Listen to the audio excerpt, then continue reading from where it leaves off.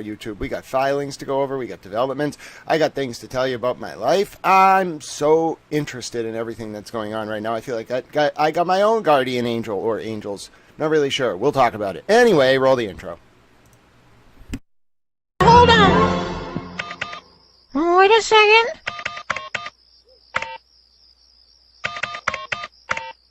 That's it. That's it? Yeah, that's the melody to Funky Town.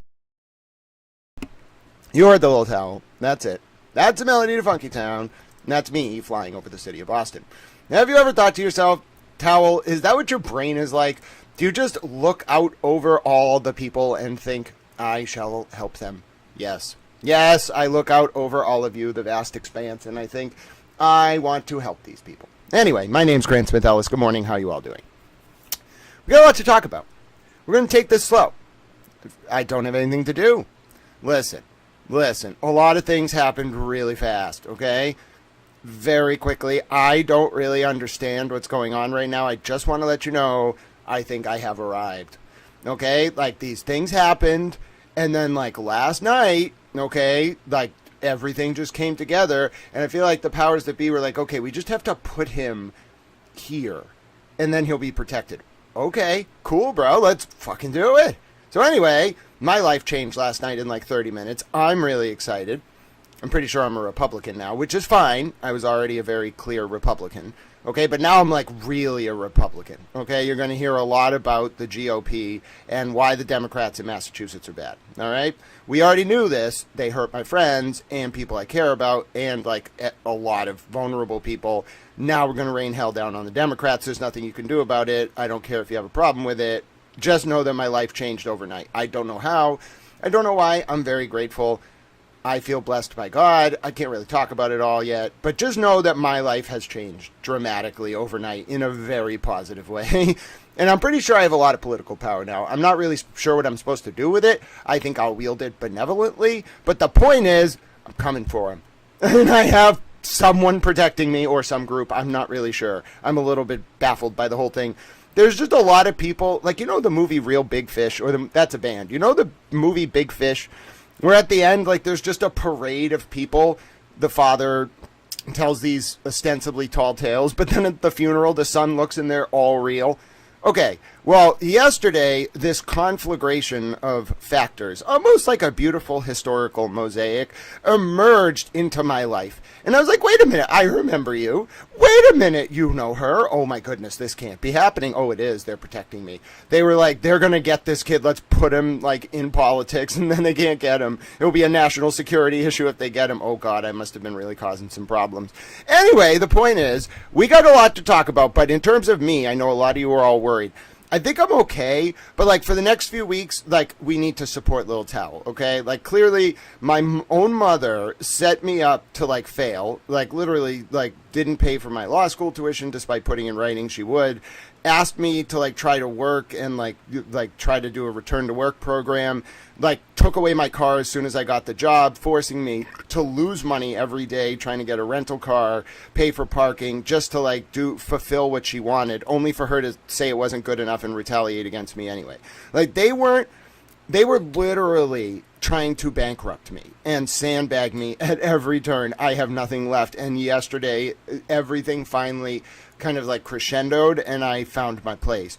I still need a little help for various reasons. If you like my work, if you've been helping me, like, that's the thing we're starting with today is Towel needs a little help. I love Super Chats. We love YouTube. But, like, donations are good right now, okay? They're not gratuitous. I have a lot of, like, ridiculous debt from trying to survive the past few months. A lot of people did not want me to figure out what I put together about Epstein, MIT, Harvard, Reddit, my own mother, the state police, Rob Devine, Learning for Life, programs like that targeted children. Nobody wanted me to figure this out. Okay, this is a very big problem politically. There's literally a letter that went up overnight from the head of the Permanent Committee on Intelligence in the Senate, Ron Wyden. I told you this was gonna fucking happen. He's the only person that, like, really does not, like, give a fuck. He's the modern Senator Church. We'll talk about that today. They are going after the CIA, and they're pissed. I didn't mean to do this, okay? I want to let you know. I was just mad that these girls were run as slaves. You don't understand.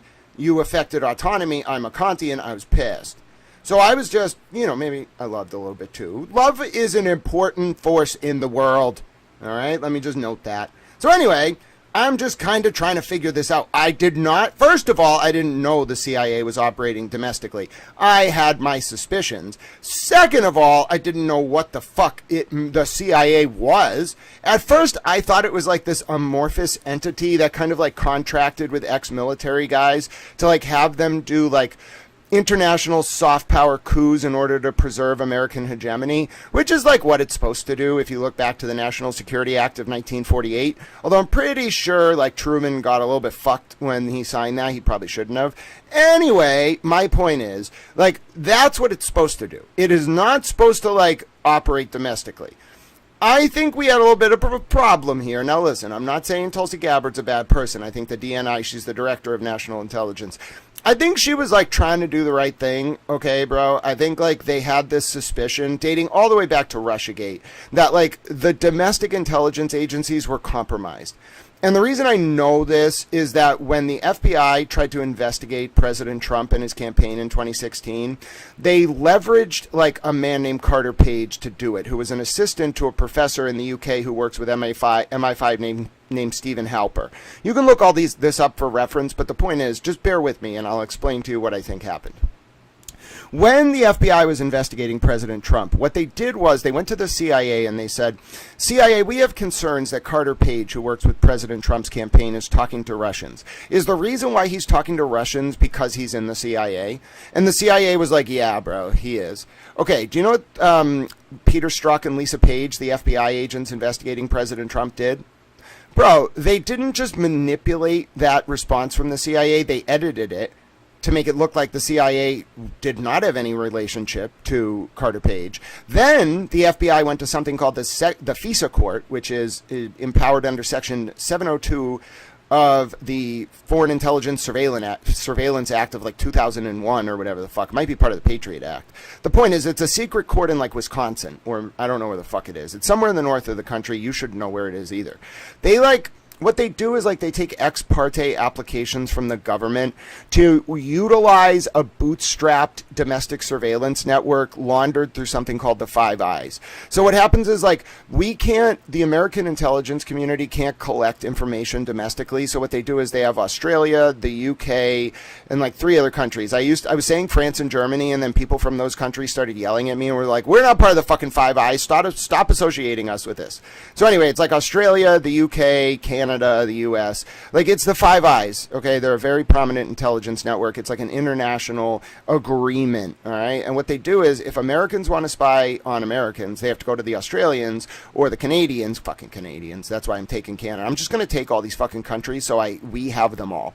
There won't be a fucking Five Eyes if I own them all as the United States president, all right? Elect me. Anyway, the point is, they, like Australia's SIS or Canada's Moose-based intelligence agency, whatever the fuck, they like take the Mounties, they give them a moose, then they're in the Canadian Intelligence Service. I imagine the Canadian Intelligence Service is literally a bunch of guys in red coats with buttons hanging out with moose being like, yeah, we should spy on these fuckers. Anyway, so then you got the UK, they use fucking... What the fuck do they use? It's that weird fucking base there. Not Bletchley Park. That was in the 40s. It's the one... It's not Sandhurst. It's the one with the fucking, like, domes that look like the Australian base. I know what it is. I probably shouldn't say its location. I had professors who were from Sandhurst in 2009, and I was, like, very up on this. Like, they were definitely in the military, and, like, they told us shit. And, like, bro, one of the professors was like, Grant... He was telling us a story one day, and I was asking about, like, intelligence gathering techniques in the Middle East, and they were definitely recruiting us for the government because they told us shit that no one should have known. But this is a long time ago, so I can talk about it. So anyway, I'm sitting there, and I'm talking to this guy, and I'm like, Professor, I'm very interested in how, like, intelligence agencies operate clandestinely. And he was like, well, Grant, I don't really want to, like, talk about that directly, but let me give you an example. I can't believe he actually told us about this. Bro, I was also throwing around the terms like NGO and things in class in 2009. So, like, the professor was, like, clearly, like, happy to tell me, but he probably shouldn't have. So anyway, he's like, Grant, hypothetically, like, say I have a son, and my son really likes bird watching. Okay, like he just happens to really like bird watching. Okay, now there's this one species of bird. Okay, just it's the only species of bird like it in the world, and it only exists in the Negev desert in Israel. Now, Grant, for some reason, there's just a lot of different bird watching enthusiasts from different countries who really like to go to the Negev desert in Israel and look for this one specific kind of bird. And I'm like, oh shit, they're not looking for fucking birds. That's where the Diana, Diona, like nuclear research facility is. That's where they keep their nuclear weapons that don't exist, quote unquote. Oh my God, this dude's telling me his son is in MI5 and the way they spy on Israel is by going to the desert and saying they're looking for birds. Oh my God, that's genius. So I already had an idea this is how these agencies operated. But when we're talking about what happened here, what we had basically was two programs. Snowden kind of tipped us off the domestic polity a little bit. But what happens is there's Project Echelon and Data Upstream, okay? And they capture all of the backbone internet traffic. To understand this is all very important prefatory information for what we're going to talk about, because you have to understand the intelligence context to understand why the CIA is getting hauled in front of Congress, okay? It's a big deal. It's bigger than Watergate, because the Church Committee was also bigger than Watergate, but we'll talk about that as well. It's a lot of information. Prepare your towel notepads. Grab your notes, okay? You're going to have to probably write some of this down. I can do it from memory. You're going to want to write it down because it's very important. It's going to play out very openly. It's going to be a big deal.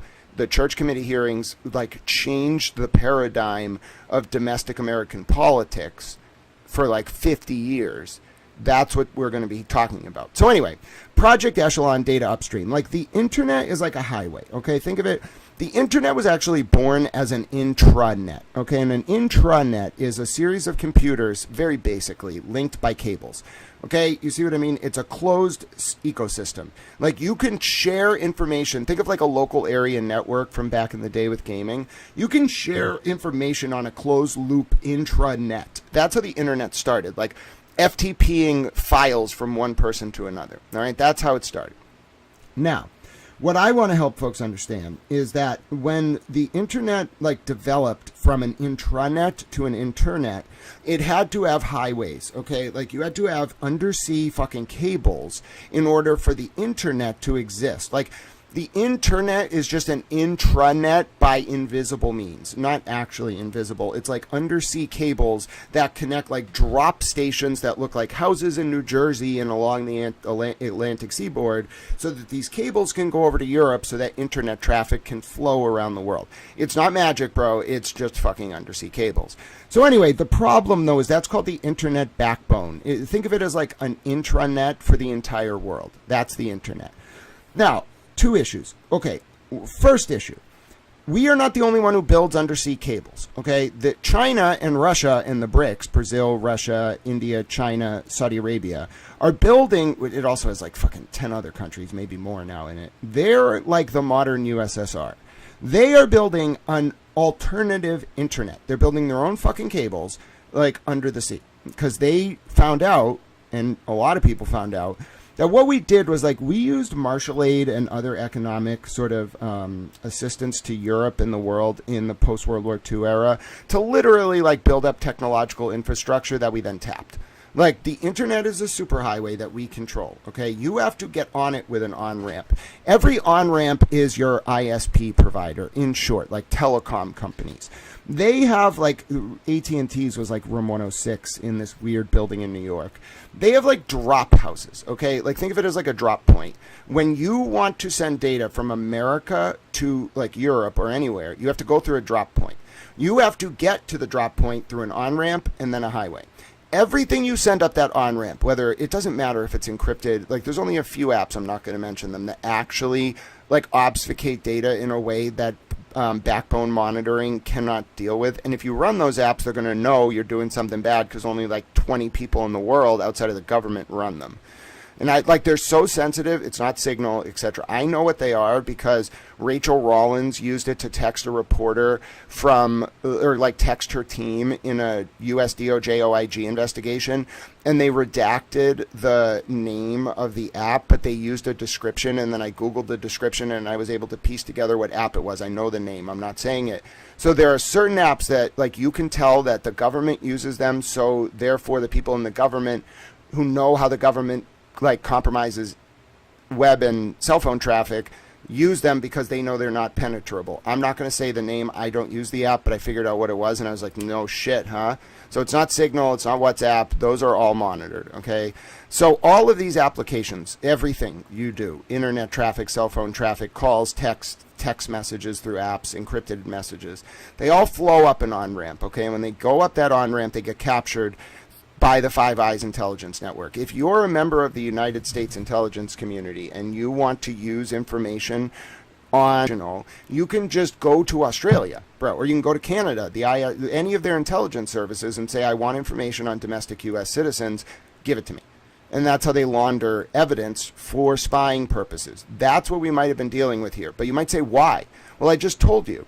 Carter Page, it all goes back to this. When the FBI manipulated the documents from the CIA about President Trump's campaign aide, Carter Page, to make it seem like Carter Page was not involved with the CIA when he actually was, so that the FISA court would approve a warrant to spy on President Trump on the basis of Carter Page talking to Russians, which makes sense if he's in the CIA, looks like treason if he's not in the CIA.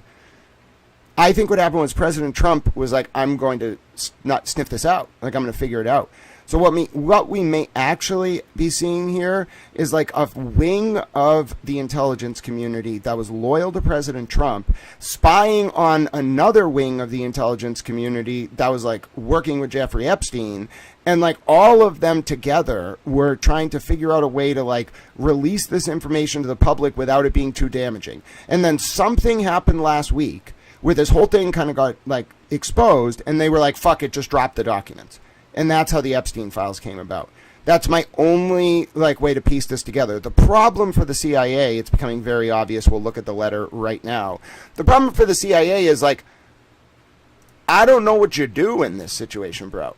I'll show you the file right now. I do not know, and we'll look at the Karen Reed files in a second too. Hold on.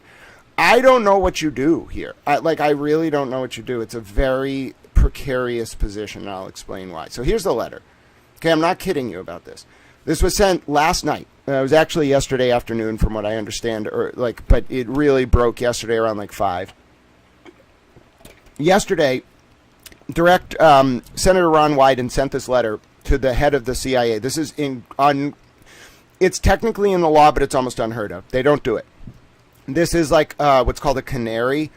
If you are privileged to classified information, you can't reveal it, but you can do this. And this is called a canary.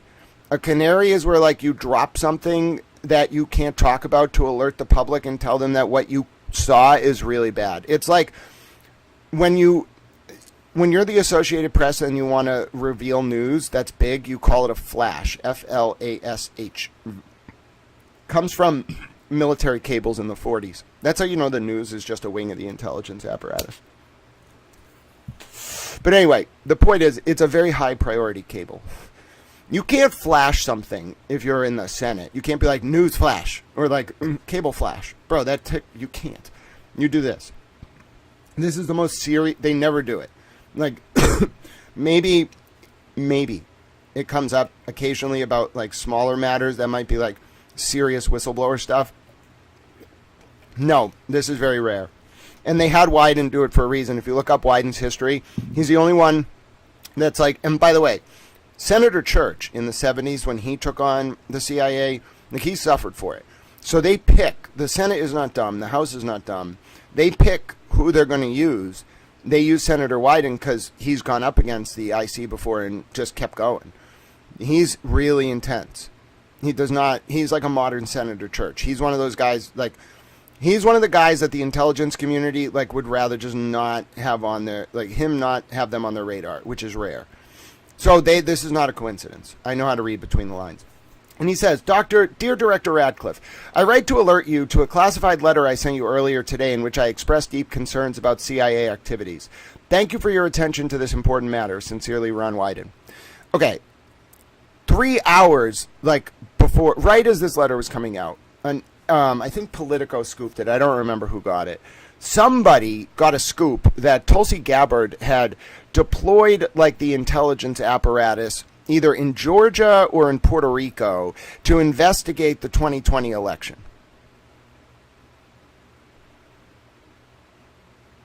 I don't think that's all they were using the domestic intelligence apparatus to investigate. So this is a problem for a lot of reasons. One, I think President Trump was actually trying to do the right thing. I think he's behind the release of the Epstein files, and he knew he was going to take a few hits from it. But I really think, he was pissed that the domestic intelligence community under Obama, etc., was operating, really gratuitously. And so to prove it, he, used them against themselves. And now he's brilliant, because President Trump is brilliant, because what he's done is, it's a fait accompli now. It doesn't matter what the intelligence agencies do. They're cornered. Okay, it looks bad that they were spying on President Trump, and then it looks worse that they were involved with Epstein and spying on U.S. citizens. There's no way out. Russiagate won't get them out of this. Flailing around and screaming won't get them out of this. They can't really target anyone. Everyone knows. So it's kind of endgame. It's one of those church committee moments. The church committee was a 1975 committee that was convened by Senator Frank Church to look into the intelligence community domestically in the United States, and what it uncovered was a litany of abuses, both related to the Watergate break-in and earlier, going back decades when you actually read the files, of our domestic intelligence apparatus operating domestically in a weaponized manner to protect. Well, it wasn't really clear who they were protecting. There were some hints about this guy H.L. Hunt down in Dallas, some very wealthy people who funded the John Birch Society, were involved with high level sort of business. They were kind of the money men, but Biddle was one of them, an attorney general in the 40s, and then a lot of these weird financial guys. That's what you really find, the CIA working with financial guys from the 30s, 40s, 50s, 60s, 70s, and a lot of paramilitary guys as their enforcement unit. You see the same pattern. That's how they operate. There's a lot of smoke and mirrors, but at the base of it, that's it. Wealthy guys, paramilitary police who look like they're working for the state or the local police, or even the feds, but actually are working for them. Very classic organized crime stuff, but at the same time, organized crime doesn't have the connections that these people do. This is on a different level. We're going to talk about it with the Epstein documents. The CIA, if this is actually the CIA, and I'm worried it was more than that. It was Epstein was working for Israeli intelligence. Then he got picked up by Russian intelligence. Then he got flipped by American intelligence. I'm worried that's a very classic situation with these agents. They go from one to another because each side finds out who they're working for, and then they end up pretending to work for everyone, but actually working for one person. It's like Aldrich Ames or any of the Cambridge Five, any spy story you want to look at, classic stuff here. So the thing is, though, this never becomes public. It's never supposed to become public. No one's ever supposed to talk about it. The public's never supposed to talk about it. It only becomes public either by accident, like in Watergate with the security guard. And by the way, that was bullshit that the security guard fucking found that. No. There was a mole on that Watergate team. I forget who he was. He was one of the burglars. Anthony something, I don't remember. There was a mole on the team that tripped. That was exposed on purpose. They punished President Nixon. I'm not really sure why. I don't understand what was happening, but that was all on purpose. There was no mistake that security guard found them. It was all allowed to happen. This was not allowed to happen. This was forced to happen. Somebody, I think it was Lauren Boebert or MTG or Justin Amash, somebody saw this shit and was that's it. Break glass moment. I sensed it because I'm very politically savvy. I know the history. Someone read these files back in September, November, whatever it was, September of 2025. Someone read them and said, this is so bad that we have to have a modern church committee. And that's speaking the language of legislators. But that's the point. When they say shit like that, they're coming for you. I don't know how they pulled this off. I'm surprised. Like MTG and Lauren Boebert and Nancy Mace and Justin Amash, they're probably the only people, and I bet Wyden was behind a lot of this behind the scenes. They're the only people in the world who could do this. You can talk about me and like some of the women who stepped up, Ida Lee, Lindsay. You can talk about Turtle Boy. You can talk about Karen. Like, we are like doing our part, I guess. Like, because it really, no one could have done this. If you had one reporter or two reporters or 5 reporters or 10 reporters or 100 reporters, they never could have done this. They all would have been compromised immediately. Their editors would have been pressured. The publication would have been pressured. The owners would have been pressured. Their family would have been pressured. Now do you understand why that woman's mother was kidnapped? Bro, there's a reason the news is not covering any of this. They kidnapped that woman's mother, and they're extorting the news. They're like, if you cover this shit, we're going to kidnap your parents. Are you fucking kidding me? That's why this is some serious shit. We're looking at like an apocalyptic level event for the American Republic. We're not like there yet. There's going to be hearings. This is going to be really serious. But that's what's going on, man. I mean, like everybody can see it. Like I know I'm in politics. So yeah, like, and I think President Trump's role in all this is he had to shepherd this to a conclusion. I'm telling you, he's the only man in the world that could have dealt with this. I don't think he loves it that it like happened, but he's gonna get out of this. It's not gonna be President Trump that gets in trouble. It's the Dems. That's the fucking stunning part of it. Like after all, and like I'm shocked that it played out this way, but the people that were really the closest to this were the liberal intelligentsia.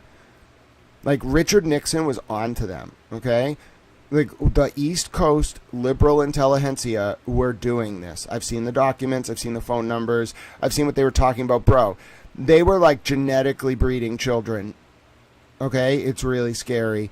They were identifying people based on trauma in order to like figure out how to induce special abilities.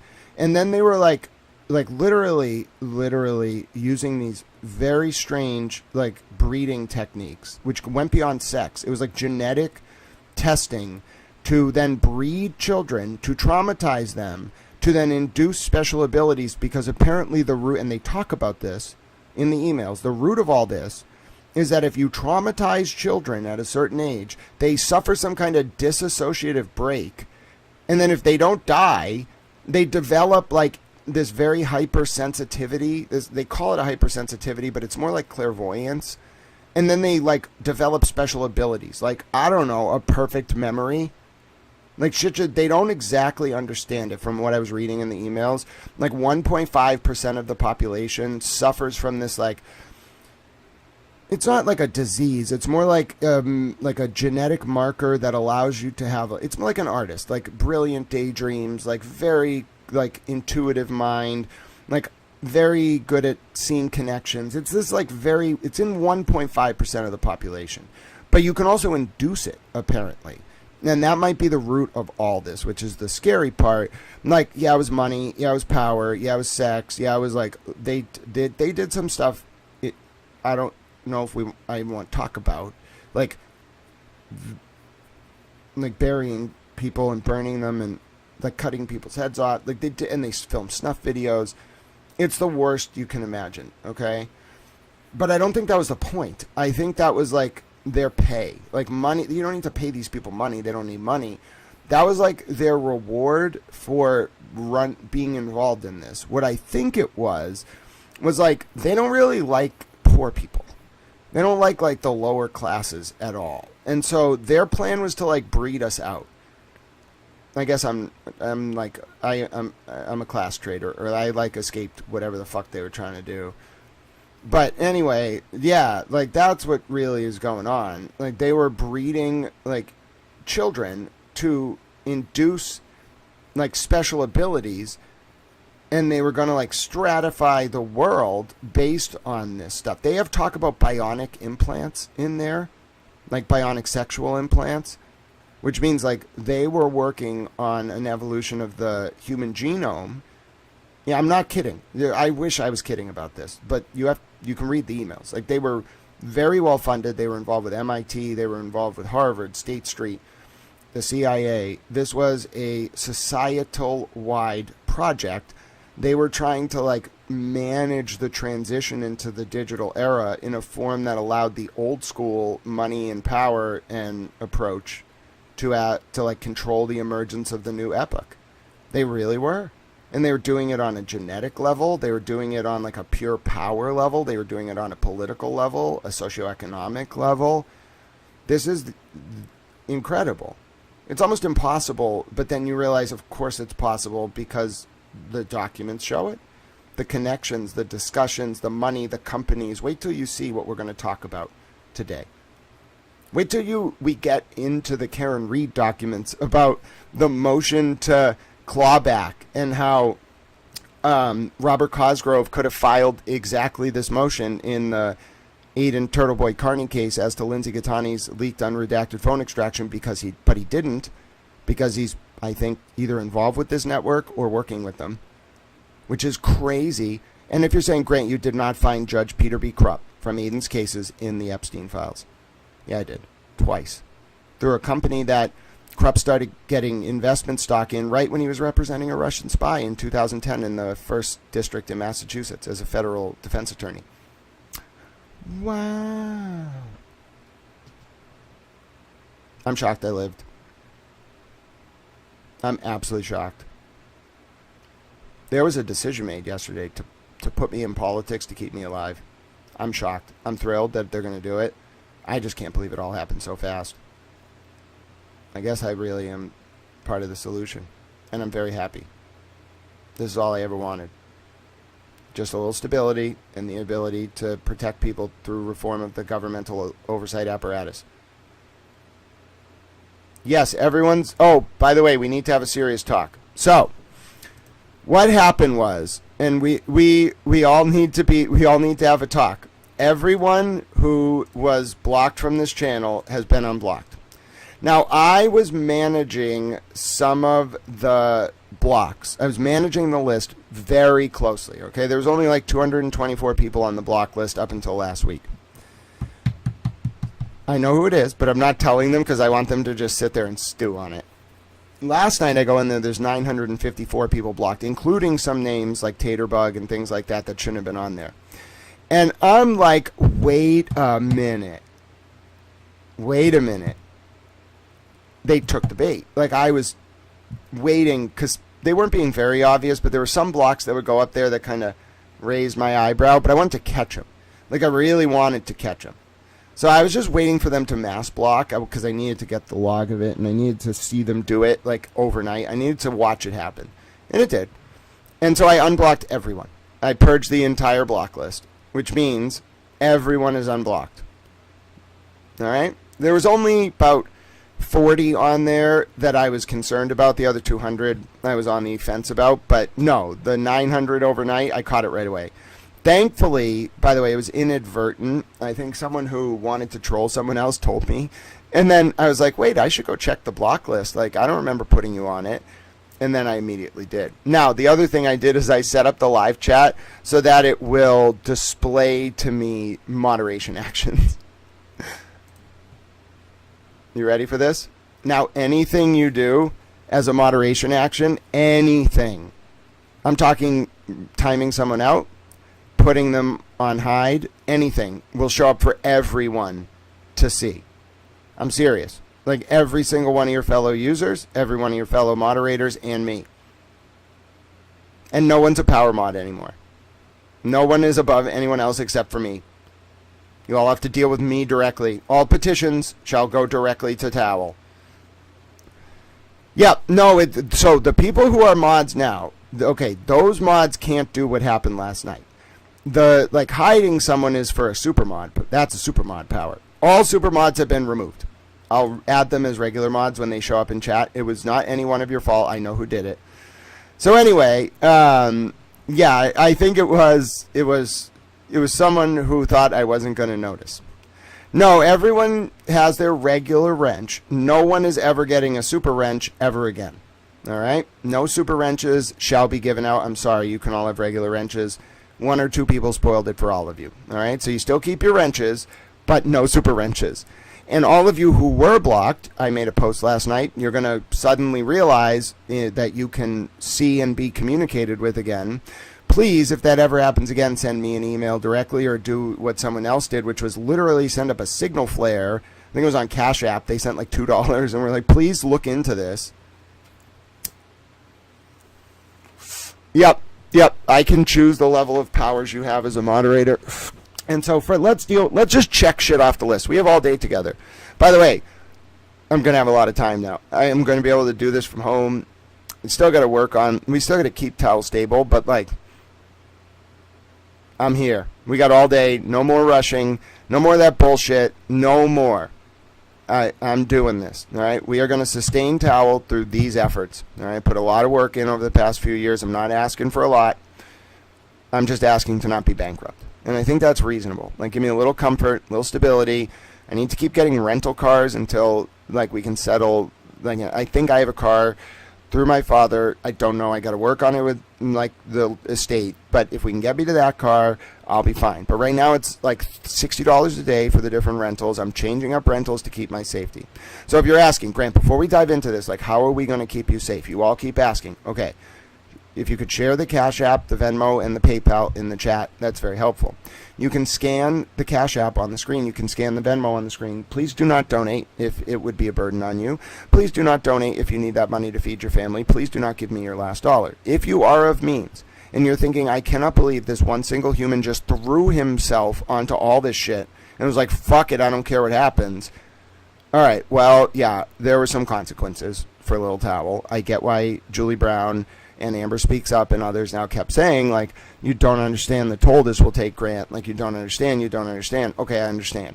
They come for everything. They take all your money. They totally fuck with you. They try to make you despondent. I'm not despondent. I'm happy. I want to live. I'm doing quite well mentally. I'm very excited for the future, but I still need support day to day. So, yeah, let's just say I switched professions overnight very quickly. To protect people around me, bro. That they were going to start pressuring really hard. They were going to start hurting people I cared about and loved. So I had to just cut. And then immediately, this was not a coincidence.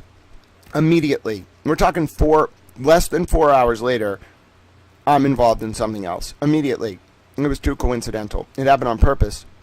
It all was like, I don't know exactly what happened. I'm still a little confused. I don't really want to know. There must have been some kind of meeting. All right? There were multiple meetings.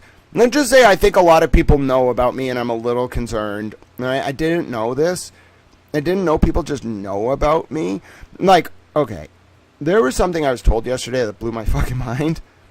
And I kind of knew it, but apparently I have this reputation in Boston as like, if Grant is around, like, your institution, if you're doing bad things, is not safe. Like, if Grant is around you and you are doing things that you don't want people to know about, you have a problem. I didn't know that was my reputation. I should have realized it, but like, I'm very naive I'm very humble. I'm not kidding you. It's not fake. I did not know. How would I have fucking known that? Nobody tells me. Actually, a few people in government, I think, tried to tell me, and I was just a little oblivious. But, like, that's my reputation. Like, I go around, infiltrate institutions, get information if they're doing bad things, and then, like, reveal it to government oversight authorities, and then it all, like, collapses. Whoa. And I mean, like, that's cool and shit, but I didn't know. I thought I was just, like, some guy on Twitter. I thought the towel thing was really throwing him off. I thought they were all convinced I was just like someone who like was a towel. Now I realize they saw through the towel thing. All right, I love the towel thing, but I think they saw through it. All right, they may have saw through the towel thing. All right, tried to baffle them. It worked for a little bit, but like the high-ranking people totally saw through the towel thing. They knew what I was doing. They were watching me. Grant, you cannot infiltrate every institution in the Boston area to check for corruption. What are you doing? Yes, I can. I'm a towel. Grant, you are not a towel. But aren't I adorable? I'm just a towel. Oh, well, that is kind of funny. Oh, I forget what we were talking about. Yes, I'm not trying to infiltrate your institution to expose things. Not at all. I'm just a towel.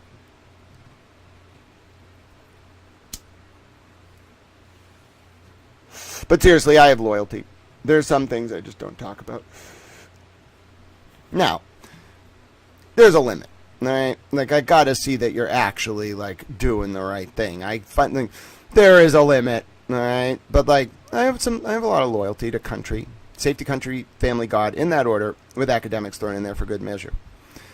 Allie, you will get your wrench back. Allie, we had a situation. You have your wrench back. All right. But now all moderation actions are shown live to everyone. Everyone. It wasn't you, Allie. It was someone else. But anyway, my point is the towel thing worked, all right, for a little bit. But what I found out yesterday, let me just say the towel thing did not fool the powerful people. They were like, this motherfucker is watching us, which is kind of true.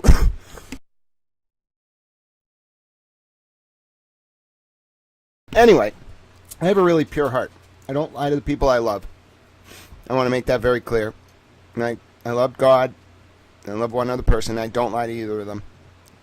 And I don't accept, like, that pressure tactics are okay. My own mother, folks, literally tried to drive me into financial destitution as punishment because she knew these people. It was bigger than her law firm working for these cops. Like, she knew. Now that I think back, do you know how scared I am?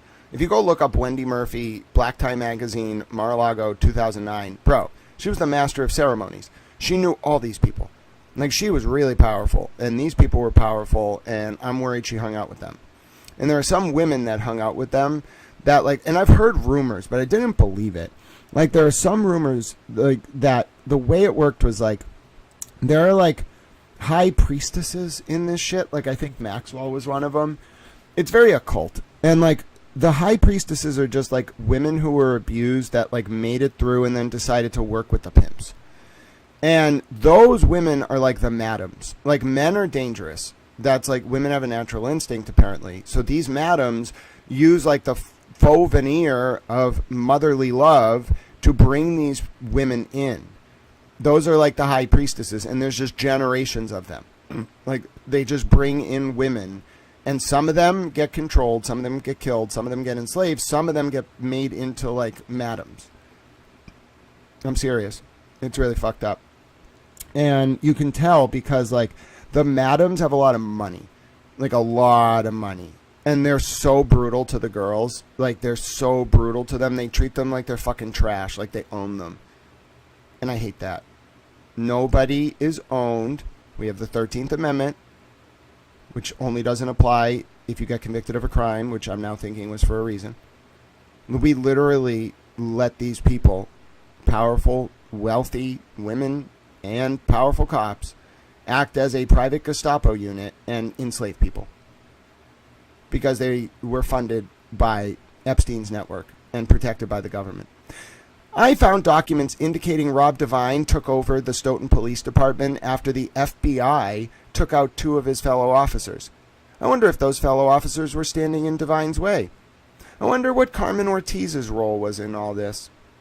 I wonder what Aaron Schwartz knew about Epstein potentially funding Reddit through the MIT Media Lab where Aaron's dad worked. I wonder why Carmen Ortiz targeted the Stoton Police Department specifically. I wonder why Rob Devine was able to become deputy chief after that investigation. I have a lot of questions. Not just me. Do you know how many people I talked to?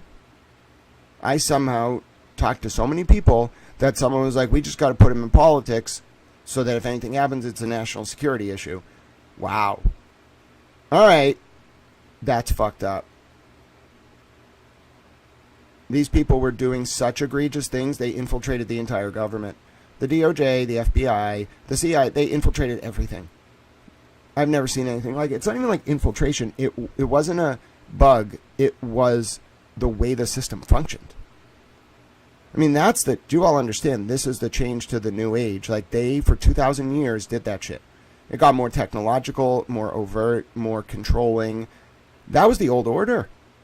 They really were enslaving us. It's really fucked up.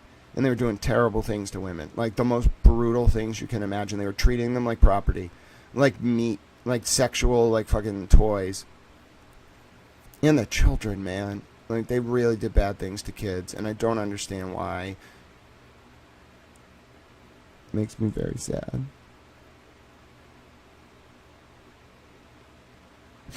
They funded organizations that had access to children.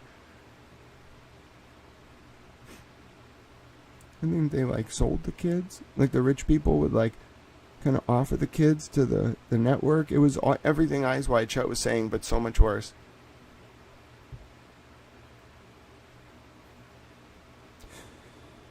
There's something so intense about this emergence of this new digital epoch in this new age. I always thought it was going to be like an asteroid. Like, I really did. I was like, you know, if it happens, it'll be like another extinction level event. Like, that's why they're building the bunkers. Like, it's, if the ages transition, it will be because of that. I did not realize it was going to be because the old order was going to be just because Jeffrey Epstein was using Google to send his emails. All right, that's not what I thought was going to cause the shifting of the age, but we're here. This is it. Nobody really know. You know why no one knows what to do right now?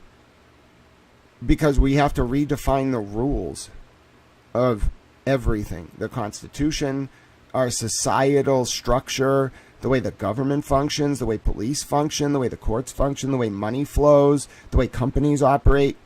This is a big project, and we all have to do it together. It feels daunting. It feels overwhelming. It feels alienating. It feels numbing. I'll take you through all the documents. I'll show you the evidence. We'll talk about things for a few hours. But maybe we'll do a space. But I'm telling you right now, we're here. This is it. This is what everything was leading up to. This old order falling, and whatever the fuck we're going to do, we have the bird in our hands. Whatever we're going to do to take it forward, it's going to be together. The only way that this was able to even begin to happen was because so many of us found out about it, they couldn't stop us all. So now we got to rebuild. There isn't going to be a comet. It's not going to be like giant tidal waves. The buildings are going to stay the same. We're all going to stay the same. Humanity isn't going to be wiped out. The animals will still be here. We have to fix this. No one's going to come do it for us. They're not coming on spaceships to deliver from on high the tablets of information that will save us. We're going to do it. And then we're going to encode it into a cultural myth, and we're going to pass it down for multiple generations. So let's set some parameters. No patroning brothels. No paying for sex. That's how human trafficking happens. That's rule 1. Rule 2. No hurting children. It doesn't matter if you're trying to blackmail someone or you are just evil. Stop doing that. Number 3. No hurting the vulnerable, including women. Number 4, no enslaving people via sex and control and criminal charges to keep them part of a brothel network. Number 5, do unto others as you would have done unto you, because eventually someone's going to get more power than you and ruin your life. Number 7, treat humans as an end, not a means. Treat them as humans unto themselves. Number 8, respect human autonomy at all costs and with no equivocation. Number 9, when you love someone, do it with no ulterior motive. Do not try to sleep with them. I'm not saying you can't, but don't do it for that reason. Do not try to get something from them. Do not try to control them. Do not try to get them for life. If you love them, do it for a pure and unconditional reason, and at every turn prove it. And values are what those were the only bulwark against that happening in the last age, and they will be what carries us forward into the new age. And adapt those traditions into your lives. Even if we're in a secular world, do that for everyone around you. And help other people. Number 11. Help other people unconditionally. I don't care if they have nothing. I don't care if they can do nothing for you. I don't care if they won't help you network. Just help them because you can, and do it silently, do it publicly. Don't exploit them, but do whatever the fuck you want to help. And if you're proud of it, be proud of it and tell other people. Number 12, you can cuss. Don't take the Lord's name in vain. Don't take what is sacred in vain, but you can cuss. It's perfectly fine. Number 13, don't denigrate the vulnerable. Don't call women sexual names when they're trying to make a contribution to a discussion. Address what they're saying on merit. Don't degrade people because of their physical ailments, mental ailments. Listen to what they're saying. If it's valuable, address it. If it's nonsense, discard it. If it's dangerous, deal with it. Don't smear people. Number 14. Do not weaponize smears to undermine cogent participatory democracy. Address people on the merit of what they're saying. Nothing more, nothing less. Number 17. When confronted with a divergence in the road, when no one is looking and no one you think will be able to hear what you're doing, choose the path of good. Regardless. Number 18. When speaking publicly, do so always in light of the people who you're talking to and also who might be reading it later. Act for history, not for yourself. Number 19. A bird is a precious thing. And when you find a bird in your hand, there will be a lot of pressure on you, internally and externally, to do something with the bird. At every turn, you should set the bird free.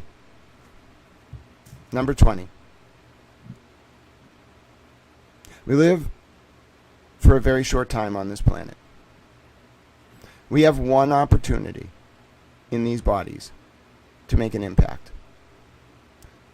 You're going to define whether you do that from a place of love or personal evil. Every decision, every day, every life you encounter. It can ripple outwards positively, or you can contribute to evil. It's going to take all of us. We can do it, and I'm here for you. Let me read some of these chats. First, God bless you to Jersey Girl. I absolutely will order some lunch. For people who are donating, thank you so much. Super chats are great. We love YouTube. Towel's like, YouTube loves Towel. I love it. Like, I don't know why. They put me in all these fun things, and I get to meet all these people, and I love YouTube. They're wonderful. So please send super chats.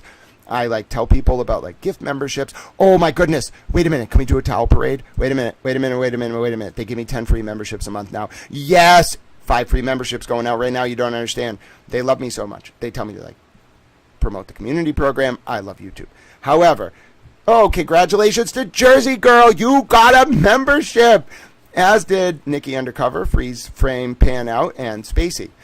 And yay, ladies and gentlemen. I'm just going to throw more out. You know what? Screw it. I got 5 more. I'll give you 5 more because you guys are watching right now. There you go. 5 more going out.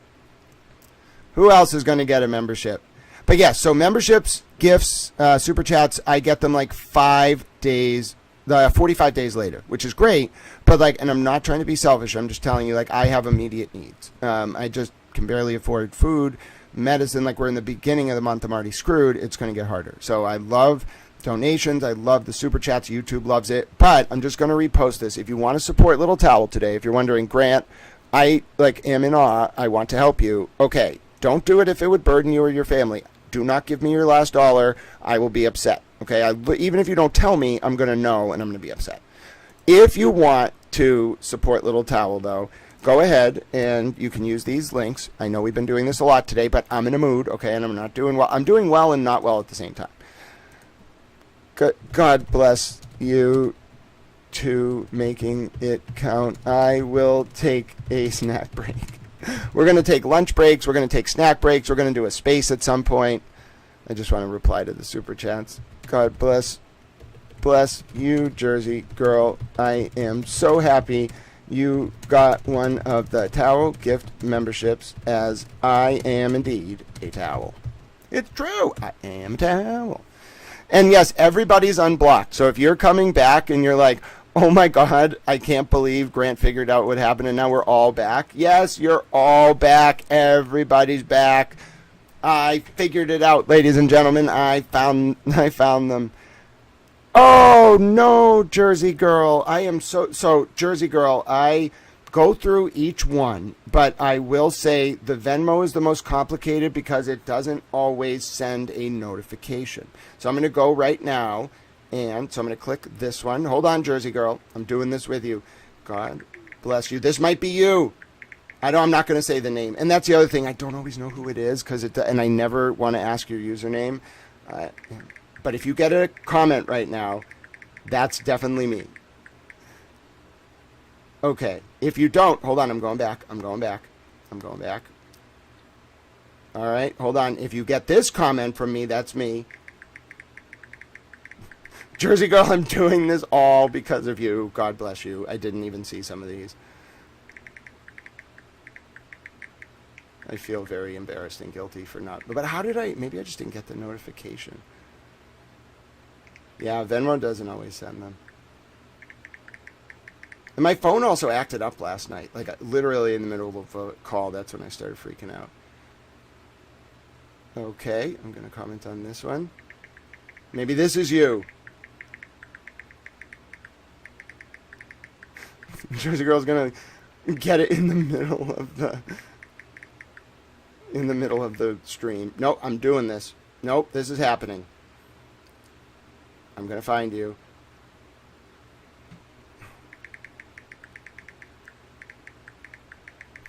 I'm so grateful for Jersey girl.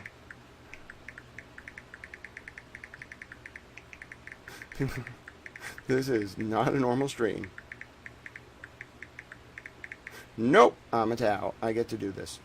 It's my time to relax.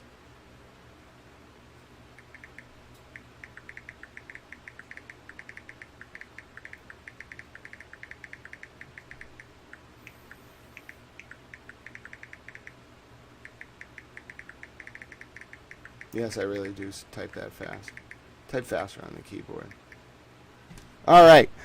I went through and I clicked on every one I could find. Now, if I didn't get to Jersey Girl, I apologize, but I promise you I went through and I clicked on all of them, Jersey Girl. God bless you for alerting me to that. That was like the person who alerted me to the block list last night. I don't know if they had good intentions, bad intentions, but it happened.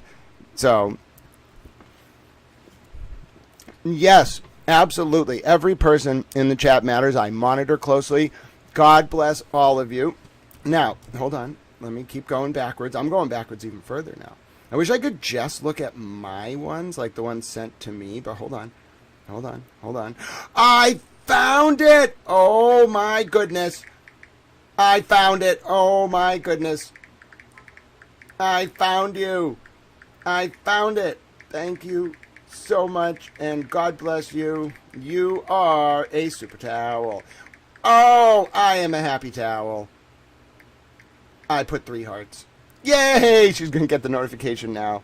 I love America. It took like 5 minutes to get there. I had to scroll. You know why? Because the Venmo log, I did find out how to do it. It just shows you all this shit. I only need to see my own. I finally figured it out.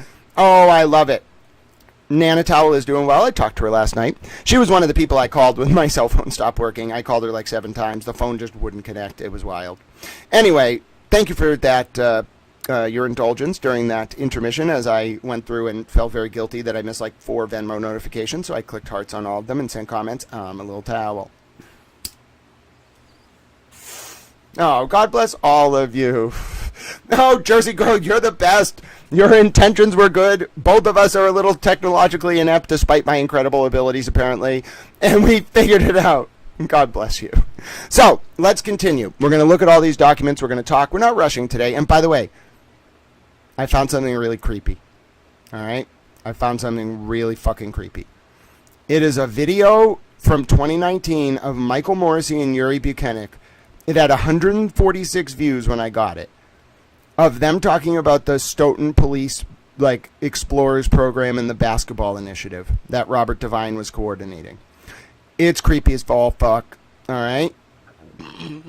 Now, oh yeah, the one thing I don't love about Cash App is I can't reply with a comment. Like Venmo's great because I can actually love it, click the love button and then reply. Cash App I can only click the heart. So if you send a Cash App and I click the heart, it like that's me trying to say I'm very grateful and I can't reply. Sometimes I can send $1 back if I have something to say, but like that kind of defeats the purpose, so I try not to do that. Yes, so we will be watching this tape that I found. But we have to look at the documents first. Like, no one's going to understand the tape unless we look at the documents. And I got all day with you. And we might even do a space later. I want to interrogate some people. I don't think they're going to be dumb enough at this point to actually be interrogated by me, but you never know. They're kind of dumb. I mean that in a loving way, you know what I'm saying? All right, so we are taking a look, and I definitely think Susanna Guthrie's mother was abducted to threaten the media to not talk about some of this shit. So, like, we got to step up and protect the media too, because, like, it's not just they want to cover it up, they're being threatened. Clearly, I know, like, how this shit works. So we got to cover them, and we all have to talk about this, like, all the time. It's the only way to keep people safe. All right, so where did I start? This shit, like, developed really quickly. Let's go back to, let's center ourselves here. It's about 11:30 a.m., 11:33 a.m. on Thursday, February the 5th, 2026. So let's start with, like, where we left off. So the last time I had talked to you, I think I had, like, traced Jeffrey Epstein's activity to Stoton. I found Ghislaine Maxwell in Stoton in 2006. I found Jeffrey Epstein there in 2014 after he was already a convicted sex offender. Where I'm going to pick this story up, I think, is right here. Where am I going to pick it up? Oh yeah, I want to pick it up with the story before Judge Krupp. Okay, so let's pick it up with this one, all right? So let's all take a breath. You're going to all, like, first of all, we need to do a content warning. There's nothing I can do about the fact that these people were so evil. They're the most evil people I've ever seen. This isn't a regular case. This isn't one case. This isn't two cases. These aren't regular crimes. There's no amount of disclaimers I can do that will appropriately prepare you for some of what you're going to hear. I'm not going to bring up the worst of the worst. I don't want to do it. You need to know about it, so I will summarize it, but it's really bad. It's almost so bad that it's impossible. Like literally talking about, like, selling girls, very young girls, pictures of Epstein. I saw a video of him with what had to have been a fucking 9-year-old passed out in his arms, like, trying to resist him, and he's fucking, like, making out with her. He's got fucking, like, herpes and shit. Bro, I want to talk to you all before we go through this about, like, mental health and processing these files. Okay, I am okay. I want to live. I am hardened by the world. I am happy. I'm not pleased with what I'm seeing, but I am ready to live up to my duty and bring to the public's attention this material. I'm not going to show you some of these pictures. We need to just have a talk before we begin. And first I want to thank the person who just sent a super chat. I know everyone is a big... Oh, was that Bunny? Oh, I love Bunny so much. Oh, God bless you, Bunny. Bunny Tao loves you so much, and you are appreciated. And someone... Hold on. Peep, where are you? Peep, Bunny would like to see you. Oh, my goodness. Peep, what are you doing? How did you... Peep, first of all, why are you hiding? What are you hiding from? I found him under the blankets. Peep, how did you get under there? First of all, what were you doing there? Why were you off your chair, first of all? This is Peep. If you haven't been around the stream, this is Peep Bunny Towel. He's an anti-communist, pro-American Peep Bunny Towel.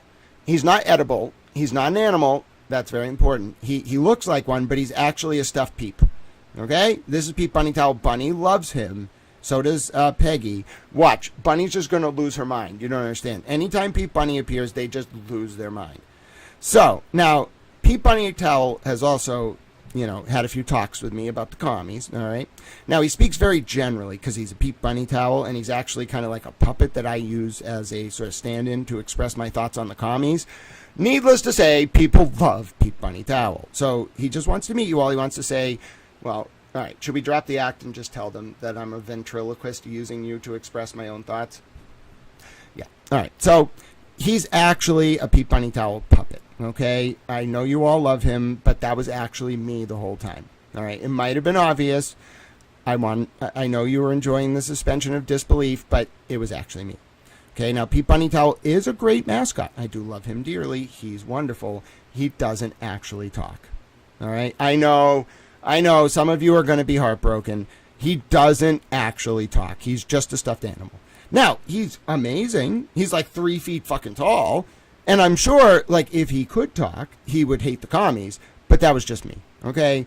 I'm really sorry about that. I don't do voices. I don't have a puppet. So I was just like, fuck it. I'll talk through the Peep Bunny towel. They'll think it's hilarious.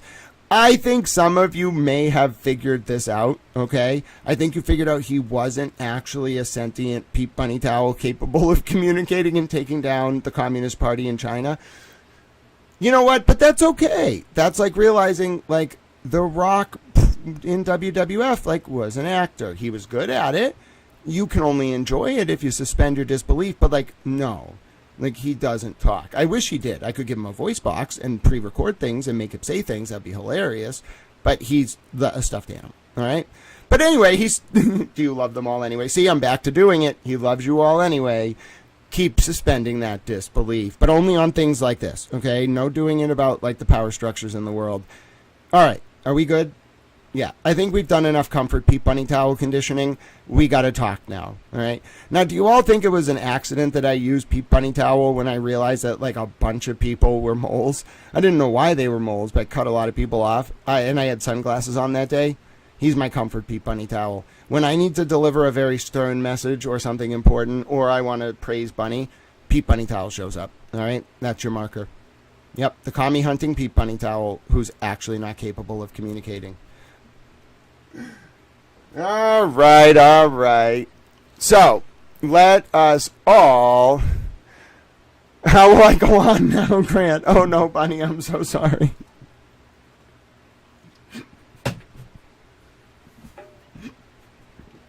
That's really funny. Oh, God bless you to the person who sent a cash out for towel lunch. S, you know who you are. God bless you. All right, let's talk. You ready for this? You're going to hear about some disturbing things. You're going to hear about some contracts. You're going to hear about some companies. You're going to hear about programs for children. You're going to get angry. You're going to be a little numb. You're going to be frustrated. You're going to be sad. You're going to be horrified. You're going to want something to be done. First, no revolutions. Second, we do this through the juridical process, legislative reform, congressional hearings, the rest. This is a democracy, a democratic republic. We are not turning into a tyranny of the majority or otherwise. No revolutions. Number 3, channel this pain, this numbness, this agony into the memory of what those girls went through. They couldn't turn it off. They couldn't go get their dinner. They couldn't get their lunch. They couldn't go pick up their kids from school. Okay, maybe they had to. You know what I'm saying? They were slaves. There was no option. There was no autonomy. There was no choice.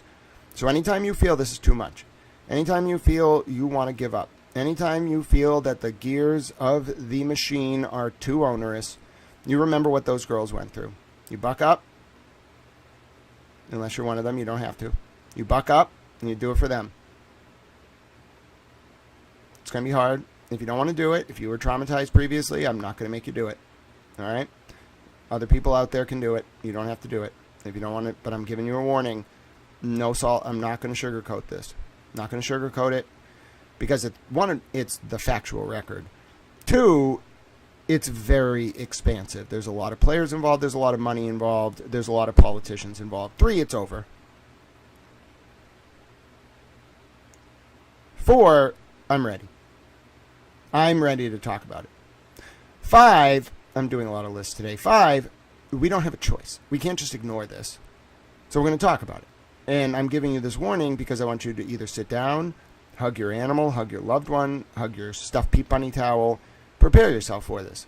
I'm not going to make you do it. Human autonomy is important. You're going to do this with informed consent. I'm not going to make you do it. God bless you, Standing Stones. Thank you so much for your support. I love that username. We need those values. May the values of our republic live on forever. All right. Everybody is ready. We've done our warning. I want to give you all sufficient time. We're not rushed. I'm not rushing to do anything today. I'm going to get lunch with you all at a certain point. I'm going to sit here. I'm going to learn. We're going to learn. We're going to come to terms with this. We're not going to solve anything today. I'm going to tell you what's going on, and then I'll talk about where this is going, and then we'll review the Karen Reed filings after I talk about this. Then maybe we'll do a space. Maybe not. I don't really want to do a space. My gut's telling me no. Maybe tomorrow. Maybe Saturday. Too many variables out there right now. And there's some people, like, there's one person in particular, one guy I want to talk to on the space, and I don't think I'm ready yet. I haven't background checked him enough. I'll have, I'll do my thing about that. My point is, I'm almost ready for that, but not today. So let me set expectations. Extensive overview of the documentation that we missed from last time related to, not missed, but that we didn't cover on the last stream because I didn't find it out till the next day and the day after. Extensive documentation about Epstein and contracts and the Learning for Life Foundation, Police Explorers, Robert Devine, etc., etc. We'll get fully caught up. We'll look at the Judge Krupp records, and then we'll talk a little bit about Maura Healey's, one of her advisors' role in all this. We'll talk about kind of my overall thoughts, why that letter from Senator Wyden to CIA Director Ratcliffe was such a big deal. I'll kind of preview a little bit about where I think this is going. I've been really on the ball so far, and I think I'm now being rewarded for it. I don't understand why, so I'll just tell you where I think this is going. Then we'll do the Karen Reed docs, which are about the clawback provision. Karen or her lawyer accidentally replied all to an email, and her lawyers invoked something that Robert Cosgrove should have invoked for Lindsay Gattani, but he didn't on purpose, I think, because he wanted that phone to get out there because the state police, in particular, the people close to Rob Devine, are corrupt as fuck. That's my opinion. And I'm petitioning the government for redress of my grievances.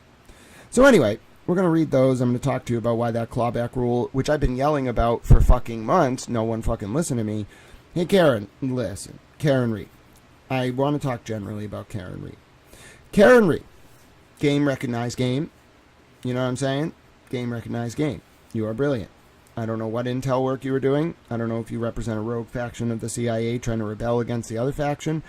I get the sense you really care about women, which is wonderful. So do I. I don't like people who are children or women. I get the sense John O'Keefe told you some shit. I get the sense Johnny was working undercover. Found some, not tied to Johnny, but I found some records. That division, the sex offender registry division, bro, they did way more than monitor sex offenders. They did stings. Johnny wasn't undercover, I think. Can't prove it. Because those records, you're not getting them in a FOIA. You might get something, like if Corey Hopkins sued in the right way, you might get something that hints at Johnny being undercover, but they would sheep dip his name, and the reference number to the undercover wouldn't be John O'Keefe. It would be like fucking like Max or like John Smith or something just random. And it would more than likely be a number, like number 774387 or whatever. The point is, we're going to talk about what exactly Karen did, but I want to just talk about Karen Reed a little bit. One, Karen, brilliant. Just brilliant. Just unmatched brilliance. And she can't really talk about it either, which drives her insane, which I love. Karen, I can't wait till you can actually talk about what's going on. You should talk to me, Karen. I'm brilliant. You don't understand. I'm a towel. So anyway, I think Karen's a towel. I'm pretty sure she has called herself a towel with David Yannetti on at least one occasion. I've never been told anything about it. I just think, to be funny, one day she was probably like, see, I put that together. Does that make me a towel? And they were like, fucking Karen. Yannetti was probably like, I'm a fucking towel at this point. At one point I made a post about him where I was like, you're a fabric. And he engaged. He's so funny. He's a baller. Yo, if he took down Jeffrey Epstein, I'm buying him dinner. I don't have any fucking money. I'm still buying him dinner. David Yannetti single-handedly took down Jeffrey Epstein. That's wonderful. I love David Yannetti. What a brilliant man. I knew something was just off. Like, he couldn't say it either. They read him in. David Yanetti's such a G, he became, like, a federal agent. Not really, but, like, he was smarter than the feds. He outplayed everyone. Jackson's, like, good, but Jackson's more like a hitter. A legal hitter. He doesn't, I'm sure he doesn't actually assassinate people. Like, but, you know, David Yannetti, unparalleled brilliance. You would have to have access to so much compartmentalized information. I mean, he's the real genius here. I think Karen's a G, and I think David could work with her, which is a sign of how smart Karen is. But I think, like, David Yannetti actually figured this out.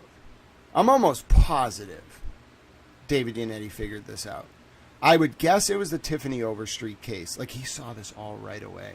That's incredible. You don't understand. I put 9,000 hours in over 3 years. This motherfucker saw it right away. He engineered this whole thing. That's incredible. He brought him down. Dave, let's go to lunch. You pick the steakhouse. I say I'm going to pay for it. I know he wouldn't let me pay for it. I would try to pay for it. He'd be like, Grant, well, you're going to go into debt to pay for lunch? Yeah. No, Grant. My point is, it was David Yannetti. I've studied this so extensively. It was David Yannetti. And David Yannetti probably tipped Aiden off to Overstreet. Yo, he's got balls.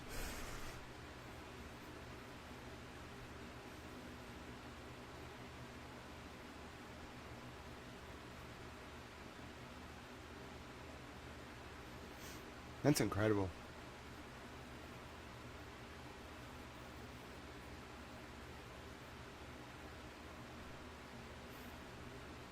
Dude knows more.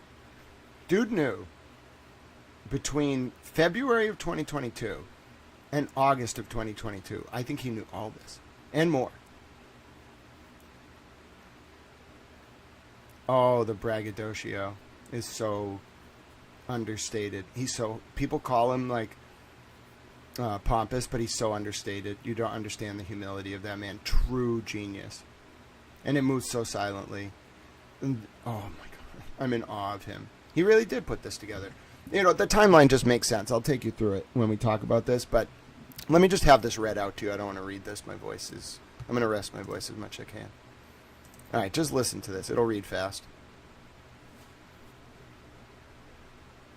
Conversation. Jeffrey Epstein and Ghislaine Maxwell used a charity called Learning for Life to formally contract with former Stoton Police Deputy Chief Robert Devine in order to run programs for children in Norfolk County coordinated by District Attorney Michael Morrissey. Robert Devine was involved in the Sandra Birchmore cover-up and may have been Jeffrey Epstein's point person for a Gestapo group of state and local police in the Commonwealth of Massachusetts who operated brothels. Groomed underage women and then kept the girls in line by any means necessary, forced addictions, threats, fake criminal charges and, if necessary, murder. Quoting crime timelines. The Stoton Police Department ran the Explorer program for about 15 years, but could only locate a single one-year agreement with Learning for Life, the scouting affiliate that oversees the National Explorer program. Robert C. Devine has led the Stoton Police Explorers program since 2003, a youth initiative under the department. Source for Devine's contract with Maxwell and Epstein's Learning for Life conspiracy. Interestingly, new Epstein files confirm that Ghislaine Maxwell visited Stoton for the first time in 2006, right as Devine was starting his chapter of the Learning for Life conspiracy. Find confirmation that Maxwell and Epstein ran Learning for Life, and all of its associated programs, including basketball camps, baseball camps, and otherwise for young children in the Norfolk County area, here. In any event, state officials have been contacted. I am working to immediately end all of these programs. I will have more information shortly. Earlier Monday, I reported.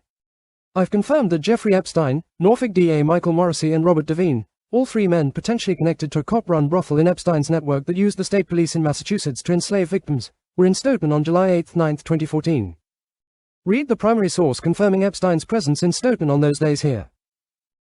Read the post confirming Devine, the potential point man for Epstein and Maxwell's operation in Stoton since at least 2006, was in Stoton on that day for a young basketball camp. Devine used to run the basketball camp for kids in question before it was taken over by Morrissey.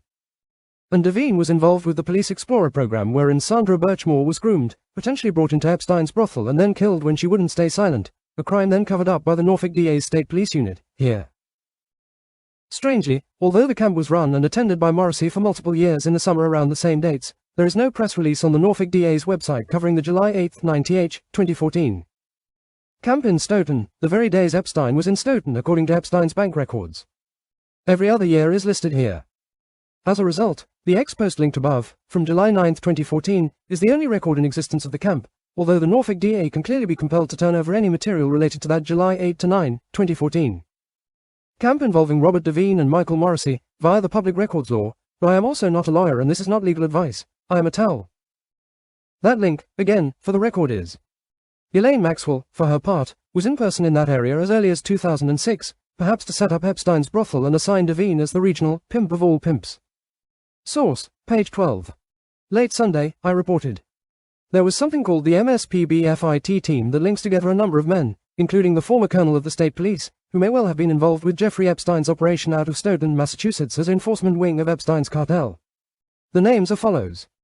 Colonel Christopher Mason, Major Joe King, Captain Lenny Coppenrath, Detective Lieutenant Mark Sear, Sergeants John Fanning, the MSPB-FIT team captain, Vincent No and Brian Tully, as well as troopers Joseph Cords, Yuri Buchanek, Jeff Kopkaski, Sean Quirk, Daniel Santa, Anthony Pereira, and Catherine Lamb. It seems that almost all of these men, spanning the State Police Command and the Norfolk DA's SPD-UMSP unit, were somehow connected to Robert Devine and a ring of police who were targeting young girls, grooming them into a brothel and then strong-arming those women into staying silent for life, via trumped-up criminal charges or, in some cases like Sandra Birchmore, murder. Devine worked in Stoton for decades as a deputy chief and Ghislaine Maxwell visited Stoton for the first time in 2006, apparently to set up a brothel run by cops as pimps, enforcers.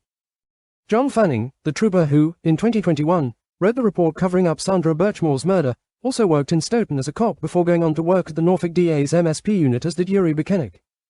In turn, Devine then hired Matthew Farwell, then man now charged with murdering Sandra Birchmore, and Devine nearly blew the entire operation when a woman named Tiffany Overstreet almost exposed Devine in the summer of 2014. Overstreet started a relationship with Devine in the fall of 2013 and then exposed Devine to his wife in the summer of 2014. Interestingly, Epstein personally paid a visit to Stoton on July 9, 2014, and, within months, Overstreet was targeted by Norfolk DASPDU trooper Sean Quirk, who, in turn, worked closely with Robert Devine to arrest Overstreet in the fall of 2014. Charges that were then dropped in the spring of 2015. To his credit, was the first person to figure this out.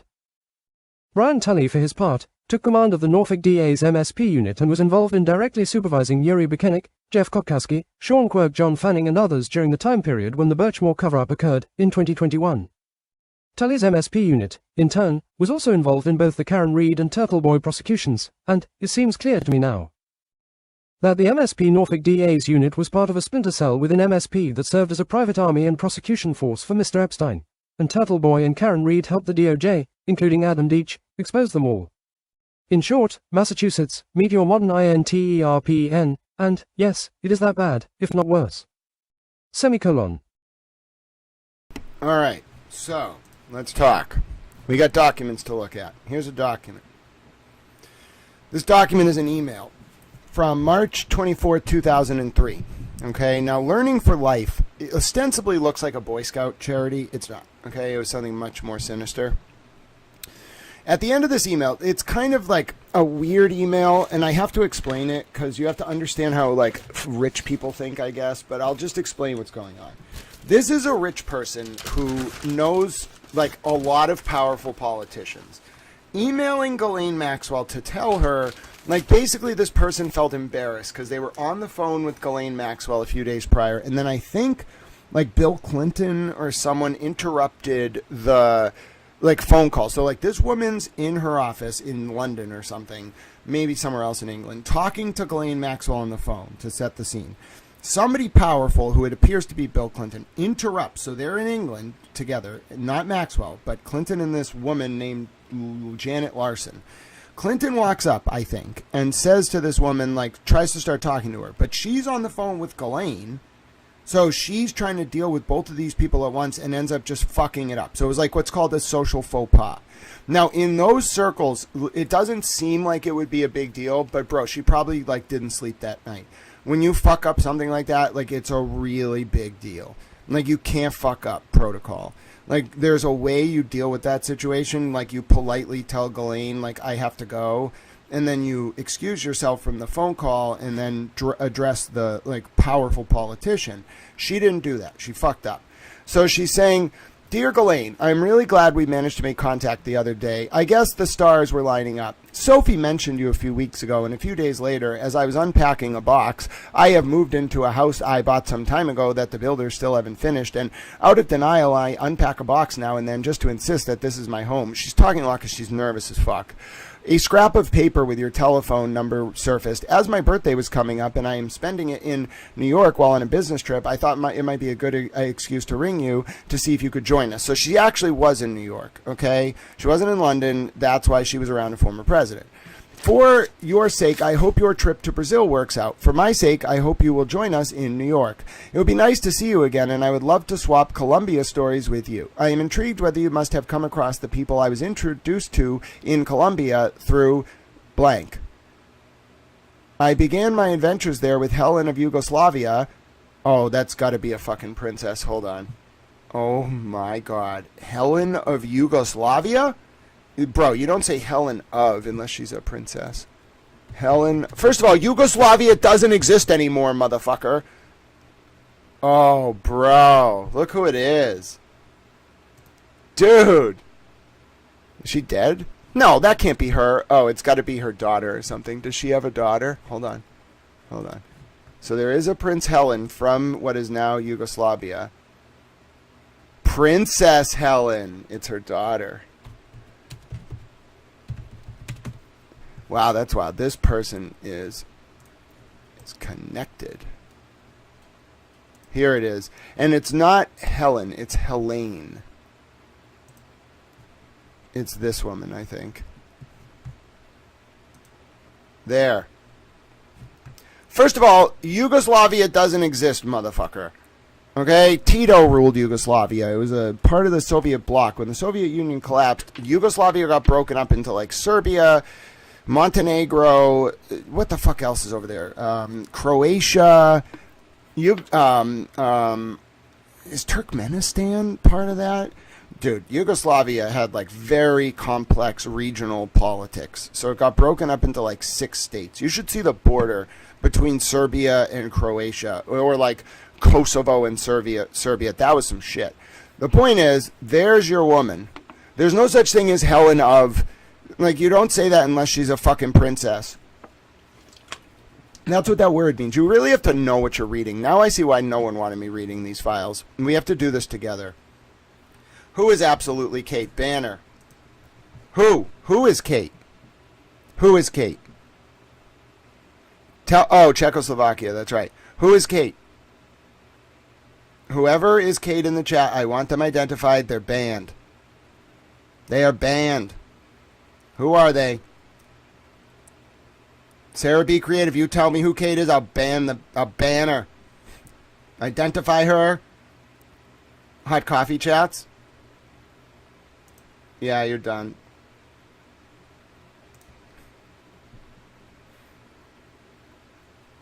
You know what? Actually, you know what? I unhit her, but I'm gonna remove. Have I ever met? No, I had her on the stream. It's not Kate. It's not Kate. I had her on the stream. Everybody relax. Everybody. She is a Kate person, but she's not Kate. I had her on the stream. Hot coffee chats. Don't defend this unit. Listen, pause. I'm intervening. This is the moment where you all come before towel and I render judgment. I'm not a lawyer. I'm not a judge. I'm a towel. Everybody pause. Everybody pause. Hot coffee chats. There will be no defending the state police unit. There will be no defending anyone involved. There will be no defending Jeffrey Epstein. There will be no defending Robert Devine. There will be no defending the Police Explorers program. There will be no defending Learning for Life. There will be no defending anyone involved with keeping those girls enslaved. If you cannot comply with those conditions, tell me now. I'm putting you on what's called towel probation. You still have your wrench, but I will personally intervene and remove you from this chat if I see anything that looks like subversive obfuscation designed to protect anyone involved with them.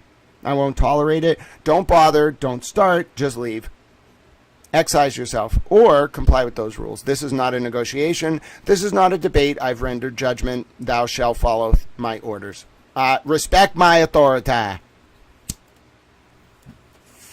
Anyway, okay, hot coffee chats, I'm still putting you on notice. I'm a little jumpy. There shall be no mockery. There shall be no sea lioning. There shall be no tomfoolery. I have a gavel. I'll wield it, and I will use it. My own mother, hot coffee chats. My own mother. If I was willing to cut her off, then anything's on the table. All right, back to Prince Helen of Yugoslavia. By the way, there will be no trivia. There will be no songs. There will be no distractions. None of that will work. We are laser focused on a towel. Respect his authority, says Patti LaBelle. Damn right. I know you're not, because you want to stay around, hot coffee chats. I'd want to stay around too. This is the culmination of everything. So, play by the rules. The rules are simple. They're designed to ward off obfuscation. I literally prevent the undermining of cogent public discourse, such as to engender cogent public discourse, and thus ward off the usurpation of our representative forms of government worldwide. So get on board, get out of the way, or go become a commie. I don't care. Go become a commie. We'll beat you anyway. Yep, I'm baffling you. I'm actually mind-fucking you, hot coffee chats. I just want you to be so overwhelmed and confused that you can't logically do what you want to do. I just want you to be baffled. I'm in one of those kind of moods today. All right, so let's go back to Prince Helen of Yugoslavia. Joy, you make me laugh. Yeah, I'm keeping an eye on the chat. Absolutely, Allie. I'm literally in my towel judgment mode, so I have 4 screens up.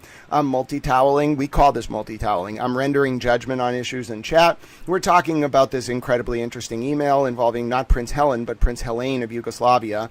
And then we're going to talk a little bit about how the last sentence of the email connects to Stoton and Rob Devine, and then I'm going to be a little towel. I just want to look at Prince Helena. Listen, Prince Helena, I've never met you. I don't know who the fuck you are. I hope you're having a nice life. It doesn't seem like you were really involved in this. But when that woman called you Helene of Yugoslavia, I was like, bro, first of all, Yugoslavia doesn't exist. It didn't exist in 2009. What the fuck? Or 2003. What the fuck is this woman talking about? Did she go resurrect Tito and bring back Yugoslavia? Fuck, these people have a lot of power. Anyway, so then I was like, I want to see Princess Helena of Yugoslavia. The woman didn't even use her title. Yo, bro, you're going to talk about Prince Helena of Yugoslavia. You don't call her Helena of Yugoslavia. And Thierry Goubart, is that her husband? Who'd she get married to? Who did you marry? I want to know who you married. The only daughter of the late Prince Alexander of Yugoslavia, and Princess Maria Pia of Bourbon-Parny, Savoy. Oh my God, she's from the House of Savoy! Oh no! Oh no, listen, I don't want all of France. Oh fuck, they're really pissed at me because I want Northern France. Emily, see, we got a problem. Okay, it wasn't Macron we were actually going to have to negotiate with. Oh fuck. Oh no, I didn't think about this. I didn't think about France actually belonging to all these families. Oh no. Listen, Emily C., I don't think we should send you to Northern France anymore. They're going to be really fucking pissed.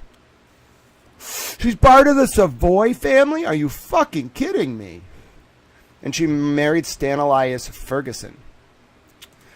Oh no. So who the fuck is Thierry Goubart? Alright, I gotta look this dude up too. Yes, we're not sending Emily to fight the fucking Savoys. Oh my God, I'm not doing that to her. I love Emily dearly for the work that she does. We are not sending her to fight whoever the fuck this is. The Bourbon Parma Ni Savoy. Well, Ni means that was her prior name. Whatever the fuck this is, this House of Savoy, bro, we are not sending her to fight the House of Savoy. Are you out of your fucking mind? First of all, who the fuck is this dude? Thierry Goubart. Hold on. T-H-I... I don't even know how to spell that shit. T-H-I... Goubart. Who the fuck is this dude? Oh, dear God. That's not even English, motherfucker. Yes, please translate it to English. I don't speak French. I want to learn how to speak French. Oh, dear God. Oh, dear God. Emily C., we are not sending you to France. Oh, no. Oh, my God. Bro, I had to translate this from French. It doesn't even exist on the fucking English language Wikipedia. Oh no. Oh no. I wasn't trying to send Emily C. to fight the House of Savoy. Bro. Oh no. Oh no, I'm realizing that this is really intense. We literally overthrew the entire European aristocracy. Oh God. Oh God. Alright, so anyway, we're not going to send Emily C. to France. That's not a good idea. Excuse me, he's been charged with the Sarkozy-Gaddafi affair? In a case involving fraud related to the use of the housing levy? Oh, dear God. I don't speak French. Oh, thank you. It's English now. Oh, my God.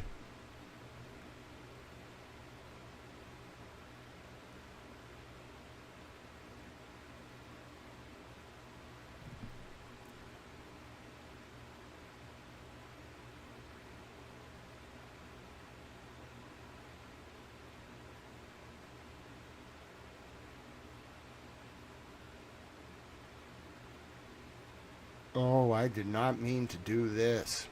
Oh, no. Yeah, I should have known better. I was reading that black book and annotating it, and I saw some shit. Oh, no. What have I done? Well, guess we're pot committed now. Listen, we either fix this, or some really bad things are going to happen. I think really bad things are already happening to bad people. Bro, we got to fix this. Oh, my God. I can't believe what I'm looking at right here. I've never seen this level of power before in the flesh. I've seen some powerful people, mostly domestic politicians. Bro, this is it. This is the whole... Oh, my God. These were passing names. This isn't even the point of this email. This is just like who these people were hanging out with. This is the... Do you all know what the House of Savoy is? Should we go down a little bit of like a trip here? I think, yeah. I think the biggest takeaway here is we are not sending Emily C. to France. Oh my God, that was a trap.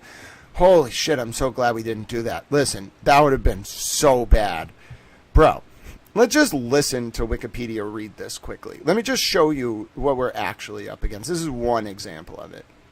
Go ahead and read away, please. House of Savoy. The House of Savoy, Italian, Casa Savoia, French, Maison de Savoie, Arpitan, Maison de Savoy, is a royal house, formerly a dynasty, of Franco-Italian origin that was established in 1003 in the historical region of Savoy, which was originally part of the Kingdom of Burgundy and now lies mostly within southeastern France. Through gradual expansions, the family grew in power, first ruling the county of Savoy, a small alpine county northwest of Italy, and later gaining absolute rule of the Kingdom of Sicily. During the years 1713 to 1720, they were handed the Kingdom of Sardinia and would exercise direct rule from then onward as Piedmont Sardinia, which was the legal predecessor state of the Kingdom of Italy and the Italian Empire, which in turn are the predecessors of the present-day Italian Republic.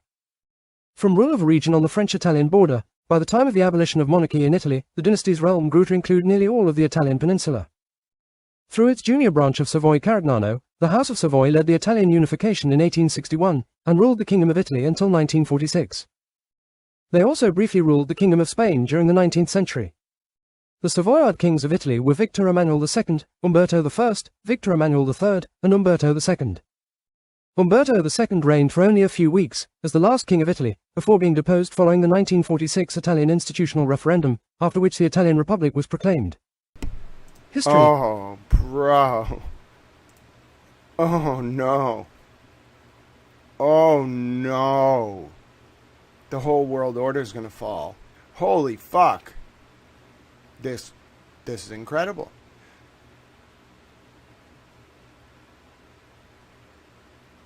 Oh my God. And they use it so casually.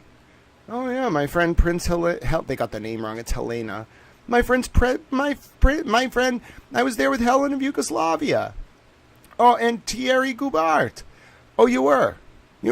So, you were with the princess, the heir to the House of Savoy, and the guy who was in charge of the French government when the Libyan president was financing Nicolas Sarkozy. Casual, brat. Dinner on Tuesday. Yeah, I was just hanging out with the heir to the House of Savoy. It was the heiress. It was cool. We went skiing. I smoked a blunt. She didn't want to smoke the blunt. I told her she was a little punk bitch. You know, that's how I would do it. Smoked a blunt, motherfucker. Like, fuck this cocaine shit. What are you fucking doing, crazy people? Adrenochrome. Then smoke a blunt. Shut the fuck up. You have enough. What more do you need? What the fuck is wrong with some of these people? Yeah, your friends from Paris.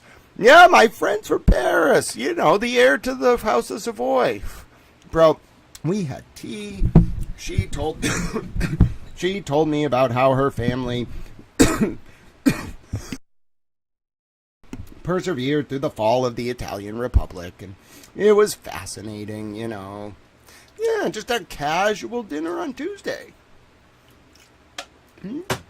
Bro, I totally do that, though. I would fuck with my dad sometimes by being like, Dad, like, I had dinner with, like, my friend. And he was like, who? And I'm not going to use names, but I'd be like, X, Y, or Z. And he'd be like, Grant. I'm like, no. Like, what do you mean that's your friend? And I was just trolling him. I was, like, flexing on him a little bit to be like, yeah, like, I think of everyone as my friend, Dad, but, like, I'm telling you who I had dinner with for a reason. And he'd be like, no, you didn't. I'd be like, call him. And he would. And I'd be like, yeah, I had that. I absolutely, like, you know, and my dad would be like, Grant, how do you know these people? And I'm like, the funniest I love my dad dearly. The funniest interaction I had with my dad before he passed away, right before he passed away, I went to see him. And he didn't really mention the towel thing because it was still, like, getting up there, but David Yannetti came up in our last conversation, which is why David Yannetti's always going to have a special part in, like, special place in my heart. And I was like, Dad, you know, I think David Yannetti's, like, a really good lawyer. I was just starting to figure out, it was May of 2025. I was like, I think David Yannetti's, like, an incredible lawyer. And he was like, oh, why do you say that? And I told him, like, about the trial. Very briefly, he was really sick. We watched Red Dawn. Isn't that great? The last movie him and I watched together was Red Dawn. It was about hunting commies. He hated the commies. He pretended to be a Democrat, but he hated the fucking commies. So anyway, and my dad's like, oh, I remember David from the 80s. Like, really bright man. My dad was like on some task force. I think he told me he was doing wiretaps on Prince Street. So I think he was like on the DA's office pretending to work under David Meyer in the homicide unit, which is where he met my mom. But actually, like, he was working on an interagency task force to spy on the Angelos. But anyway, it was secret because they were probably worried about a retaliation. So anyway, you know, my dad is like, oh, I remember David. I think my dad had left the DA's office like right around when David came around. Maybe, I don't know if I think my dad was older than David, so I want to say it was like David was there in like the late 80s, early 90s, and then, or Mr. Yannetti, and then my dad was there like 84 to 88, and then he went to fucking Gilman, McLaughlin, and Hanahan. I remember going to his office in Gilman, McLaughlin, and Hanahan, bro. That fucking building, oh my God, I've never been so high up in Boston. It was like being a king. I sat on this chair that like belonged to a former Associate Justice of the Supreme Court when I was a baby. Anyway, so then he went to found his own firm, Ellis and Rapacki LLC in 96. But the point is, like, my dad was praising David, but he was like, yeah, we didn't I forget if he said they didn't overlap or if he just, like, knew of him from then and watched his career. But he knew, he was like, yeah, he's a very, very good lawyer. Good man. I think he said he was a good man. And that was a hard compliment to get from my father. Like, he didn't really, like, praise people. Like, you had to be a boss for him to even, like, know about you. But anyway, so my dad was, you know, kind of telling me a little bit about that history, and I thought that was a very nice sort of overlap. But the towel thing didn't really come up. Like, it kind of did. Like, he was kind of like, so, like, what's the towel thing? And I was like, oh, you know, like, I told him, like, in February of 2024, like, someone mocked me online. They said my pronouns were towel, so I just became a towel, and I think it's hilarious because, like, you know, a bunch of different towel characters, Hitchhiker's Guide to the Galaxy, the one on South Park, It's High. It's like an homage, like an amalgamated homage. He was like, that's kind of funny. But he dropped it. He didn't, like, say anything. And then I was at a celebration of life, This very nice woman who watches these streams all day. So this is probably playing in her house right now. I'm not going to name her. She knows who she is. Who knew my dad. They like went to dinner. She comes up to me and she's like, yeah, so, the towel thing, I was at dinner with Rick like a few months ago, and he asked about the towel thing, and I told him, I watch you every day, and, and then her like husband comes over and he's like, she does, I hear it playing through the house all the time. They're listening right now, I'm sure. So anyway, she's like, yeah, so I bring up to Rick the towel thing, and like he brings it up, and then I tell him like, oh, you got to understand, like he like takes on this persona. He does a lot of coverage of criminal and civil cases. He's trying to reform things. And she was like, yeah, he didn't really get it, but like I think he finally started to understand what you were doing. Like, because for a while, my father was just baffled, all right? And then eventually he understood. Now, what this has to do with Prince Helena of Yugoslavia, it doesn't really have to do much with it, other than like my dad, I'm sure, knew a lot more about this than he told me. Not because he was involved, but because like he was so high up in the strata that like he inevitably knew about some of this stuff and just like decided that to be safe, he wouldn't go try to take him down.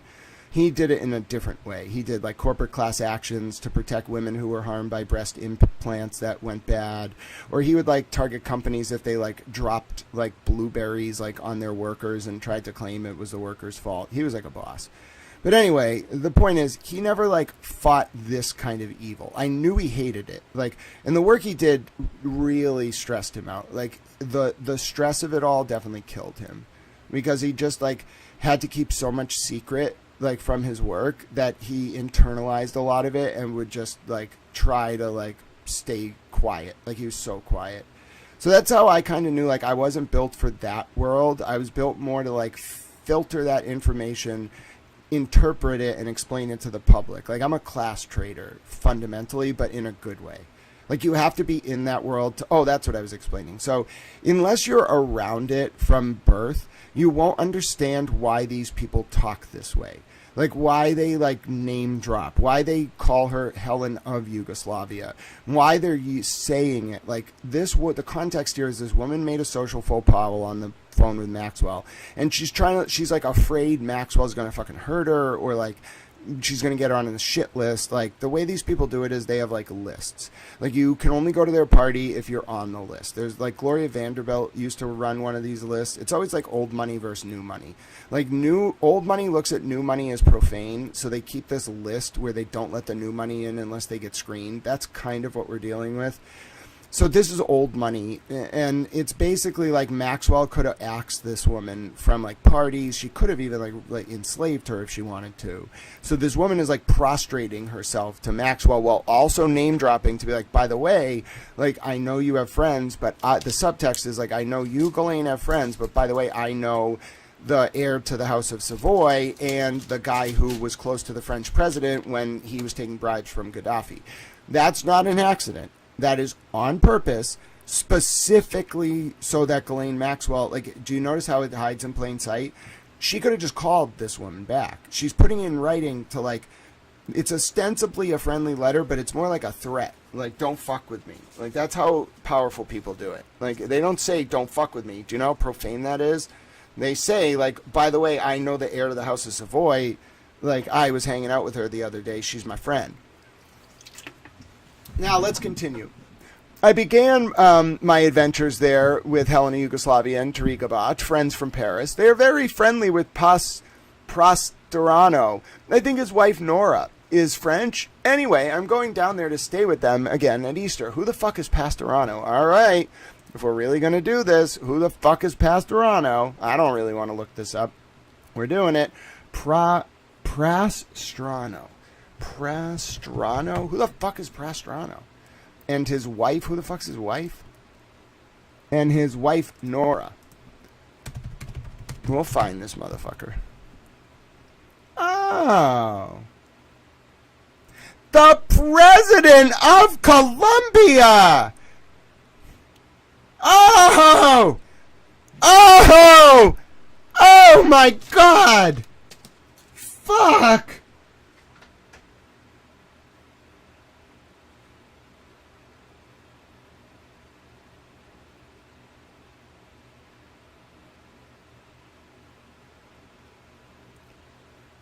Dude, it's not even on the fucking English language Wikipedia. Oh my goodness.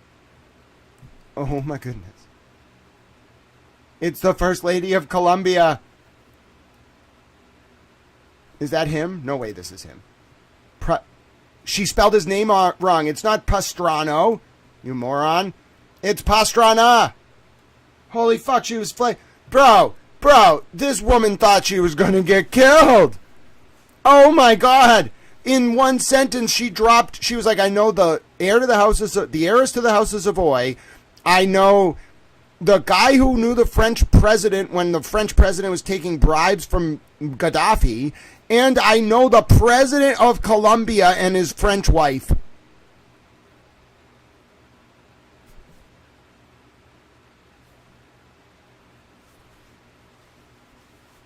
Oh, it's so traumatic to read this shit.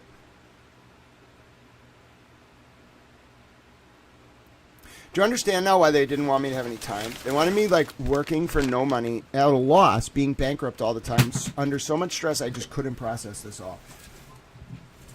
No wonder why. Oh, my God. Dude, I'm the perfect person to do this, too, because I have all this training from looking at the Watergate docs, the Church Committee docs, the JFK docs. Like, I am I find everything. Oh, no. And, like, it's not just, like, reading it. You have to know the subtext, because she's not saying, the woman who's writing this email is not saying, I know these people, don't fuck with me. That would be too easy, and they would never do that. It's profane. Literally profane. Yeah, the nouveau riche. These guys were the mediators between, like, the old money and the new money. Like, Maxwell and Epstein. Like, if you were old money, you went to them to deal with your problems. If you were new money, you went to them to get into old money circles.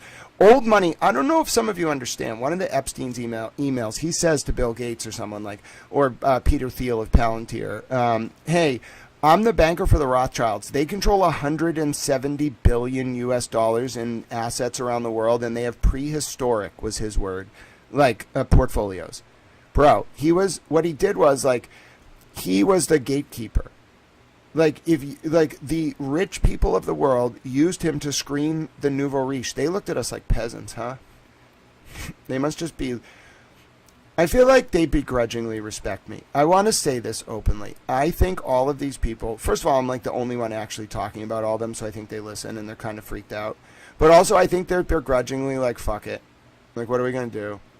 Like, he's just what we're not. Like, he's the antithesis of us. He's so pure. He doesn't do anything for himself. Like, he doesn't care. He just wants to help. And he, like, is smarter than us. What are we going to do? Like, actually more intelligent than most of these people. And they have no idea what to do. They got so fucking lazy. Because they had so much money, they had to outsource their, like, intelligence over centuries. And they did it through the government and through people like Epstein. And they would mediate, like, who was a fucking peasant. They chose from birth, bro. Who was going to be a peasant, who was going to be like a slave, who was just going to be part of the world and just go work and be a cog in the machine, who was going to be in the upper class, who was going to be in the upper middle class, who was going to be in the middle class. Like, they were sorting people. It was like eugenics. It was like socio-cultural economic eugenics. It was literally eugenics. It was cultural eugenics. I've never seen it. I mean, I understand it now. That's fucking incredible. But also fucking evil. So that was the old age, huh? Just a lot of entrenched money who would, like, outsource their dirty work. And they had so much money that they owned all the governments. No wonder. Governments were just fake. Oh, dear God. That means post the Westphalian Peace of 1648, national sovereignty was a lie. It was all just cover so these families could tell the plebs, that they had democracy, when in reality they were just continuing their fiefdoms.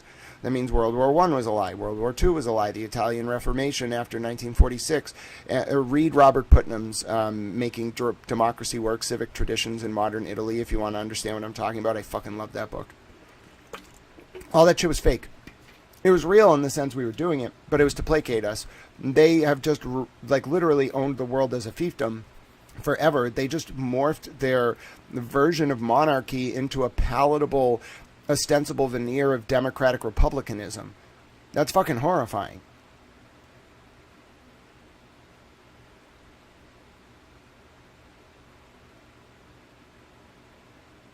Dude, the empires are actually falling. They're not empires, they're dynasties. Like, it's not, we can't think of these people as like a state. They're not a state. They're a constellation of like wealthy landed gentry who predated the like emergence of the Western and Eastern concept of a nation state. And they owned countries, what became countries before they were countries. They were like the dukes. They were like the kings before that even existed. They were the landowners. These countries are theirs.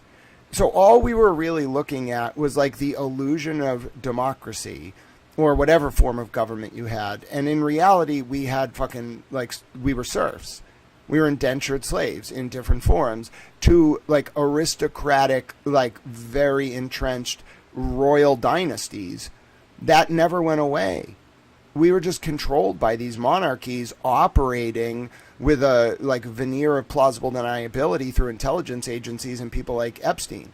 They got lazy. That's what happened. They didn't work for their money anymore. And their intelligence, I see exactly what happened. They got so fucking cocky that they tried to play God by like manipulating the emergence of the human genome, which you could technically do. Like if you did breeding, think about what like the Third Reich was doing early in the 40s and what you could do with like CRISPR and other genetic modifications. That was just a surface level. What they were really doing is a breeding program, but they weren't breeding for like racial purposes, although I think they were racist.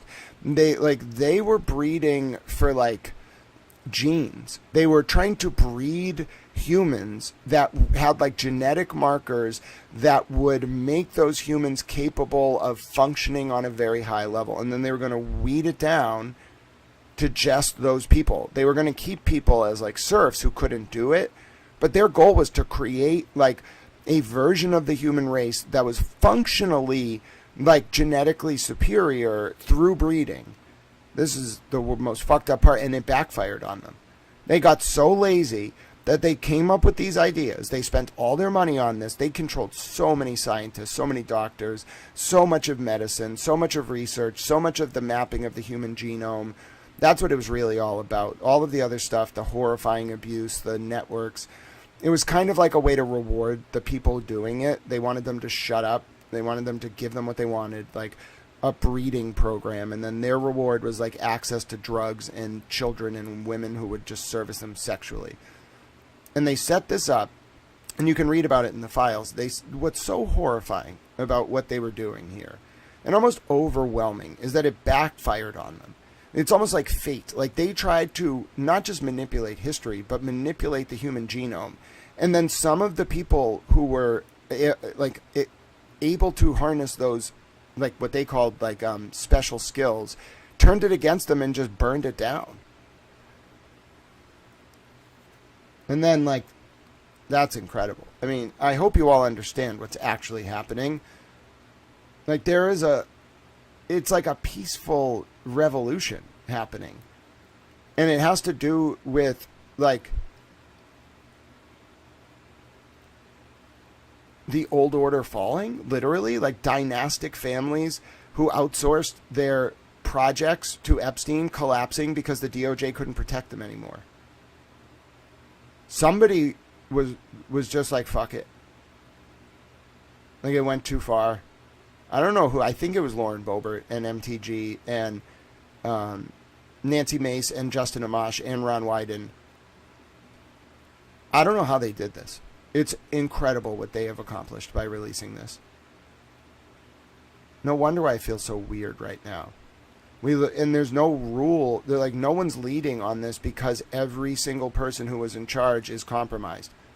So we just have to rebuild. Like, go get involved in political campaigns. Go run for office. Like, you have to get close to these candidates. Like, there's not going to be, it's not going to be like it used to be. You have to actually go and be part of this. You have to participate in the formation of this checks and balances. The system won't collapse. We'll have our government. You'll go to work. The world will continue. But you're going to have to get more involved, not like by speaking, although that's part of it. You're going to have to actually get close to candidates, and be involved in who gets in office, because that's what saved the country. That's what saved these women. That's what saved these kids.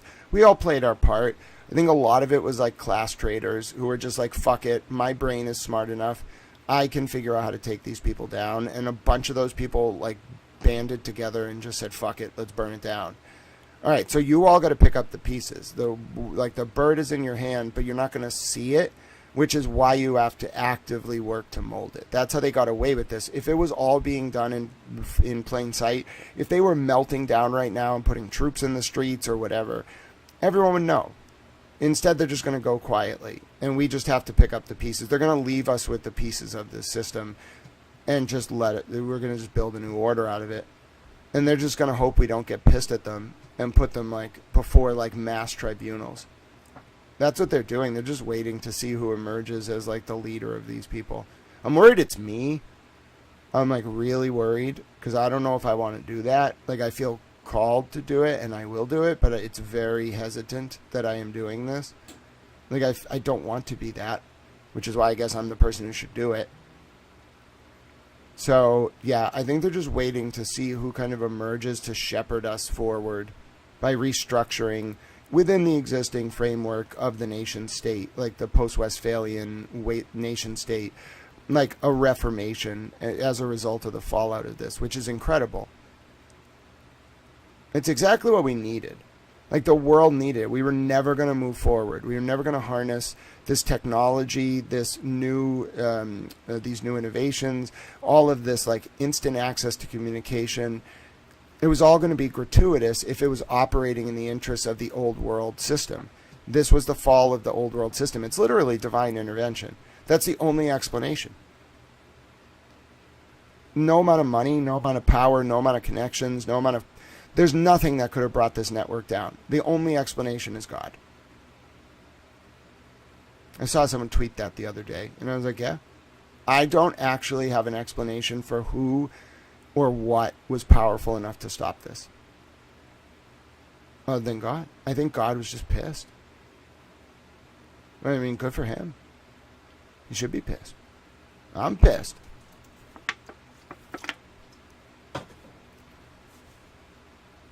We're going to keep reading this, but you all have to understand the implications of what I just read. There is a link to Stoton in this at the end. But now that you understand like the way these people communicate, you can go read these files and it's all over. It's all there. They admitted to everything. They Google reading their shit. They owned every company. They owned every agency of government. They owned every police force, every state police force, basically. They had people everywhere. And if they didn't know you, or if they didn't have you, they had your friends. Dude, we watched the fall of the House of Savoy. We watched the fall of every royal house. We watched the fall of the old order. That's why it feels like this. Do you understand I haven't been this happy? I know there's a lot of trauma people are going through right now because this is a lot. But I've not been this happy ever. I haven't felt free ever since I was like a kid. I was taking a shower this morning. I was like, whoa, what's that smell? Like, why do I feel so liberated? We're free. The old order fell in a week.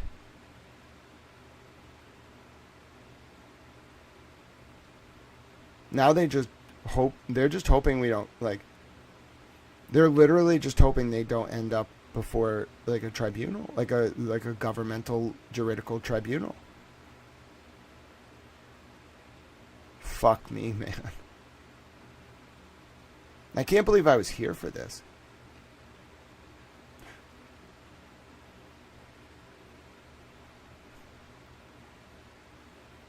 It's like a miracle. I'm pretty sure we actually witnessed a miracle.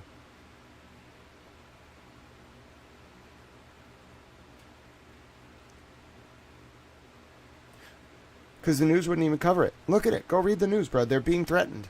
They kidnapped Susanna Guthrie's mom. Nobody will cover this shit. The internet just covered it so widely and so quickly they couldn't do anything. They just gave up.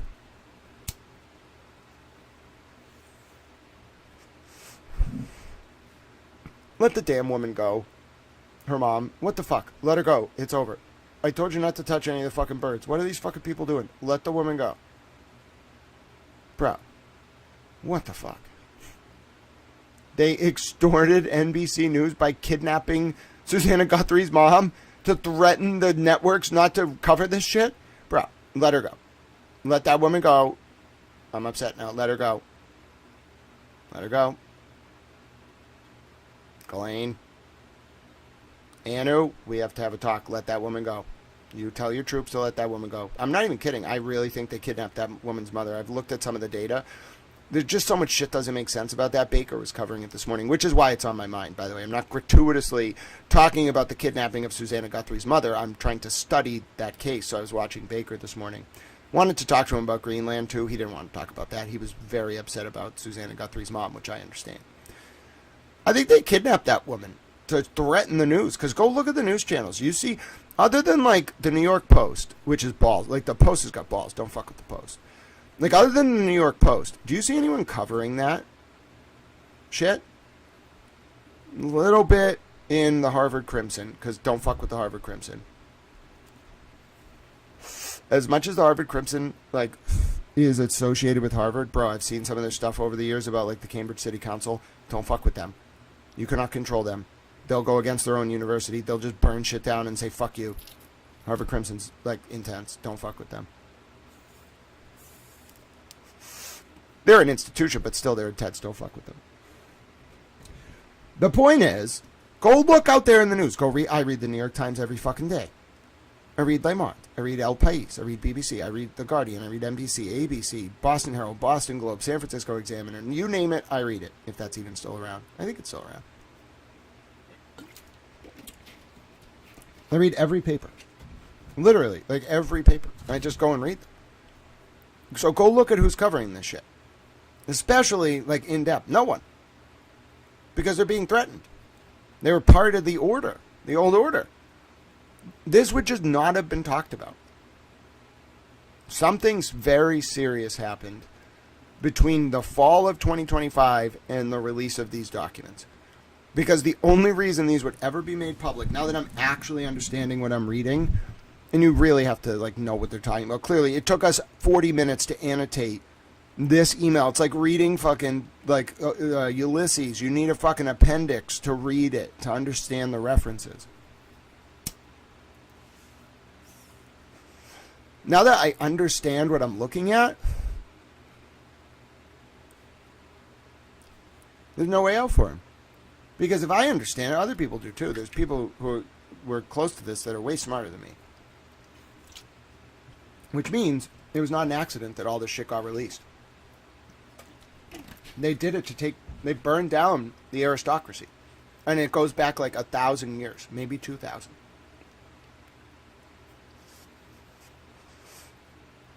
Dude, no wonder why everyone went into hiding. MTG, like, left the Congress. I think Boebert did too, Rep Boebert. The only one, no, Rep Mace did. Boebert's still there. The only one still there from that group is Boebert. And Amash. I think he's leaving though. Bro, they all put themselves on the line. They just threw themselves on the sword. They got fucked for it too, really bad. Like, pilloried in public. And they were just like, fuck it. They must feel like me. Somebody sent an order down. I don't really know who. And was like, protect that little towel.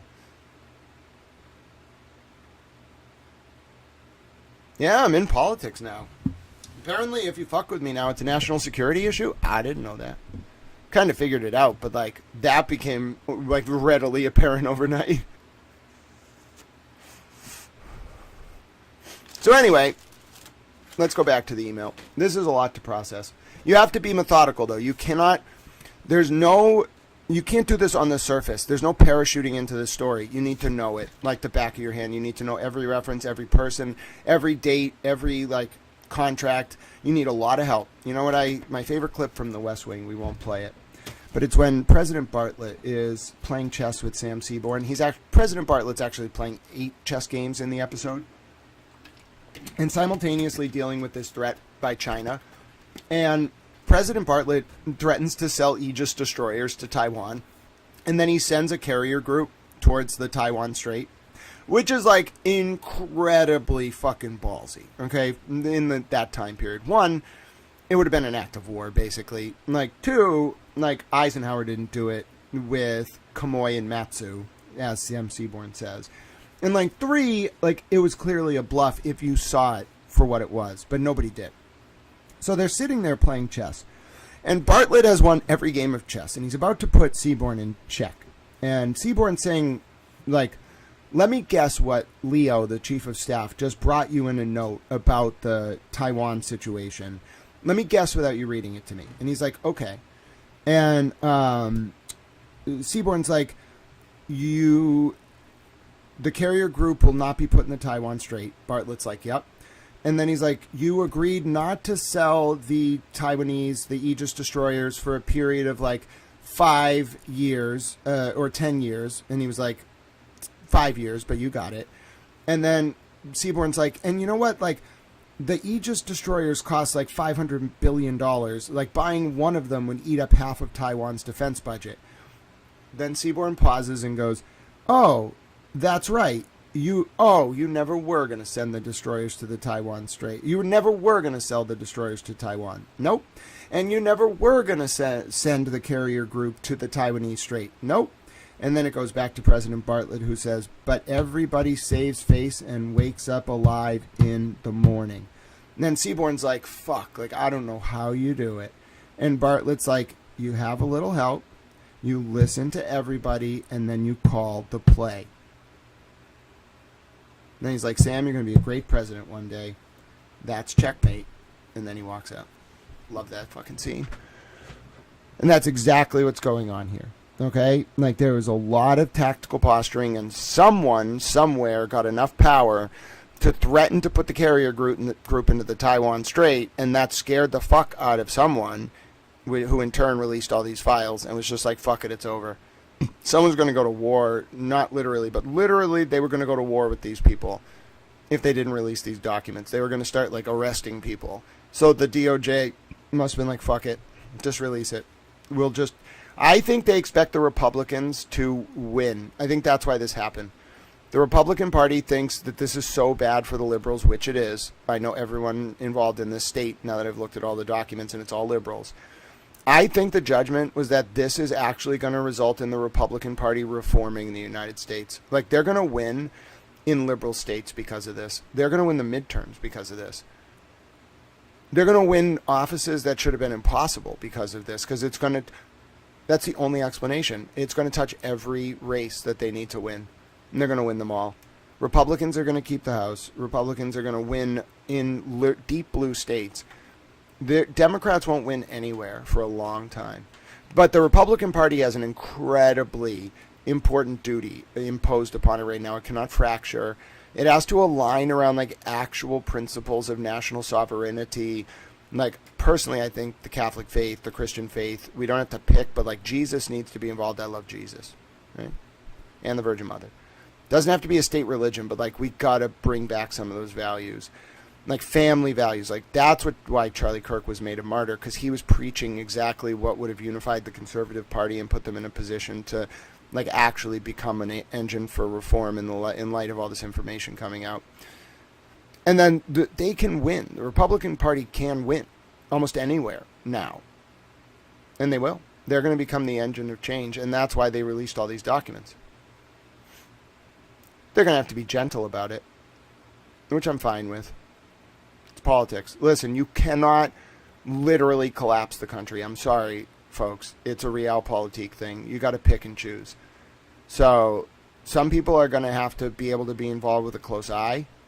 Some people from the old order are going to have to, like, accept that they're not going to be in power, but, like, be close to it still while not doing what they used to do. It's incredible. It's actually incredible. And then there's going to be hearings. Like, the congressional, we're going to be covering these congressional hearings for like 4 years. It's going to take them a long time, and they're just going to keep dragging them in front of Congress. They're going to just decimate the Democratic Party, and they're going to then hopefully, and I'll be hopefully involved, like, help reform this country. It really is a great country. It can do so much. It has so many resources. It has such good people. Like, it just needs, like, a little bit of moral leadership. Like, not gratuitous. We don't need to become a cult. Just a little moral leadership instead of all the evil, and we'll be fine. This country is going to thrive for hundreds of years. because of its people, because of its principles. Other countries will be okay too, I'm sure, except for the commies. I'm coming for them. All right. But it's wild because it's not gratuitous extrapolation. When we're reading about a woman casually emailing Ghislaine Maxwell about the heir to the House of Savoy, the guy connected to the French president being bribed by being bribed by Gaddafi in Libya. And then also, remember Lockerbie, folks. Remember Lockerbie, the bombing over Scotland. And then also the president of Colombia and his wife, who's herself, like, I'm sure she's nobility, isn't she? Oh, she worked for the French magazine Elle and for Christian Dior and the UNESCO press corps. Wow. So anyway, that was just the intro. The plan on Monday, March 31st, as it stands now, is a table for 8 people at 66 at 21:30, so 9:30 p.m. Booby, I think you know him. He was Ebba Gibbs' man for years, and now I work with him, is fussing about going downtown. But hey, it's my birthday. All right, so who is Emma Gibbs and who is Booby? Emma Gibbs and Booby. I don't want her boobies.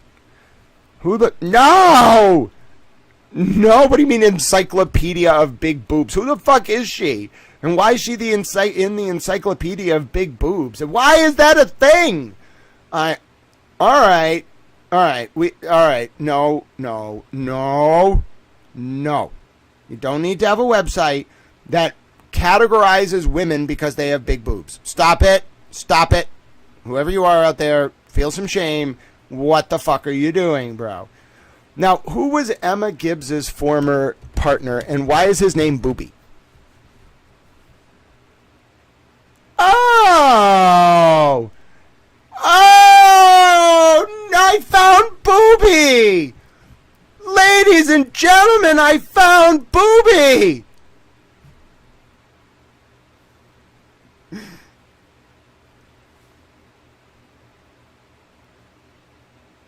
What do you think? Are you impressed? Are you awed? Are you astounded? Are you just like, this kid is a fucking machine? Folks, I found Booby! I present to you Prince Andrew, ladies and gentlemen. His nickname was Booby! No! I cannot have been the first person to find this out. No, this is outrageous. This is out-fucking-rageous. No, I refuse to believe. This is a stream where we research the Epstein files and do an actually, accurate reading of them to interpolate what the fuck sentences mean. And I'm telling you, we just found Booby. Alright? The man affectionately known as Booby. We have found him. I think I'm the first person in the world to have discovered this. Clip it, run with it, tell people I'm a towel. I introduce to you, ladies and gentlemen, Booby. You might be saying, what the fuck are you talking about? The plan on Monday, March 31st, as it stands now, is a table for 8 people at 66 at 21:30. Booby, I think you know him. He was Ebba Gibbs' man for years, and now I work with him. Oh, you work with Booby now? And who was Emma Gibbs' former man that Maxwell, I think, knows? Oh, it's Booby! Ladies and gentlemen, Prince Andrew's nickname was Booby. At least for this woman. Ladies and gentlemen, we have just walked in to an email that is a microcosm of how these rich fucks talk. They're not even rich. They're aristocratic nobility. Ladies and gentlemen, meet Booby. Right. Oh, right. Well, we don't actually get to meet Booby because it's behind a paywall. The point is, it's Prince Andrew. Fucking Booby. Yes, tell the UK, ladies and gentlemen, I don't know how we do this, Mary P, but I need to make a pronouncement to the people of the UK, all right? Dear people of the United Kingdom, first of all, I'm sorry we were a little bit at odds a few hundred years ago. I think you're all, on the whole, wonderful. I love your nightclubs, your chicken trucks, and your general sense of being educated for the purposes of protecting your national sovereignty. On the whole, great stuff. However, we need to have a talk about booby. Now, I'm not talking about actual boobies, okay? I'm talking about the man affectionately known as Booby. All right? Now, you may be saying to yourself, you know what? I'm just going to make a video of this. Okay, hello. My name is Grant Smith Ellis. I am a towel. I would like to make an announcement to the good people of the United Kingdom. Dear good people of the United Kingdom, I'm sorry we were a bit at odds a few hundred years ago. I think on the whole, your chicken trucks and your sense of erudite cogent public discourse for the purposes of preserving your national sovereignty and Monty Python are on the whole wonderful contributions to Western society and the world at large. However, we need to have a serious conversation about a woman named Janet Larson and a man named Booby. Now, you might be saying, we don't really need to stop our entire day as a country to talk about Booby. Yes, we do. Okay, all of us have to have a conversation. We need to talk. I need to deliver a message untoeth the world and mostly the people of the United Kingdom because Mary B told me I had to do this. Okay, as such, we'll call this Towel's Address to the United Kingdom. Apparently, this is what they do in the UK. They like to have YouTube videos where the royal family addresses them. Now, dear people of the United Kingdom, I would like to let you all know that recently I was reading an Epstein email, which is file ID EFTA00578787 for your reference.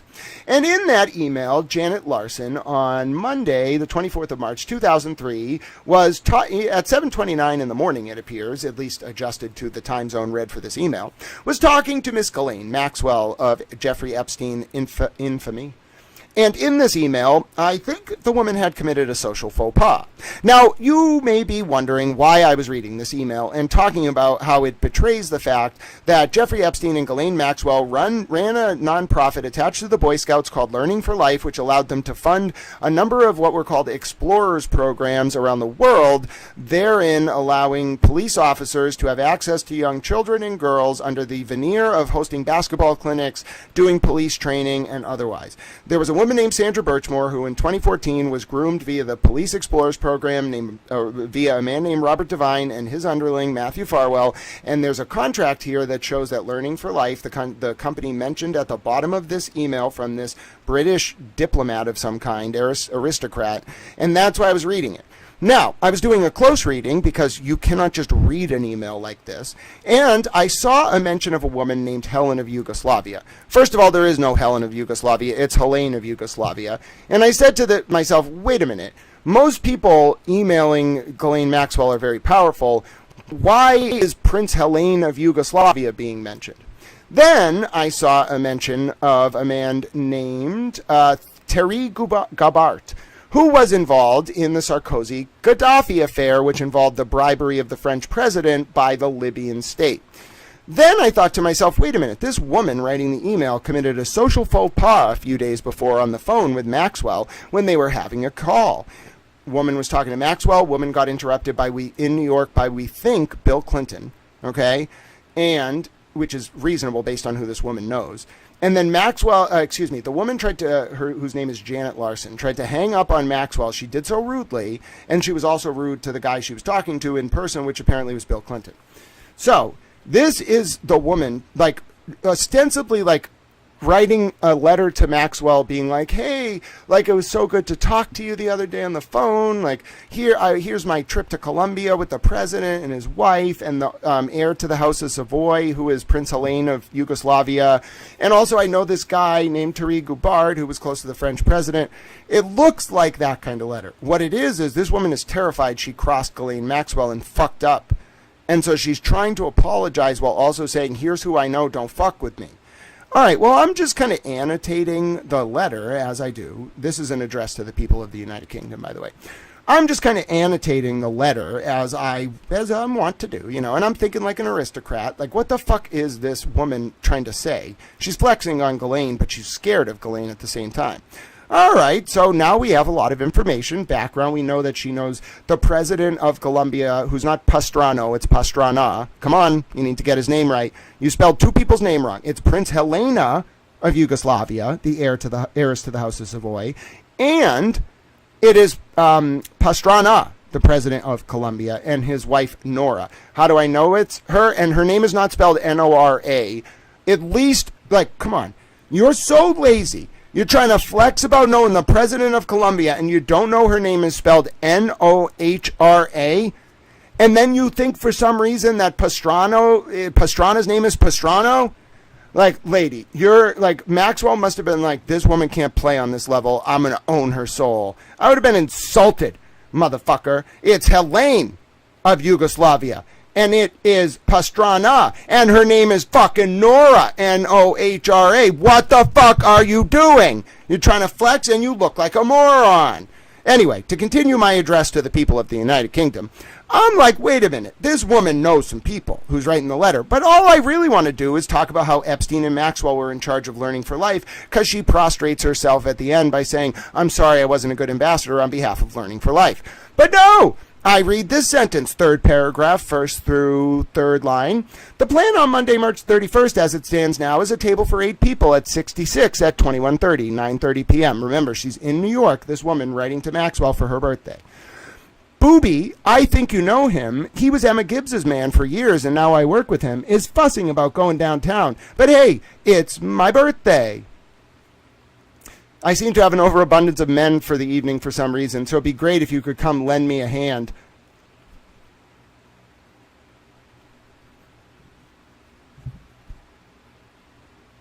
My Victorian sensibilities are extremely offended right now.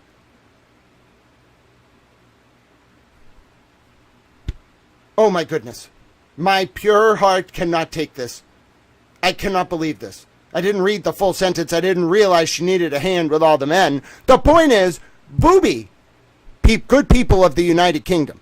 Booby looks like an obscure reference. Okay, no. Look at who Booby is. I present to you your crown prince. He might be stripped of all his titles. He lives in a shoebox now, I heard. That's what it's called on the estate of the king. Meet Booby. Prince Andrew's nickname was Booby. Go look in those files. You find references to Booby in the context of high-ranking diplomats who know the heirs to the House of Savoy, and a guy who knew the French president, and another guy who was the president of Colombia and his wife, and you spell their name wrong. It doesn't matter, apparently, in that world. Just spell people's fucking name wrong, look like a fucking moron. Good people of the UK, Booby. His nickname was Booby. I have proven it. My name is Grant Smith Ellis.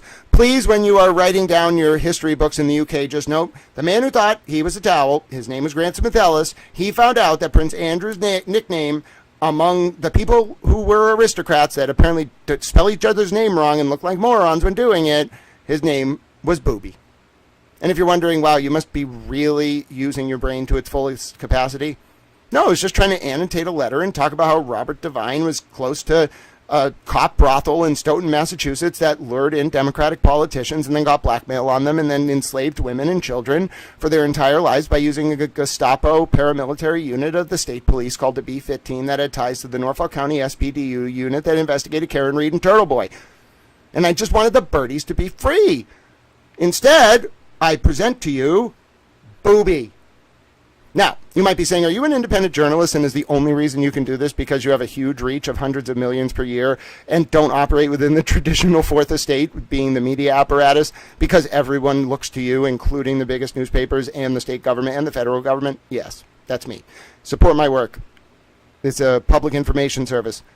I do this to engender cogent public discourse via education and information and entertainment, such as to engender cogent public discourse and ward off the usurpation of our representative forms of government worldwide. I can't do it without you. No one funds me. They tried to bankrupt me. If you enjoy this kind of content, money sign, Grant Smith Ellis on Cash App, Venmo, @GrantE1. For those of you in the UK, the good people of the United Kingdom, who I love so dearly because of your chicken trucks and your discos and your desire to protect your national sovereignty through learning all of your kings and queens in order before taking your A-levels. God bless all of you. A little concerned about the Protestant Reformation, but I can overlook it. You treated Thomas Hobbes kind of badly during the Civil War. You made him go to France. I'm never going to forgive you. He was a bit of a statist, though. You made him become a statist to come back. At least you wrote the Leviathan. I like that book. Anyway, PayPal.me/@GrantEllis. I'm glad I proved this and made a video about it. I'm a towel. And yeah, the reference ID on that email again is justice.gov/Epstein files/data set %209 2078787.pdf. I'm a towel. Thanks for watching. I'm not going anywhere. I just wanted to make a video. So that video's done. Now I got to post it. You want me to post it with you? Should we post it together? Okay, let's post it together. I'm a little towel. Yes, listen, I would love to be on the Midnight Express under Jim Cornette. We could drive all around the Midwest part of the country, and I could get into kayfabe and be like, let's go out there and mess with the Rock and Roll Express. I love their theme song. I still want to fuck with them. All right, let's retweet this shit. Wait a minute, 278 reposts and 761 likes. That's a lot of fucking likes. I didn't know people. Oh, I guess I did know. We had this moment the other day. Okay. All right, I got to write this up. Ready? Okay. I have a message for the people of the United Kingdom. I have proven that Prince Andrew's nickname was Booby. And that he was involved with a woman named... What the fuck's her name? It's like Janet or something. Oh, damn it. I already closed it. Hold on. All right, let me figure this out. I got to pause for a second. Let me pause for a second. I'm not actually pausing. Just going to take that away, and I'm going to copy this, and I'm going to do this, then I'm going to click that, then I'm going to click that. What the fuck was the lady's name again? Janet Larson. I got it right. It was Janet fucking Larson. All right, so let me retweet it again. I just have to remember the name Janet Larson. You know what I'm saying? Otherwise, I won't get it right. I got to get it right. You're going to watch me type this live. I'm a little town. All right, so here we go. All right, so it's just the name I had to get. Named Janet Larson, who knew the heiress to the House of Savoy,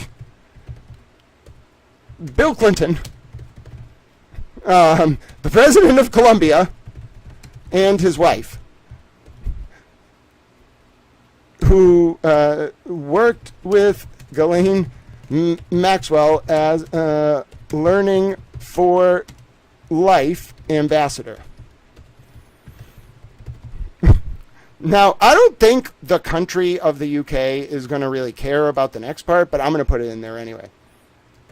That nickname, while important, is probably not as weighty, however, as the insight at the end of the email that directly confirms Maxwell and Epstein were funding a network of programs for children around the world, coordinated by cops and prosecutors via the Learning for Life program, including in Stoughton, Massachusetts, wherein one Robert Devine, the former deputy chief of the Stoton police, basically ran a Gestapo police network tied to a Epstein brothel, apparently, therein controlling the girls for life with potential criminal charges, or in the case of victim Sandra Birchmore, murder. Now, I spelled a lot of those words wrong because I was just typing, you know what I'm saying? But, like, you just go through and fix them, you know? Program's not a hard word to spell. Grant, you spelled Massachusetts wrong. What are you doing, Grant? You're insulting your own people. I have failed the Commonwealth. And Gestapo has a T. All right. So there you go. That was good. You saw me type. I typed pretty good. I'm a little towel. Now, what I'm going to do is I'm going to grab this video that I just recorded. I'm going to show you all how to be effective on social media. I'm going to go grab that. I'm going to go grab this. So I'm grabbing the video I just recorded for you all. My message to the people of the United Kingdom. I'm going to grab this. I'm going to upload it, and then I'm going to show you how that works. All right, so now that I've grabbed the video, you can see what you do is you just wait for it to upload. Now, this video was like 9 minutes. I didn't realize I gave a 9-minute address to the people of the United Kingdom. I didn't really mean to do that. I'm also hungry and I should probably eat, but can you believe what we just found in that fucking email? All I wanted to do was give you some context for what I found about Judge Krupp, and then we found that Prince Andrew's nickname was Booby. You know? Oh, and then I also realized we can't send Emily C. to France because I'm not, like, sending her to battle with the House of Savoy. Like, I know I compared Emily C. to Joan of Arc. I didn't realize I was actually comparing her to Joan of Arc. Like, thank God I didn't send her there with Nunya. Can you imagine she gets there with the penguin? The House of Savoy sends out all their people and they just slaughter the penguin. Emily would cry. Okay, Emily C's not crying. Okay, we will get Northern France. Okay, but I'm glad I didn't send her to battle. Bro, I thought she was just going to go over there and negotiate with Macron and his wife. I was like, easy work for the penguin and Emily. Bro, the House of Savoy? Emily's smart. But, like, I'm not sending her into an ambush, bro. You're going to take on the House of Savoy. You can't go in there with a penguin. They'll just shoot the penguin. They don't give a fuck about no penguin. Oh, God. We almost lost the penguin. I would have been pissed. And Emily would have cried. I would have been pissed. Don't make Emily cry. You don't understand. Somebody makes Emily C. cry. I'll remember that 40 years from now. I'll be pissed. So, no. That would have been a terrible fucking idea. I'm over there thinking I'm the greatest, smartest little genius towel in the world because I figured out that I could, you know, capture Northern France through negotiations with the Macrons with Emily C. and a penguin. No, that was not going to work, bro. No, France isn't even France. Oh, dear God. Oh, no. I know, I was so close to almost doing that. I thought it was going to be just a little jaunt on the good ship Nunya business. Bro, that wasn't going to be no fucking jaunt. Oh, no. They were waiting for us. They probably, what do the French even have? First of all, that means the House of Savoy are probably conspirators with the fucking Nazis. They let France fall. The other thing is, what the fuck do the French have? Like, what's the House of Savoy going to deploy? I bet they got some fucking scary units, you know what I'm saying? Forget the Garde Main, or whatever the fuck Gendarme they're called. They probably got fucking, like, paramilitary units. We would have lost that battle quickly. Now that we have more information, I'll recalibrate. I think we can still do it. Wow, got to know your enemy, though. You know, as I was saying about Robert McNamara, there's known knowns, there's known unknowns, and then there's unknown unknowns. The House of Savoy was an unknown unknown in the France equation. We were never getting Northern France. Like, they would have been pissed. Oh, my God. Do you know how long that family owned France for? I looked at the records. Part of my research. Oh, my God. Like 2,000 years, bro. They owned that country. And Italy. It was one family. They owned it all. The countries were just fake. No wonder no one ever got in trouble. You only got in trouble if you crossed them. Oh, I got to get that source file link. 1 second. Although you're not actually supposed to link out in these posts. It apparently, like, messes with the reach. So they can go to the other post to get the email.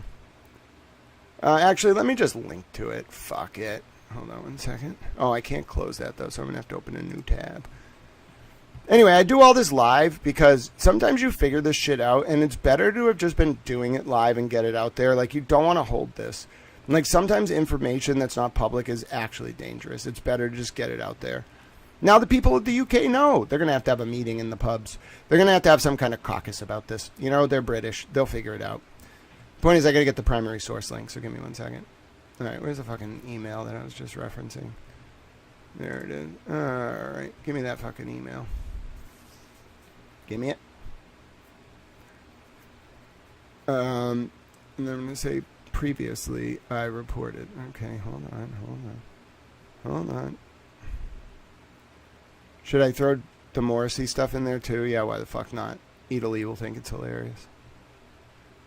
I'm throwing the BFIT shit in there, too. It might get a little long. I don't give a fuck. All right, let's see. So we go over here. Take this. Earlier this week, I reported... I like collaborative investigations. I guess this wasn't collaborative. I just was showing you my process. Turtle Boy gets a little bit of a shout out. Just a little. Because he figured this out. Probably with David Unetti's help. But I can't confirm that. All right. So anyway, I'll show you what the new post looks like now. So I went and grabbed all the other stuff because I was like, if I'm going to deliver a message to the people of the United Kingdom, like, I should do it right. So earlier this week, they would have laughed at me. That's a funny word in the UK. Earlier this week, I reported. And we'll just leave that. All right. BBC, eat your heart out. I was the first person to find out that Prince Andrew's nickname is Booby. Listen, they have to credit me. They have to credit me. Listen, if it wasn't the word booby, I would have, found a way to forgive. Nope. Ladies and gentlemen, I demand credit from the entire British country. You all have to have a meeting. You need to have some kind of session. And you need to say, listen, we didn't know Prince Andrew's nickname was Booby. Now we do, because of this man named Grant Smith Ellis. He can come to Parliament and address the Parliament. That's apparently a big honor for a foreign person. Yes, ladies and gentlemen of the UK, I have presented to you my ultimate discovery. Prince Andrew's nickname was Booby. That's what I'll go down in history for. I found out that Prince Andrew's nickname was Booby live on stream, and then I laughed about it. Yes, and please feel free to hit the like button, because I am a towel. All right, so I'll close out of the Daily Mail. I'll close out of this one. I'll close out of the actual wife of the President of Colombia. I'll close out of the Sarkozy affair, and Prince Helena of Yugoslavia, the heiress to the House of Savoy. It was a pleasure to research you. It sounds like you have a wonderful life. I hope you didn't hurt kids. Sounds like you're in the middle of all of this now, thanks to whoever the fuck Janet Larson is. All right, let's go back to what we were doing. So, the point of this is that I was connecting the last paragraph, which says, we'll finish. So and obviously this is from like 20 years ago, so this is just public documents. So she was staying at the Four Seasons, okay? And in case you're around next weekend in New York, I'm arriving late Friday. And then she says, sorry if I was awkward on the phone last week. Someone was prancing on the doorstep to my office waiting to speak to me something. So I was trying to camouflage what I was saying to you. Basically, I just wanted to tell you my funny story of committing a faux pas with the 42nd president of the U.S. Okay, so I get it. The person who was on her doorstep to her office was not the 42nd president. This woman was trying to tell Ghislaine Maxwell about a faux pas that this woman had. So this woman, Janet Larson, just liked to flex that she knew people. I just wanted to tell you my funny story of committing a faux pas with the 42nd president of the U.S. Maybe if you have a chance, you could extend him apologies from the lady in red in the dress at Belheim, which is a palace, I'm pretty sure. Let me just make sure. Yeah, it was Bill Clinton. And then, so Bill Clinton was at Belheim Palace, I think. So Blenheim, B-L-E-N. Yeah, Blenheim Palace. It's in Oxfordshire, and it's a UNESCO World Heritage Site, and it was Winston Churchill's birthplace, and it's the ancestral home of the Dukes of Marlborough. Holy fuck. Oh my God. So she was at Blenheim with Prince Andrew, okay? That she had an office at Blenheim Palace. I just wanted to tell you my funny story of committing a faux pas with the 42nd president of the U.S. Maybe if you have a chance, you could extend him apologies from the lady in the red dress at Blenheim. He did ask my name twice, but I doubt he will remember. It is a pity that I wasn't better able to be a diplomat on behalf of Learning for Life. We're hoping to see you this weekend on Monday. Let me know. Wishing you all the best, Janet. Oh, dude. Oh, my word.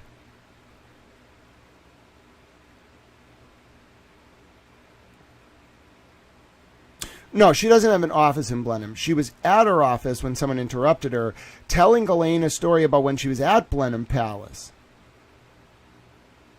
And ran into the 42nd president. Ran into Bill Clinton and made a faux pas.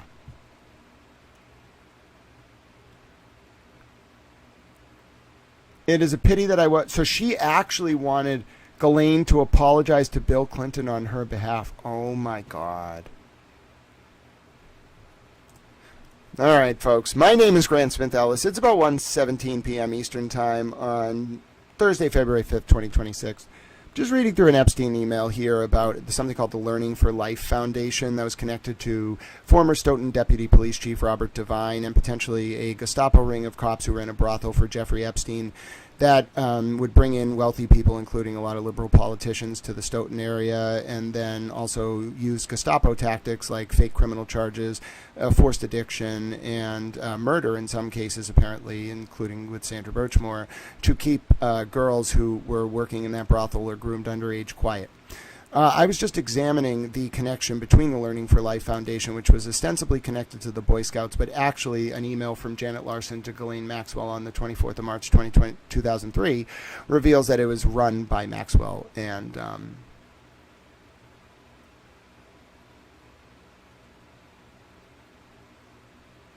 Epstein.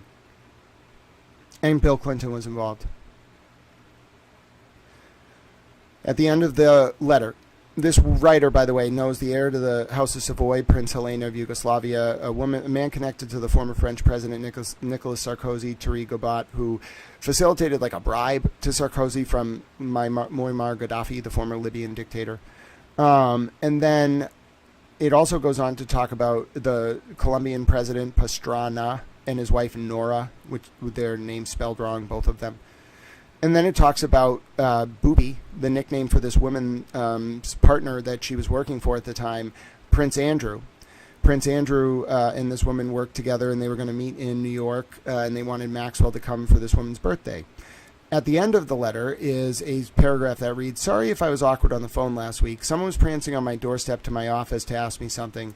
So I was trying to camouflage what I was saying to you. This woman is saying, like, I was trying to be, like, coy and tell you something. Now I want to tell you it direct.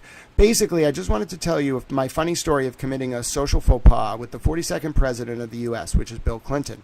Maybe if you have a chance, so this diplomat, this woman, Janet Larson, is asking Maxwell, maybe if you have a chance, you could extend him my apologies from the lady in the red dress at Blenheim, which is a palace in Oxfordshire, England, that was the ancestral home of Winston Churchill and the Dukes of Marlborough. He did ask my name twice, but I doubt he will remember. It's a pity that I, the letter writer, wasn't able to be better able as a diplomat on behalf of Learning for Life." And then the woman says, "I'm hoping to see you next weekend in New York." So there you go. It's confirmation not only that the Maxwell and Epstein controlled the Learning for Life initiative, which was contracting with all of these cops and DAs and otherwise to run programs for children. And then the cops were strong-arming the groomed girls and otherwise, and it's horrifying. Not only does it confirm that, it now confirms that Bill Clinton was at Blenheim Palace in the middle of March of 2003, right when he got out of office, and that he was talking to this woman, and this woman was acting on behalf of Learning for Life, which I just told you was like a grooming initiative, basically. And in turn, this woman went to Ghislaine Maxwell in 2003 to relay her apologies to Bill Clinton for a social faux pas. That is wild. And it was at Blenheim Palace. Oh my God. And Prince Andrew's nickname is Booby. My name is Grant Smith Ellis. I'm a towel. All right. So that was wild. I got to write this up as well. All right. So how I'm going to write this up is, let me show you. I'm going to close this. All right. So you like the nice view of Boston? Isn't that nice? That's my favorite thing in the world. That calms me. Just looking out over views of people. Just thinking about all the people I'm trying to help. All right. So let's write this shit up. Let's do it together. New. Prince Andrew, a.k.a. Booby, not only worked directly with Ghislaine Maxwell and Jeffrey Epstein, but when well-connected aristocrats wanted to apologize to former U.S. President Bill Clinton, they had to go through Maxwell herself as early as 2003. Oh, my word. No, that is, I don't want to add that word to the dictionary. How dare you? I don't even know how to spell the word aristocrats. No, I don't want to add. Why is that not right? Aristocrats. No. Am I close? Aristocrats without a C? I'm not the best at spelling. And there's also a Z in apologize.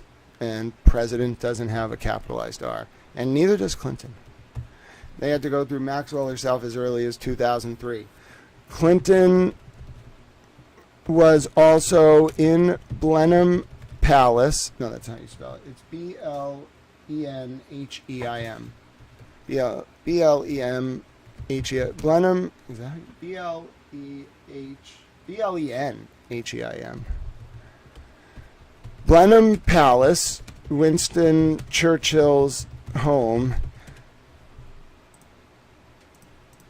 in mid-March of 2003, talking to Epstein and Maxwell's intermediary / ambassador for the Learning for Life Foundation, which is tied to a network of programs for children funded by Maxwell and Epstein that were coordinated by state, local police, and prosecutors in areas near brothels run by Epstein's network, including in Stoton, Massachusetts.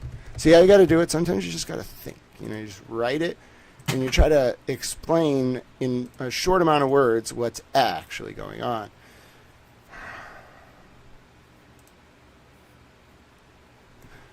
Interestingly, Epstein was also making phone calls to the Clinton Health Access Initiative in Boston around this time, right when Clinton left office in 1999. Dude, they use Monica Lewinsky to control him. Oh my God. These people just ran the world. Dude, it's wild. It's wild. Booby. I can't believe his nickname was Booby. I should get some lunch. You all sent so many kind donations. Thank you to everyone who's been supporting my work. I wanted to make sure I went through all the donations. I think I did. All right, so I think I have a little bit of money for lunch. How much do I have here? 42. Yes, 42 in Venmo is enough. It's going to be like all my money if I get it ordered, though. I really don't want to do that.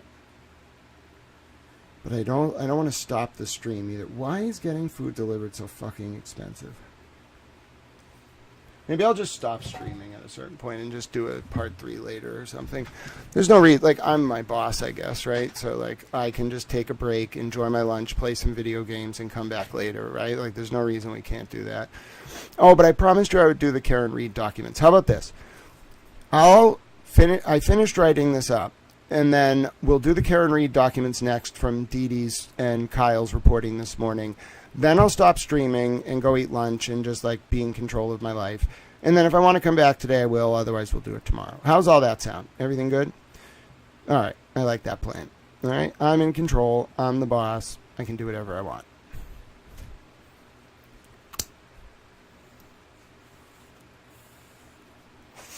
All right. So. Oh, did you hear that? That was my neck. It does that all the time.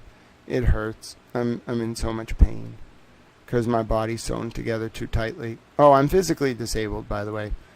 Really wore my body down over the past month trying to, like, live up to my mom's expectations, and then I realized she was acting in bad faith, and then my body is, like, worn down. Mentally, I'm in a good place. I want to live. I'm happy. Physically, I am worn the fuck down. Like, I'm disabled. I had a surgery that went wrong. I'm sewn together too tight from hip to hip.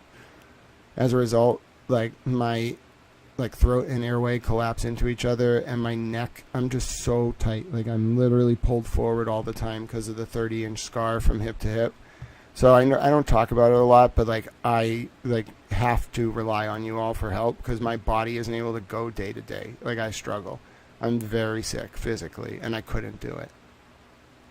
Like, I need to be remote, and I need to, like, make money on my wits and live on them because my body is breaking. It's just failing. And it's really hard to be disabled. I know people like to mock the disabled physically or otherwise, but it's really not a joke. Like, try living with a broken vessel, like, all the time. Every day is a struggle when you have physical disabilities. So, and that's me. And I need to preserve my health, the little of it I have left, to do this work. So when you're donating to this stream, remember, this is not a corporate operation. There is no one else. I have very few people around me. It's just me. You're not donating necessarily for the time even today. It's the 9,000 hours that I spent trying to understand this all, not for any purpose, not to make money, not to be well known, but to inform you so we could stop this. I didn't know what it was we were stopping, but that's why I'd do it. So if you want to support me, please consider doing that. We got about 30 minutes left. I'll read you the documents. I'll talk about them, including the clawback motion, and then we'll wrap it up.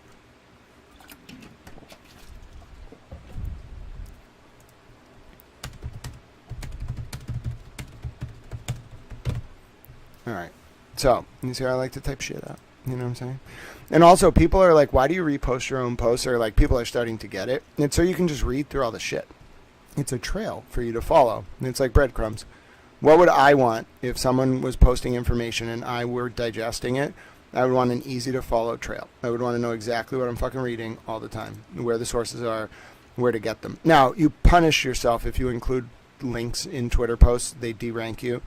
They really don't like links. They don't like outbound links because they want to keep people on the site. So, like, a lot of times you'll see what I'm doing is, like, I'll put a bunch of primary sources in a post, and then I'll repost that one because I'm driving people back. Hi, Nanya. Nanya, we found out that we can't send Emily C. to Northern France because the actual people working with Epstein were the heiress to the House of Savoy. And it turns out the House of Savoy has run Italy and France for, like, 2,000 years, and nation states are fake.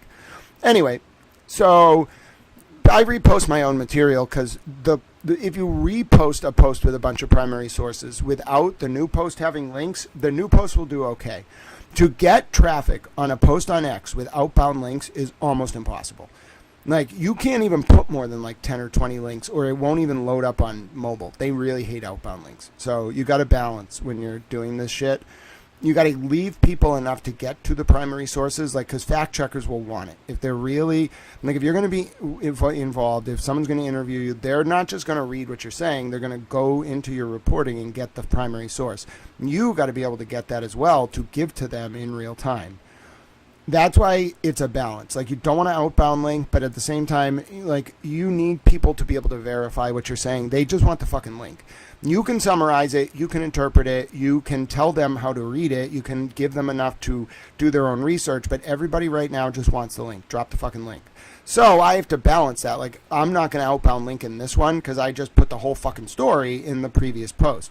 If I do, like, another one, maybe, like, later today if we get more information, you might see me start outbound linking again. But anytime you see me, like, oscillating between outbound linking and not outbound linking, I'm doing that for a reason. Now, let's do the Judge Krupp thing, all right? Let's do it. You know what? He's in there. It's very clear that it's, like, these companies, and it took a lot of work. So let's do the Judge Krupp thing. And then I'll do the Karen documents, then I'm done. Oh, someone sent a donation. God bless you. I'll pick up the phone in a second. Oh, Kyle Sharkey, by the way. How great is this image? First of all, I don't know what Kyle is. Like, I love him dearly. I think he's a great guy. Heart of gold. I think he's one of those people that, like, was like, he either, like, used to do intel work, him and Dee Dee both. Like, they used to do it or they still do it. But at the same time, like, they have a heart of gold. Like, I think they do, like, things for work, and then, like, on the side, they're just, like, you know, like, they're like, oh, you know, like, this is kind of cute. Like, there's some, like, value to destroying the world order. Like, they're literally like that. They're like, oh, look at him go. Like, so they're really hard. I think they really care. The sense I get is, like, they never talk about it, but the vibe I get from Kyle and Dee Dee is that they hate human trafficking. Like, I don't know why. I don't understand. I don't need to know. I don't really need to know why there's a goat involved in all this or why Kyle has a goat. I think it's like a Canadian thing. Apparently Dee Dee and Kyle are Canadian. Like, that's just being talked about on Twitter now. Damn Canadians. They must be so mad. I'm trying to convince Dee Dee to join the United States. You don't understand. I've been engaged in this, like, long colloquy with the Canadians, like Laura, too. Just give me Canada, all right? I only have a few demands. Canada, Greenland, Australia, because I got to fuck with the koala. I'm putting him in a penal colony. I just want him to understand, like, he made a terrible mistake with his life. Fucked around and found out. All right? Your country has the only... I love Charles Dickens, okay? I love Great Expectations. So if we're really going to do this, I must make Australia a penal colony specifically to fuck with koala. Like, you want to talk about trolling on the internet, motherfucker? I'm going to show you what it actually means to troll someone by taking over your country and turning it into a penal colony. Again, because that's how you started off. All right? Criminal-minded. So anyway... Now, you might say, but Grant, the convict Magwitch was such a nice guy in Great Expectations. Well, yeah, koala's not fucking Magwitch, motherfucker. He's a fucking ornery little koala. So I'm turning his fucking country into a penal colony, and there's not going to be a fucking debate about it, all right? But anyway, Canada does not have to become a penal colony, okay? Kyle and Dee Dee can run Canada, and Laura. Laura's too smart, though. Be really careful. Like, Laura's a genius. So if you're going to let her run it, like, just be aware she's actually running it. You get to be the face of it. So anyway, let's give Canada... You can keep Canada as a dominion of the United States. You're already a fucking Commonwealth realm. Who gives a shit? All right? I'll speak to the people in Alberta. I'll speak to the fucking people in Quebec. And I'll be like, listen, you can, like, keep semi-independence like a state, all right? But you're just going to be like a dominion. We're going to call it the Towel Realms, all right? You're going to join the Towel Realm, and you're just going to be part of America. You can keep the goats, whatever the fuck you all got up there, the oil and the ice and the truckers and, like, the Tim Hortons and the nightclubs in Montreal and the hotels and the bridges. You can keep, and whatever the fuck else you all people do in Canada, and the goats and the moose and the Royal Canadian Mounted Police, you can keep all of that. You can call yourself Canada. You can keep the flag. You got to put a towel. Well, a flag is a towel, I guess, but you have to put a towel on the flag. And then you have to join the United States. You can be a dominion of us, okay? You don't have to be a penal colony. It could be so much fucking worse. Imagine if koala lived in Canada. Do you understand? I'm pretty sure I would have already conquered half of it just to, like, put him in a penal colony. You could be really fucked. Instead, you get to be, like, a full-fledged member of whatever the fuck this is. And you keep your independence somewhat. And Laura gets to be a powerful politician. And Kyle and Dee Dee get to, like, run Canada. I don't know what the fuck they're going to do. Kyle is probably just going to spend most of his time being like, how can I take funny pictures with animals and proclaim myself the sovereign of Canada while attesting that the animals are in control? I think that's what he would do, just to troll the fuck out of you all, and there's not a damn thing you could do about it. Dee Dee, I think, would be like, Kyle, like, I don't think that's the way to run Canada. Like, I think we should, like, post court documents, like, try to get people engaged. He would be like, yeah, like, but we can post about the animals, too. Like, let's have the animals eating the fucking court documents. It would be fucking hilarious. You don't understand. Just give Dee Dee and Kyle a country, let them go, and let them troll the world with it on the internet. You think President Trump's hilarious? Imagine if we gave Kyle the, like, control of Canada. Oh, my God, it would be the greatest thing I've ever seen in my entire life. So, like, we can't have socialism or communism. So, like, you all have to adapt, like, a regulated market economy. But you don't have to allow, like, oligopolies, all right? But, like, no communism, no socialism. Like, a little bit of, like, state-sponsored aid to local companies, a little bit of social welfare, like, for disabled people, elderly, mothers. Like, a lot of money for victims of crime, things like that. But you can't... No socialism, no communal farms. That really didn't work out in the Soviet Union. I don't know what the fuck you're all doing up there anyway. So anyway, the point is, like, we'll help a little bit. Like, you concede on a few issues, we'll concede on a few issues. And at the end of the day, as long as Kyle is fucking hilarious on social media with the official accounts of Canada, it doesn't really matter what you fucking do. Just, like, don't hurt anyone, all right? Like, no hurting children. I swear to God, I'm not kidding about this. I find out you're up there hurting children, I'm going to personally visit. I'm going to come up there and be like, no, Kyle, no. No hurting kids, no hurting women. But otherwise, you can troll the fuck out of anyone you want. You want to troll the fuck out of Cuba? do it, bro. You want to troll the fuck out of Belize or fucking the Congo or France, like especially France? I don't care. Italy, China, Russia, Saudi Arabia, just go on there, start posting shit. We can make stuff up about how like the animals from their country suck.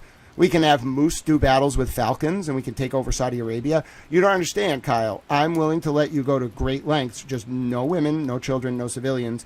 Stick to trolling other countries. It will be fucking hilarious. Dee Dee's going to lose her mind at a certain point because she's going to be like, Kyle, like, this is not the most effective use of the fact that you have Canada and all the governmental accounts. Like, we shouldn't just troll people. But look at Kyle. Like, he knows what's good.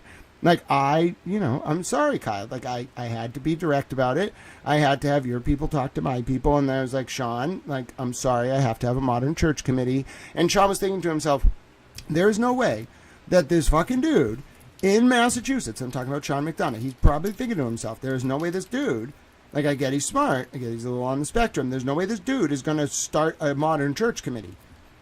Well, sorry about that, you know? I think Kyle respects the game, you know what I'm saying? Like, Kyle may have been in the game, but he's just like, fuck it. Like, I'd rather... Grant's hilarious. I agree. You know what? I really agree.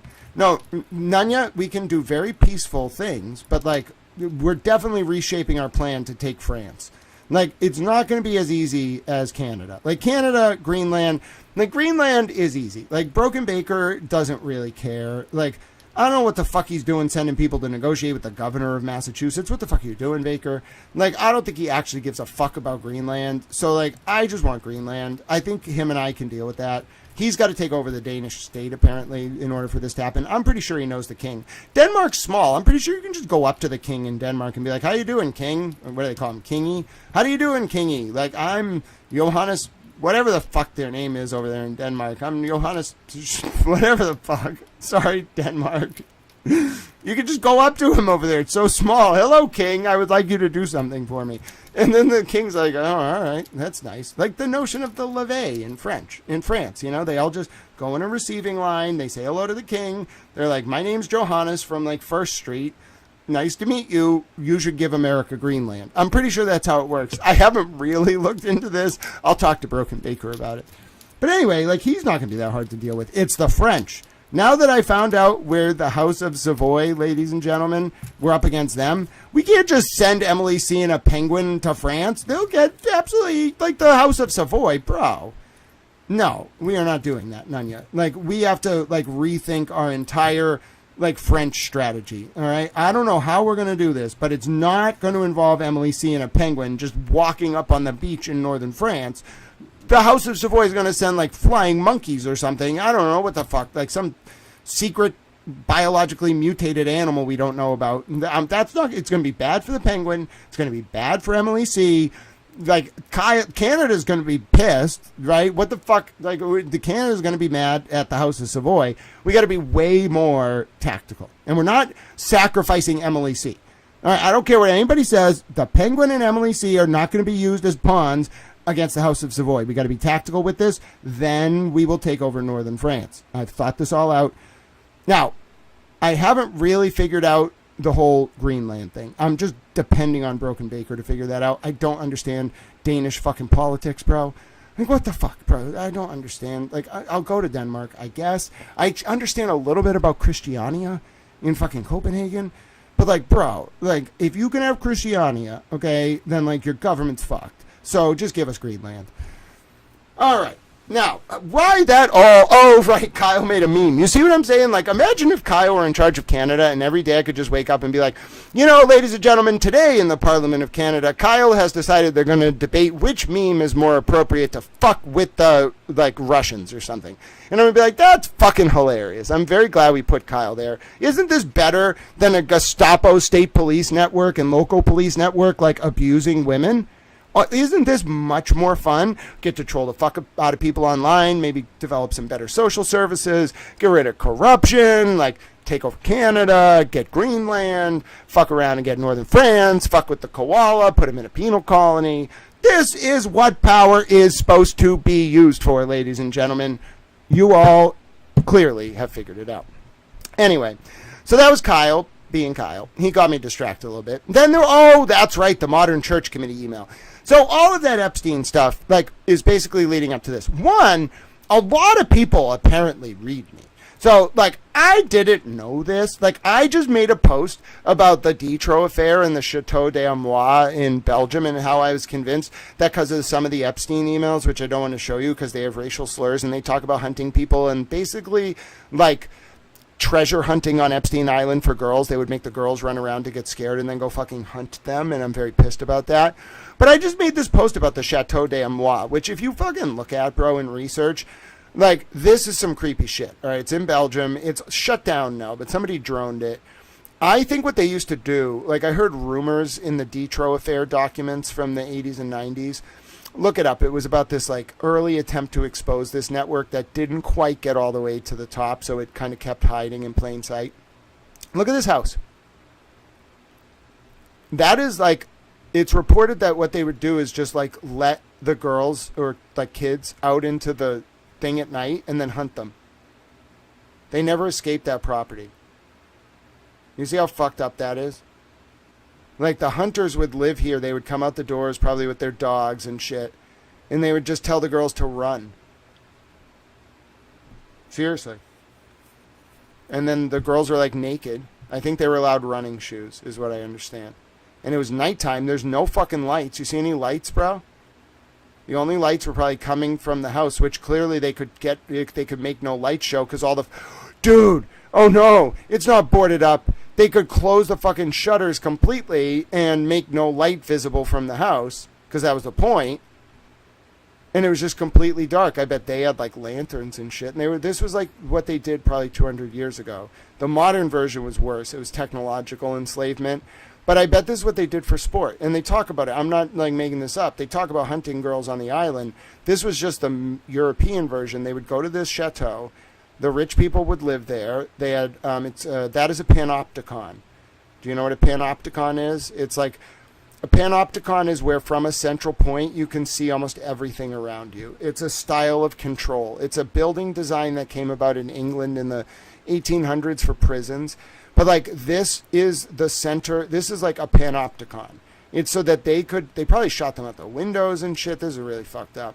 They were hunting humans. Clearly. And then, I'm not the first one to report on this, but nobody actually understood what that meant. And to just look at it, it's so fucking scary. And anyway, I didn't realize, like, I just posted that shit. It got like 3.2 thousand likes and shit. Like, that's wild. 1,000 reposts. I don't understand the scope of what I've done, why this is all happening, what the fuck this means, why, like, I'm involved with politics now and why that protects me. I'm just baffled, you know? And I just want to rest, but I can't because those girls didn't get the chance to rest. There was the Crimson. By the way, Epstein, like, lived in this, like, random small house right near the fucking... So when you come down Concord Ave to go to Harvard Square and shit, you, like, take a right at this Y-shaped intersection to head towards, like, the Commander Hotel or whatever it's called. And you can take a left. Like, you can either go around Harvard Square and go right towards Harvard, or you can take a left and head towards Mass Ave by, like, cutting on Harvard Square's, like park. Not Harvard Yard, but Harvard Square's fucking park. Like, that meets Mass Ave and that, whatever, Concord Ave. You can take a left there, and there's, like, a bus access route that's at the, like, triangle of, like, Harvard and Harvard Law. And Epstein lived in a fucking house, like, right there. He didn't go that often, but the Harvard Crimson banged him up and got him. And I know that area really well because my dad went to Harvard Law. So we used to always go there when I was a kid. We would go to Saturday haircuts in the comic book shop. My dad, like, pined for the fjords of a, like, earlier day, like a piece more, like, innocent age. Like, we had to go to, like, I loved it, though. We would go to the comic book store, like, every Saturday. I am starting to remember more. I think my dad was a good guy, and my mom maybe wasn't really a good person. Because, like, Dad would take us to, like, the comic book store in Harvard Square. He just wanted to go to Charlie's, like, Mr. Bartlett's Burgers, or Charlie's Burger Kitchen. Like, he loved the jukebox. He just loved, like, simple things, like, memories of his younger years. Like, that's all he really loved. But my mom, like, a little bit darker. Like, trips with her were darker, like, weird shit. I don't know. I don't want to talk about it. Anyway. Oh yeah, and then the news about Michael Proctor, but just like all this shit. Like I don't really understand like the scope. Oh yeah, the New York Post, literally like the only one who wrote about it. And what's their headline? Teen Epstein accuser wrote she was used as human incubator for secret baby, who was snatched at birth from her. They took the girls' babies. They took the babies from them, and the girls were writing in the diary like, I only had the baby for 15 minutes, and I just want her. Like, think about doing that to someone. Like, I don't know if you understand. I don't understand. I'm not a woman. I'm a towel. But, like, I've talked to people who have, like, mothers who've given birth. Like, can you imagine taking a kid at all, but, like, taking the kid 15 minutes after the mom gives birth? Like, you're going to fuck her up for life. That woman will never be the same again. You cannot just take her fucking baby. Like, it's a fucking very intense natural instinct. Like, she's going to fiend for that baby. It's not addiction. Bro, you're literally going to break her mind. Like, you cannot do that to someone. Like, even when they do that in the hospital, they, like, have a room where the mother goes and, like, sees the baby if it has to go to the ICU. You cannot take the baby from the mother.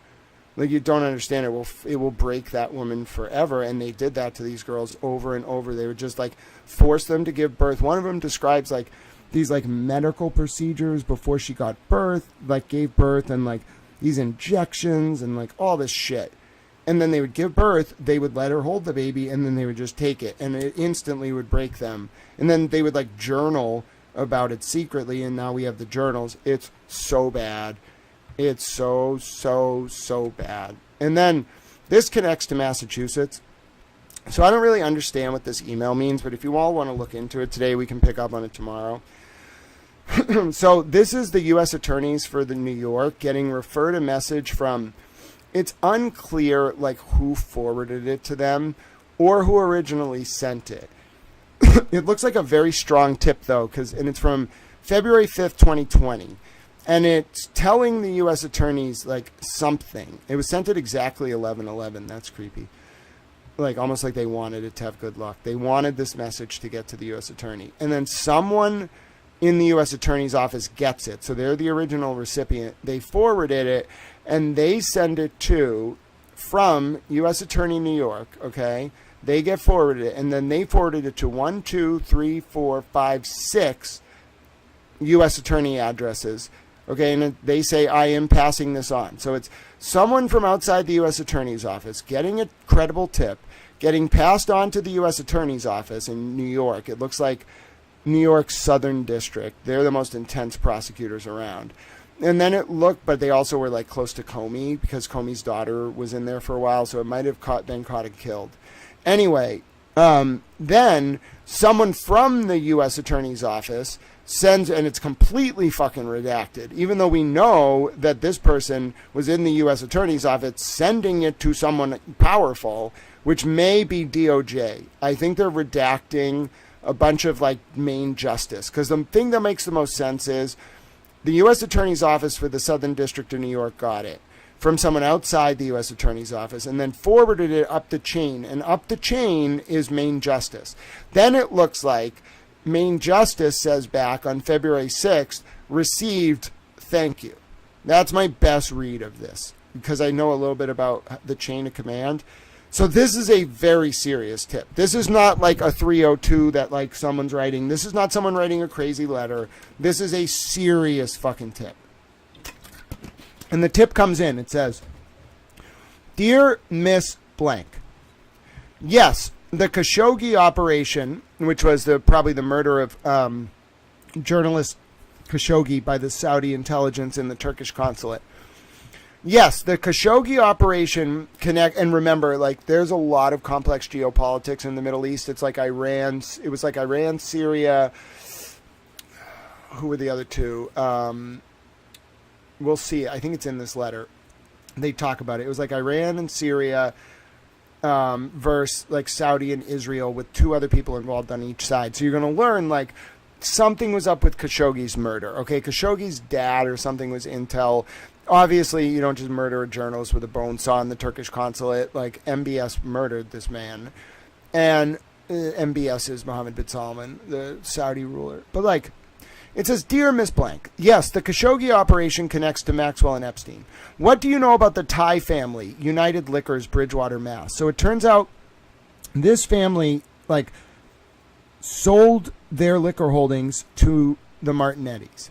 So, like, Raymond Thai or something was, like, the actual first owner of the liquor kind of businesses.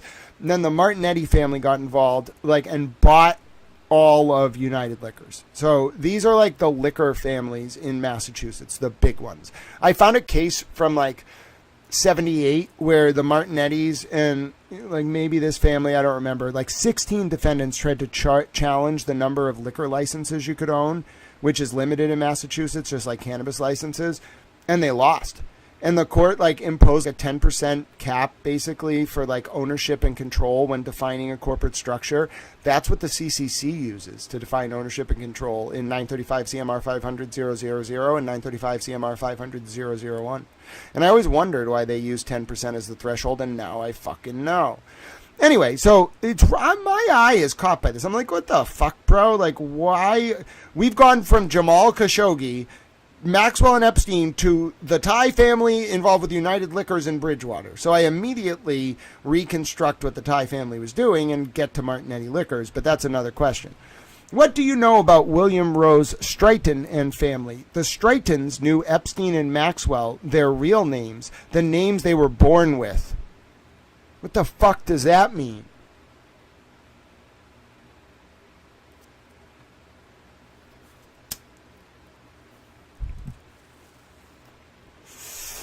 The Thai name was changed. So if you look into the Thai family, like, the Martinettis are huge, first of all. If you actually look into the family, I did for the first time. I never thought about Martinetti's Liquors. It's cool. It's a liquor store. Never really thought much about it. It just is there. Bruh. That family is on, like, 7 continents. That's an exaggeration. It's like 3. They're the biggest family I've ever seen. They're huge. It's wild. And that was the grandfather. The son, Carmine or something, I don't remember his name, Martinetti, and then the grandsons, they were the ones who really, like, took over the liquor trade. But the grandfather, oh my goodness, talk about a patriarch. I bet Towel Nana looked at him and was like, that is the patriarch. Anyway, so it's way deeper. And, like, the Thai name was changed. What the fuck do you mean? Like, when you actually start looking into this shit, the Stoughton family, the Martinetti family, the Thai family, like, it's weird. Like, it's very, like, way at the top of the social strata. More money not more money than the Rothschilds, but more money than anyone in Massachusetts has. And it's not on the Forbes list, I'll tell you right now. Nobody, like, the holdings I found are almost impossible for some of these companies, for some of these families. Bro, they are the richest people in the state of Massachusetts. It's wild. I mean, I'm sure there's more rich people now, but this was a dynasty. This was nobility. Bro, and State Street's involved in this too. I'm not really sure why. I think State Street is the CIA. I'm a little confused. That means a lot of fucking people work for the CIA. That's wild. I don't think everyone in State Street's in the CIA. I think a lot of, like, their C-suite and, like, their like, commandos below the C-suite are in the CIA. It's kind of like AT&T. You really look into AT&T, bro, it's the government. It's always been the government. It was never not the government. It just had, like, front owners. But anyway, like, you really dig deep enough, and you're going to find out that there's just something odd about all of those people. Like, richer than should be humanly possible, and also, like, stunning in the scope of their, like, familial connections and wealth and holdings. And the fact that they are just not mentioned in the wealth indexes, all right, that tips you off. Bro, I was once told by my mom, or maybe when I was reading, like, something about Harvard Finals Clubs, you as a Brahmin, a Boston Brahmin, are supposed to have your name in the newspapers when you're born and when you die, and that's it. I've never seen a family like the Martinettis where the patriarch actually did that. Like, he was in the stuff a little bit at the end. They did, like, tributes to his work. Bro, he funded everything. But like I've never seen someone who was actually a Brahmin. Like they're like, forget nouveau riche. Like these are the people that like rose so quickly that like they were in the network instantly. Like they earned it. It was different than the old money. They were people. I'm seeing it now. Like you look everywhere. You look at that Medfield company that was tied to apparel and horses. It gets sold to a fucking like huge hedge fund in 2003. The father's connected to MIT and State Street, and the son is in State Street, like compliance, like CPA work, accounting, all that. Bro, they owned towns. These were fiefdoms. We were serfs. They owned the police. They owned everything. And they like just pretended like we had a democracy. They like town by town, bro, this was a structure. Like there were certain families that had been around so long and had so much power that like they owned areas. It was like a modern like fiefdom in plain sight. They were like lords. We're like the whole society is going to change because of this. It's not going to become communist. It's not going to become socialist. But like, yeah, they were really operating like medieval lords, basically, with Gestapos, private police forces. And then they made us pay for the privilege of it. I get the sense that that's their favorite thing. Like, I've been around this network a little bit. They've been fucking with me. I get the sense their favorite thing to do. Their favorite thing to do is, like, fuck people and then make them pay. Like, pay money out of their pocket to deal with it. Like, they love doing that. They get off on it. It's really fucking weird. Like, make you get, like, put you, like, entrap you in criminal charges, then make you pay for the privilege of a lawyer. I think it's really fucked. And then the lawyer fucks you anyway. Like, that's how they fuck with people. Like, it was bad. They took over the whole system. They used money, sex, didn't matter, murder, like, torture videos, blackmail, extortion, threats, like, forced addiction, like, proxy pressure on partners, informant rings, drugs. It didn't matter, bro. Anything went with these people. Nothing was off limits. And there's proof in the documents. So why these families are all tied in, I don't know. I'm not talking about any one family here. I'm just tracing this weird network that goes all the way up to MIT, the Media Lab, Harvard, Epstein, intelligence agencies. And I'm asking why. Why do they hide in plain sight? What were they doing? Who were they hurting? And why am I now being protected by politics? Bro, that's so cool, but at the same time so weird. Like somebody somewhere was like, okay, we're ready for a change. The Republicans are going to do it, and we're going to have Grant be involved. I love that. For them, for me, for you, for everyone. I'm thrilled. I'm absolutely thrilled. I didn't know how to like do it. I called my lawyer a few times. He had some ideas. We were talking this all through, but like he could only, like, what am I going to do? I distributed files to people. I hid stuff, made copies. I know where everything is. I know who has it. People have instructions, etc., etc., etc. Dead man switch, whatever. But that's not what I really wanted. I wanted to work on policy reform and make this better and protect vulnerable women and children. I want to have just enough to live. Like, I don't need to be wealthy. I don't need a fucking island. And I don't want to buy women or commodify people. I just want to reform government and like not break my body down. So I like want to do what I'm passionate about. And that's what's happening. And I don't understand why. I think I was right. I think that's the only explanation. Like, I was right. I was right before other people. And I was bold enough to just go out and say it. And I lived.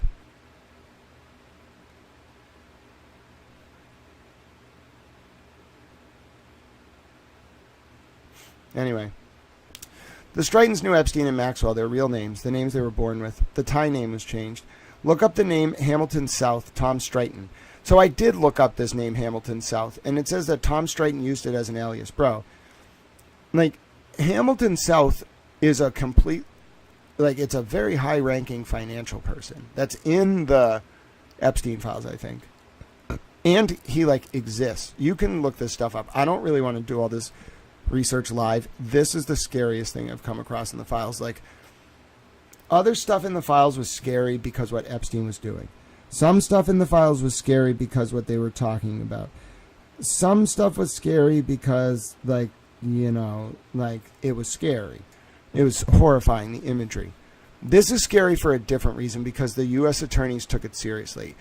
I've read other letters, and the reason why I know this is, like, very different is when someone is, like, losing their mind, but some of what they're saying is true. They write a lot. They write way too fucking much. Like, they just try to tell you everything, and it's unhelpful. When someone actually knows something, they don't like threaten to release it. They whatever. They do this. It's very short sentences, but every single sentence is like a sentence from Ulysses or The Wake from James Joyce. It's packed with meaning. And you might say, like, no, it's not. It's just somebody saying names. No, go look them up. It's really, like, it's like reading an intel report in a fucking casual email. This had to have been like an intelligence source or an intelligence officer.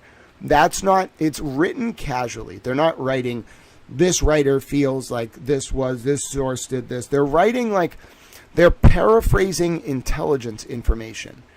It's kind of with like someone who prepares the presidential daily brief.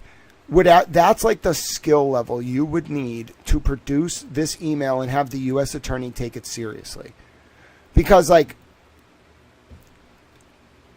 every sentence is like 5 hours of research to understand it. After 24 hours of researching this email, got through the first 6 lines. You're going to find out that Hamilton South was at Kennedy Jr., the one who died, I think, in a plane crash. Robert Kennedy Jr.'s funeral, talking to one of the Kennedys. Like speaking in the press. Like, this is wild, okay? That's how far I got. I got 1, 2, 3, 4, 5, 6, 7, 8. I got 8 lines, 9 lines done in 48 hours using my techniques. I'm good. That was as far as I could get, and I was tearing this apart. I had people on this, like, who wanted to look into this. Bro, it took 2 days with a team of people processing this fucking 12-line, 15, 20-line email to get through 6 sentences. This is the real deal.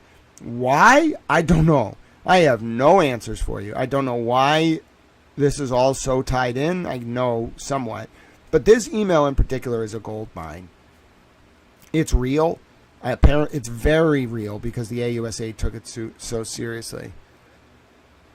There is an NVixum connection to Epstein. I don't know if it's tied to this, maybe. But I'm going to just take you through this email. And then we'll do the Karen Reed stuff and then I'm done. Because this email, when I found it, I realized, like, oh, like, this is very serious. This wasn't a crazy person. This was taken seriously because it's an intel person who was giving notes in a classified form to the U.S. attorney. And the U.S. attorney is taking it seriously and giving it to Main Justice because this was a very developed source. My read of this, it seems like American intel. Because, like, now ask yourself. Like, that's an American phrase. How the terrorists receive funding. Who writes their publicity? All of this is someone who's trained in English, who speaks colloquial English, but is writing in a paraphrased way to avoid talking formally. Okay? Like, they are trained. I don't know who they are. They're either someone who rose up the intel community, or they are like a diplomat, or they're a politician. They have access to intel. They're protecting themselves by not using a lot of sentences with their own words. Do you see the tradecraft here?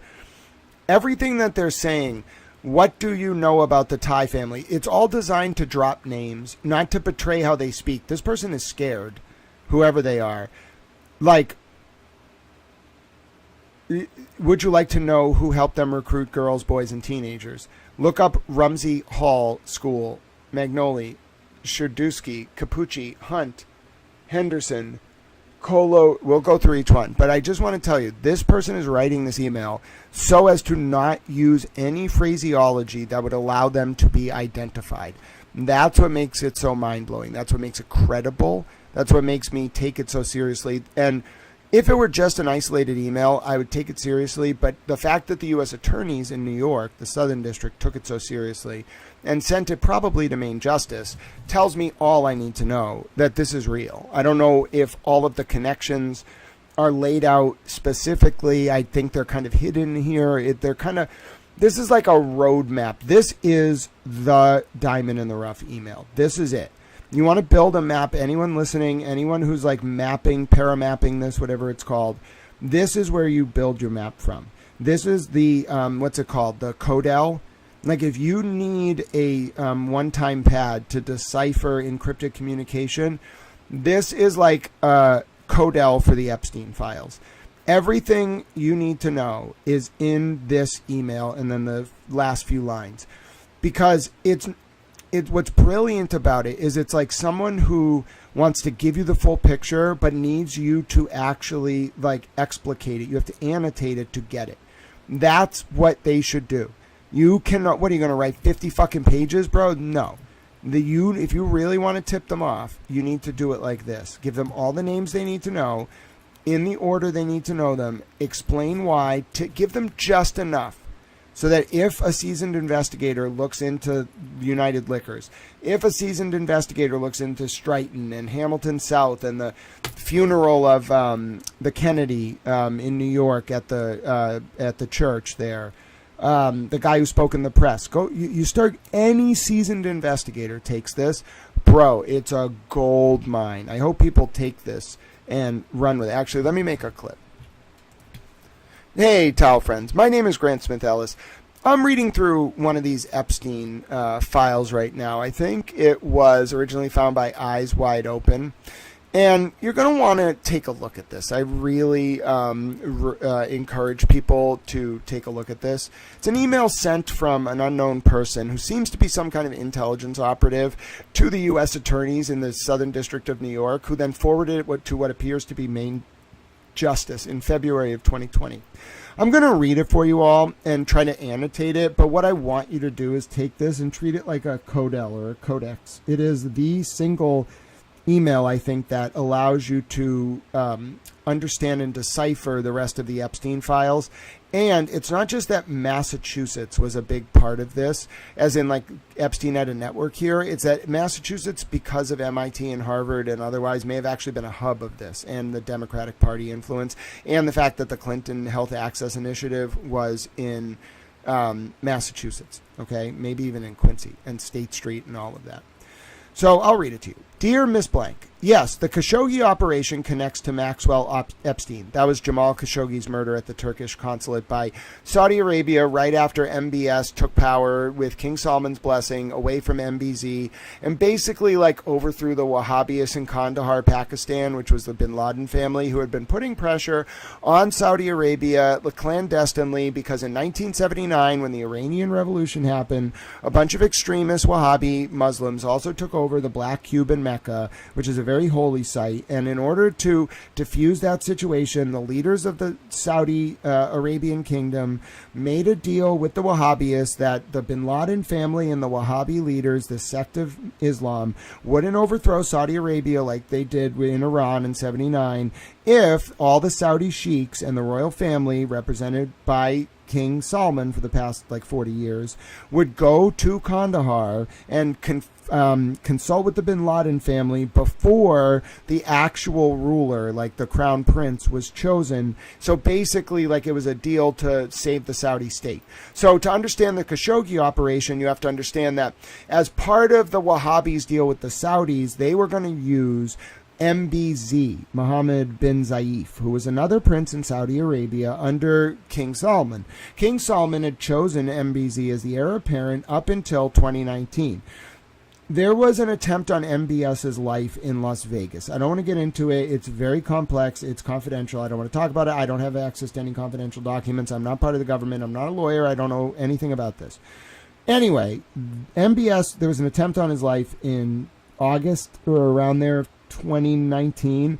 Immediately after, MBS escapes, goes back to Saudi Arabia, and basically does a coup. Like, he gets King Salman to allow him to imprison MBZ and all the rest of the like Wahhabist aligned like operatives and princes, crown princes in Saudi Arabia.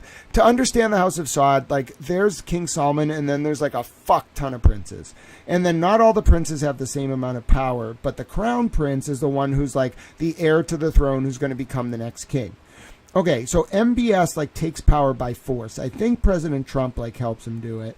But anyway, MBS like takes power by force. This causes a fucking problem because MBZ was aligned with like Western intelligence and the Wahhabis in fucking Kandahar, Pakistan, led by the Bin Laden family.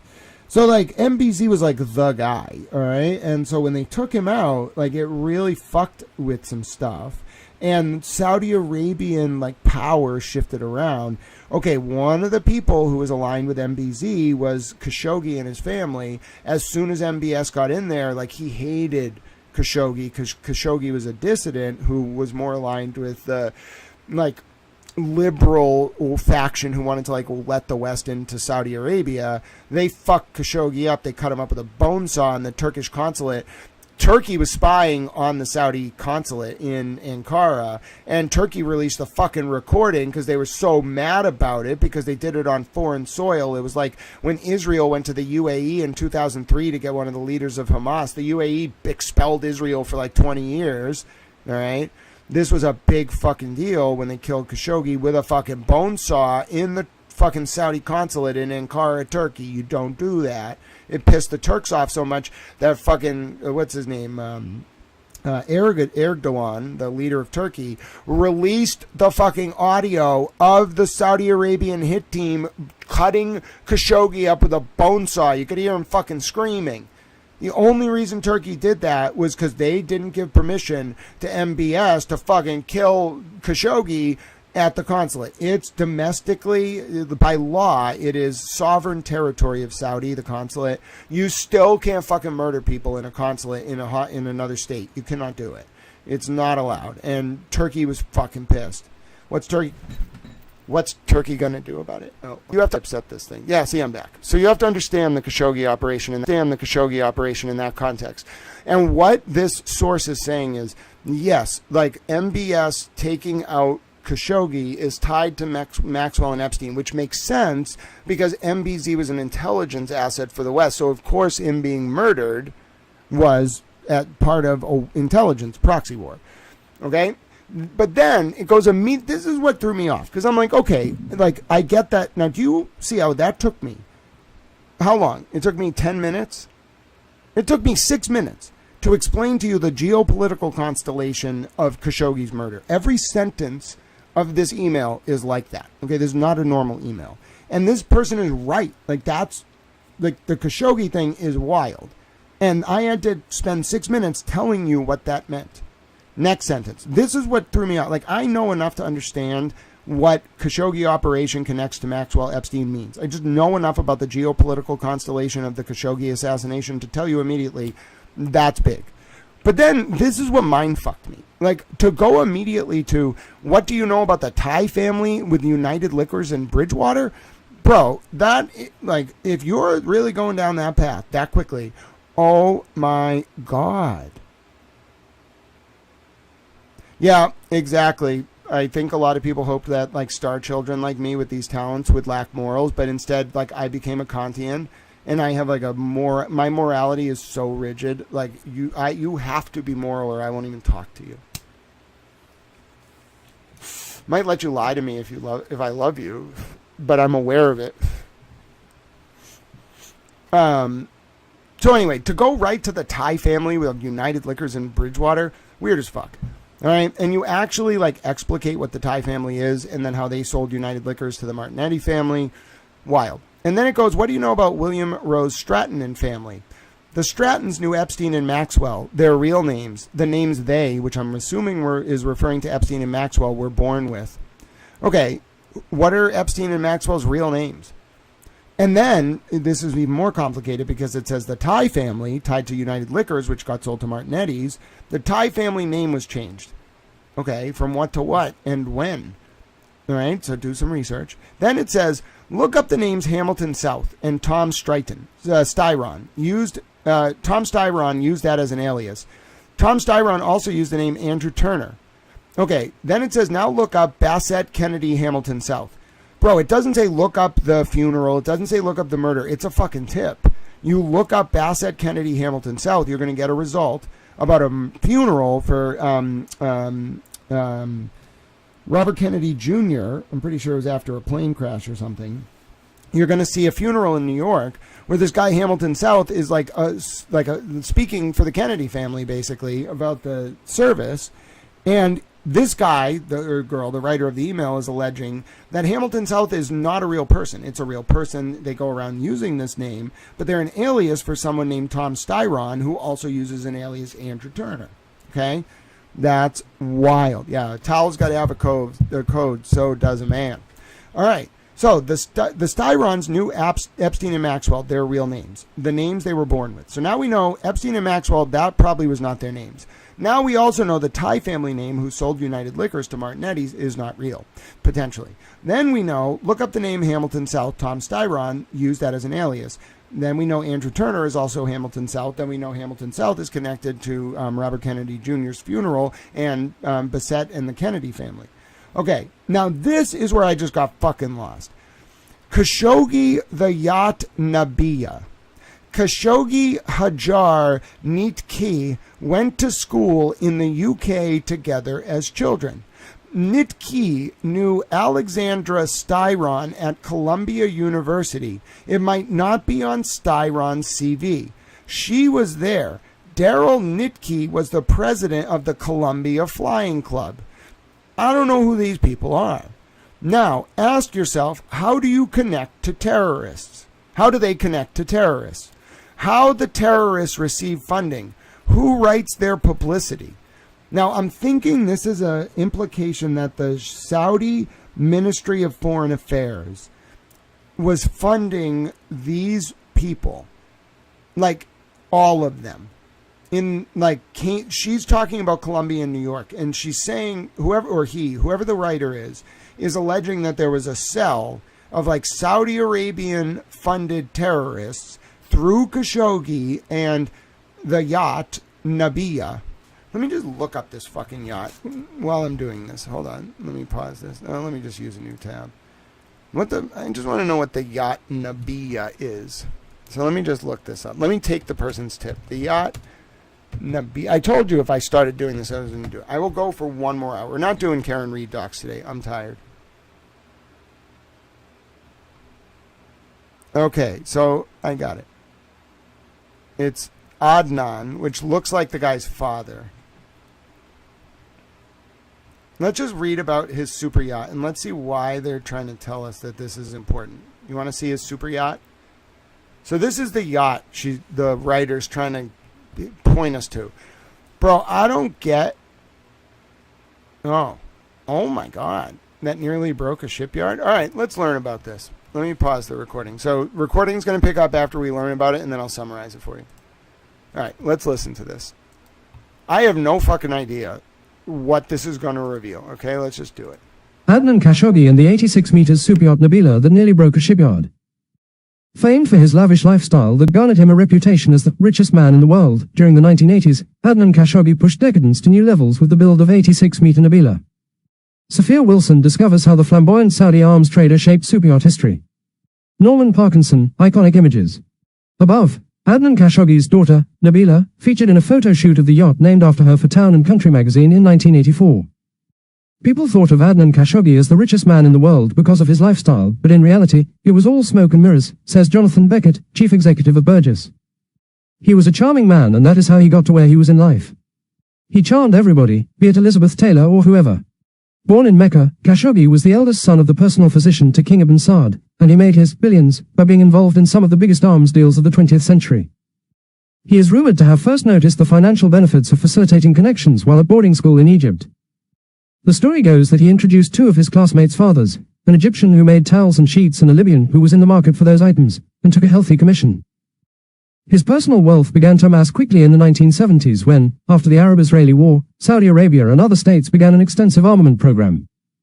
Khashoggi became the middleman between America and Saudi Arabia for these arms purchases and was not shy about displaying his wealth. Colin McConnell, Toronto Star via Getty Images. Above, Adnan Khashoggi on one of his jets in 1984, and in 1992 below. Having bought his first yacht when he was just 18, he would not be content with just any superyacht, he wanted to build the largest yacht in the world. He turned to Italian yard Bonetti to make his 86-meter vision a reality and employed the services of the late, legendary designer John Bannenberg. For the design he turned to John Bannenberg, who was at the top of his game at the time, above.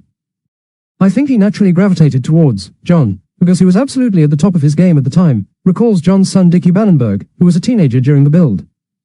I don't know the exact circumstances in which they met, but I do remember my dad talking about lots of trips to see clients in the Middle East in general. He used to have to be prepared to wait around for hours, sitting in a Mercedes with the aircon running until he was suddenly summoned at 11 o'clock at night. The result of Bannenberg's design was not only the largest private yacht in the world, but also one of the most distinctive. With 5 decks incorporating 11 suites, each named after a precious jewel, and a helipad, Nabila featured modern lines that were complemented by her futuristic silver hull. The yacht was so different at the time, like so many of my dad's projects, but that one especially so. With the silver hull, the white paintwork and those distinctive angled air funnels and air exhausts, she was very prominent for a long time, says Dickie. Nabila's angled air exhausts flanking her helipad make her stand out even today as Kingdom 5KR, middle. Bannenberg and Rowell. Nabila splashed at Bonetti in 1979. For the interiors, Khashoggi turned to Italian designers Luigi Sturchio, and it was here that his ambitions were truly allowed to run wild. The yacht was swathed in gold and diamonds, with added touches including chinchilla bedspreads, an enormous bathtub carved out of a huge piece of marble with gold taps, naturally, and a crystal-covered piano that was reportedly gifted to Khashoggi's wife by Liberace. Khashoggi also wanted the yacht to be completely self-sufficient, so included additions such as a 3-chair hair salon and a hospital with an operating theatre. Nabila was finally launched at Bonetti's Viareggio shipyard in 1980, where Khashoggi's then only daughter Nabila christened the yacht. Dickie was at the event and recalls there being both an Italian priest and imam on hand to bless the yacht. I remember it as an absolute extravaganza, Dickie says. There was a seemingly never-ending stream of white Mercedes limos and big cakes, and Los Paraguayos was serenading the guests with maracas. At his father's instruction, Dickie had worn his school rowing blazer, which was bright pink, to fit in with the crowd. It wasn't very cool in hindsight, he jokes. The Nabila build might have been Khashoggi's pride and joy, but it proved to be disastrous for the shipyard. Nabila was a loss for Bonetti, explains Paolo Vitelli, president of the Azzimut Bonetti Group. After the delivery of the yacht, despite its success, Bonetti struggled to survive, and the large number of debts led the shipyard to file for bankruptcy in 1984. The bankruptcy prompted Vitelli, who had already established Azzimut Yachts, to step in. Azzimut was a great company specializing in advanced composite production up to 40 meters, and I immediately saw the opportunity to enter the business of luxury steel yachts. It completed the group offering and allowed us to enter a segment of the market for super-rich people, which was not easy to access. Now, almost 40 years later, Vitelli doesn't underestimate the role that Nabila played in shaping Azzimut Bonetti. It was a fantastic challenge to relaunch Bonetti, and Nabila for sure was a symbol for many years of luxury, quality and technology, he says. It was only in the 1990s that the market for giga yachts began to develop, and for many years Nabila remained the symbol of a new conception of luxury. The yacht was swathed in gold and diamonds, with added touches including chinchilla bedspreads, an enormous bathtub carved out of a huge piece of marble with gold taps, naturally, and a crystal-covered piano that was reportedly gifted to Khashoggi's wife by Liberace. For Khashoggi, his life of excess continued on Nabila. Surrounded by a harem of pleasure wives, he threw lavish parties where the guest list ranged from politicians and royalty to Hollywood stars. His daughter featured in an extravagant photo shoot on board that appeared in Town and Country, and in 1983 the yacht was featured in the James Bond film Never Say Never Again. Alongside his showpiece Nabila, Khashoggi also owned a second yacht called Khalidia that he enjoyed spending quieter time on board. However, this led to confusion in Monaco one night when Khashoggi had gone ashore to the casino and both yachts were under orders to be in Portofino by the next morning. At 3 a.m., both captains cast off, each presuming Khashoggi was on the other boat when in fact he was still in the casino, recalls Beckett. Khashoggi reportedly arrived at the harbor to discover not only had both his yachts departed, but his fleet of black Mercedes, that were always in tow, had also headed to Portofino. Despite these sorts of tales, the crew remember a more organized time on board. Gino Battaglia, who is now captain on board 73-meter Plan B, initially joined Nabila as a deckhand and spent 5 years as crew. It was a great school for a career in superyachts, he says. It was an incredibly high level of 24/7 service for guests, with watch rotations and elegant uniforms, including a tie and jacket for the evening. The highlights of Captain Battaglia's time on board include tendering models, actors and other VIPs to and from the yacht, as well as meeting King Juan Carlos. However, he also has fond memories of the boss. My most beautiful memory is that of Mr. K, a charismatic and generous person, who was always kind to the crew, he says. For his 50th birthday, Khashoggi gave a party to remember at his vast estate in Marbella. He was gifted a lion cub by his brother, and Shirley Bassey sang happy birthday to him. But soon afterwards his financial situation began to unravel. At the time, Khashoggi was the fix-it man for the Sultan of Brunei, recalls Beckett. The Sultan lent him $60 million and Khashoggi pledged the yacht against the loan. I think the yacht actually cost $24 or $25 million to build back in the day, but Khashoggi had very cleverly got someone to value the yacht at $60 million. When Khashoggi was unable to pay back the loan, the Sultan took possession of the yacht, and in 1987 Burgess was one of 3 companies appointed as exclusive agents for its sale. Beckett, who was working in a tiny office in Piccadilly at the time, remembers choosing to send one of 200 brochures of the yacht to Donald Trump after spotting his name in the Financial Times. Marty Leader Handler, App, Shutterstock. Donald Trump, with then-wife Ivana, renamed Nabila Trump Princess. Out of the blue he got a response, and Beckett was ordered to be in New York by the next morning, forcing him to splash £3,000 on a Concorde flight. When I got there, Trump asked me, "How old are you?" I said, "I'm 29, and he said, "I've got a real problem because I don't do business at this level with people of your age." After ironing out this issue and many calls with the lawyers in Switzerland, Trump made a one-time, sight unseen $30 million offer. We agreed this price on the phone that same afternoon, but it was all hush-hush and I stayed in one of his hotels in New York City, says Beckett. I got up in the morning and on the front page of every newspaper, it said, "Trump buys jewel in the crown from Adnan Khashoggi." We hadn't signed any contracts or anything, but it was like the deal was done. He had self-publicized the sale, but it was very exciting to be mixed up in it all. Nabila's cinema, top, Ivana Trump on board Trump Princess in 1988, bottom. Trump Princess's swimming pool, top left, the Ruby Suite on Trump Princess, top right, the yacht starred in Never Say Never Again, bottom left, Nabila's original interiors, designed by Luigi Sturchio, bottom right. Khashoggi did have one final say in the sale, demanding that a stipulation be added to the contract saying that Trump must change the name of the yacht. Trump was never going to call it Nabila anyway, but he got $1 million off agreeing to change it, says Beckett. For Khashoggi, things continued to spiral.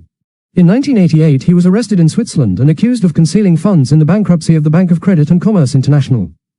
He was extradited to the United States where he was tried and acquitted, but despite numerous attempts, he never managed to return to the life of grandeur he had once known. One time years later I was sat next to him on a British Midlands flight from London to Nice and we had a really lovely reminisce about the Nabila days, recalls Beckett. I remember him having to ask for extra butter for his bread and thinking about how the mighty had fallen. Captain Battaglia, and his wife whom he was on board Nabila with, also had a chance to reminisce with him in his later years. In 2016, we met Mr. K at the thermal baths of Monte Carlo. He was with his nephew, the son of Nabila, and we had immense pleasure talking with him about the good times on Nabila. His eyes were bright. It was a special time for us all. Khashoggi died aged 81 the next year, and while tales of the outrageous partying arms dealer remain the stuff of 1980s legend, his impact on the superyacht industry lives on.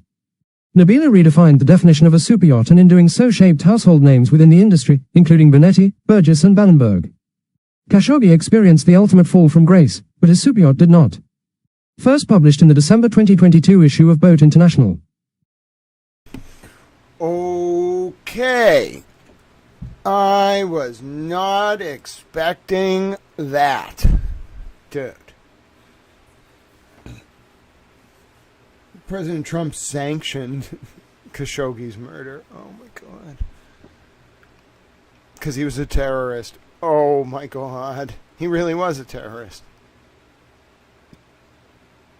Oh my God. We're talking about that guy's son, by the way. And then they're also talking about how all the arms trafficking connected to them. Wow. Alright, so who the fuck is Hajar and Nitke? Hold on, let me look this up. You can't just drop the name Hajar. Who the fuck is Nitke?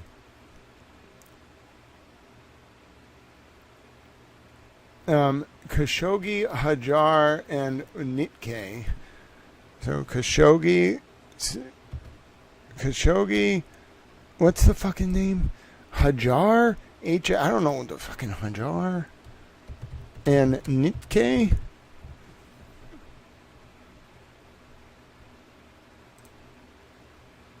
Alright, but who's Hajar and Nitke?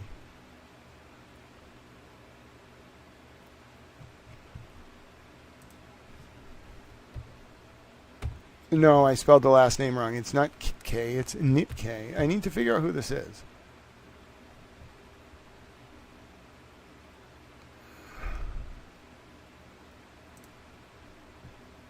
Who is Hajar and Nitke?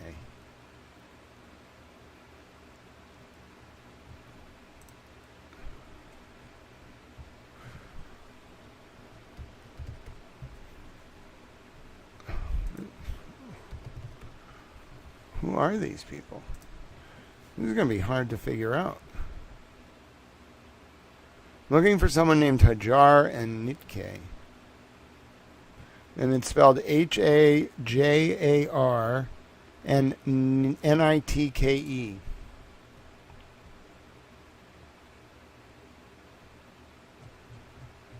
I guess I could use Boolean operators and just put Hajar and Nitke in quotes and force it to search for those terms. Let's see. Nothing. How about Khashoggi and Hajar?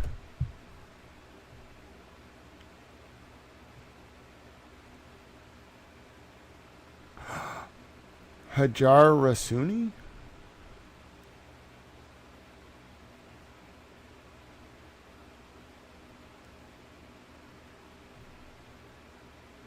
Hajar Rasuni.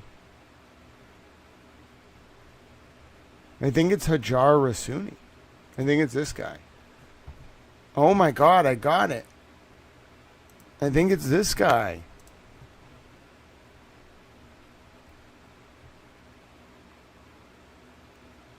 And it's in Morocco. It's a woman.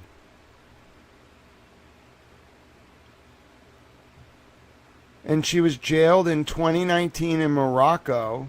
So 1 year before this letter was written, actually months before, 4 months before this letter was written, it looks like, what's the person's name? Hajar Rasuni? This seems to be the person, because Khashoggi was a journalist.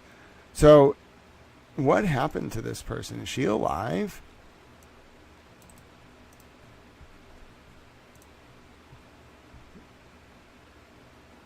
She's alive.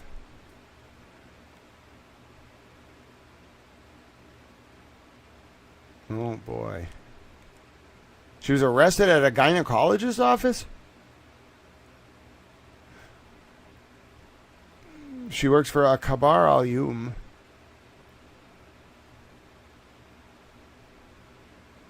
Her uncle's a former leader of an Islamist group with significant political influence in Morocco. Caused controversy. Then she was pardoned.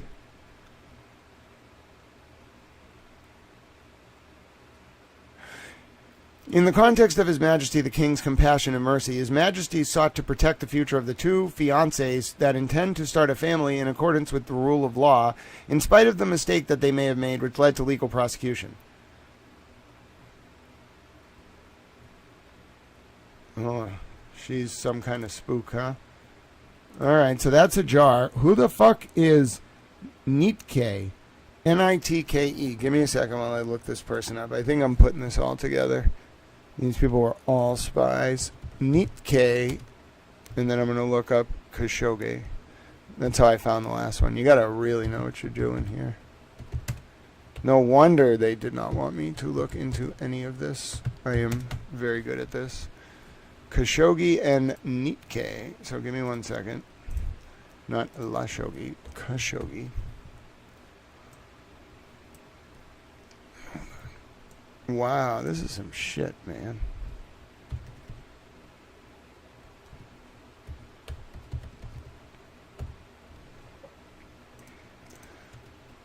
And then I'm going to put Nitke in quotes and see what I can find.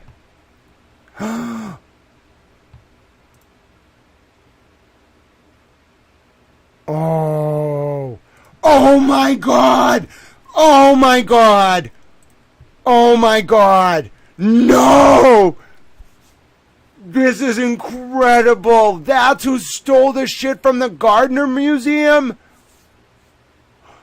Adnan Khashoggi stole the shit from the Isabella Stewart Guardian. Oh my God. No, this is not happening.